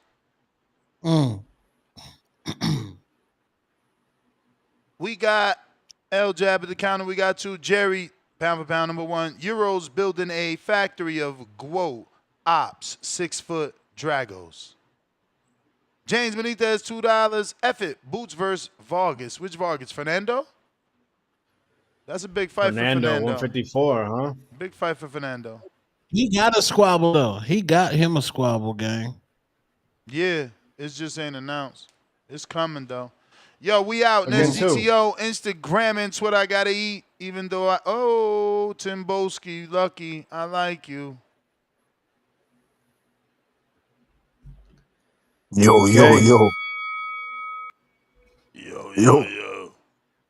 What, Yeah, Monkey? man, yeah. Yeah. We hear you, bro. We hear you, bruv.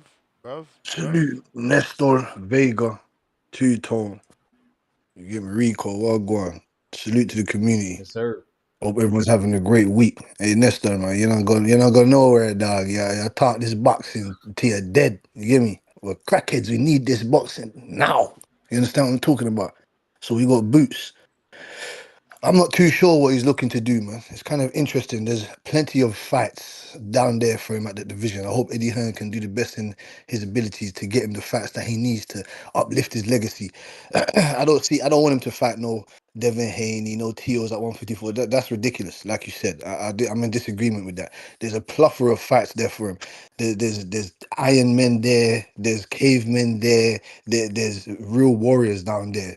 I told you, he needs to go fight Jesus Ramos. You get me? There's a Tellus, Yoenis Tellus is an interesting fight right there. Even the guy that beat Kabanov. I'm surprised that he wasn't, maybe Vega, you know about Pavel Susalin. You know what I'm saying? He's a very decorated amateur. I'm very interested to see what he does in his career. You know what I'm saying to you?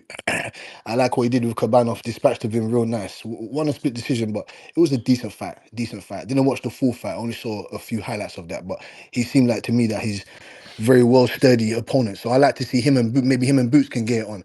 Katarowskis will be a good fight for Boots. Lubin, I want to see what he can do, wet his feet at 154, because you got a lot of fans saying that he's the new Sugar Ray Leonard, he's the new Roy Jones, he's just going to come on 154, defeat and destroy everyone, conquer everyone. Okay. So let's see you fight these guys. Let's see what you're really about, because that should be Murderer's Row at 154. I want to see him. You got guys like Brian Mendoza that went through Bohochuk, Fondora, Rosario. You know what I'm saying? I want to see him through Murderer's Row at least 3-4 fights, tough fights. You know what I'm saying to you? If he wants a couple tune-ups, that's fine. There's nothing wrong with that. That's fine. I'm surprised that you mentioned Roberto Durant before he fought Tommy Hearns next. You said you're not a historian, so that's kind of interesting that you knew of that. But yeah, like I said, if he wants to take a few tune-up fights, there's nothing wrong with that. Nothing at all. Let him take the 2 tune-up fights, 1 fight, get his feet wet, see how he feels at the weight division, and then let's see what he does against Murderer's Row at 154. And let me ask you guys before I leave the ring.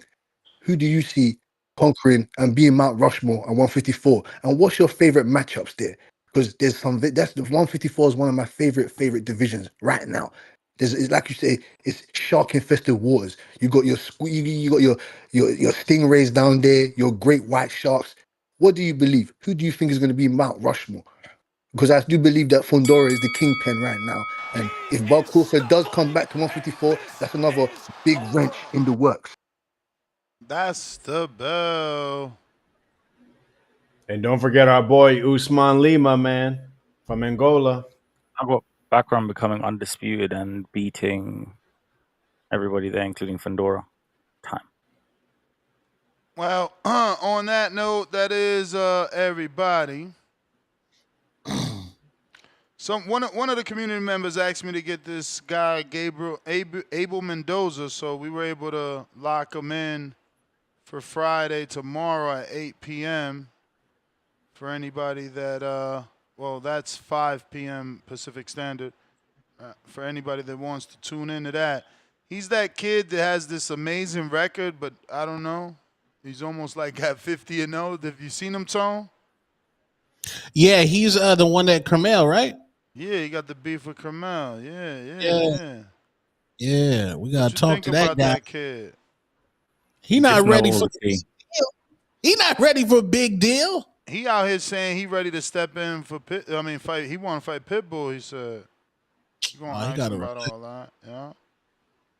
That's what the Who? man Lads, said. see you lot That's what the later. man said. God All bless you right, all. bruv. I wish you health, wealth, and everything else. Take care, chat. Word, bruv. Word. Salute, man. Yeah, but on that note, we all out, man. That's GTO, Instagram, and Twitter. On to the next one. Don't forget to frequent the community page where you can find all these interviews that we are conducting. You can drop a question if you're a member or a Patreon. Peace. Hey.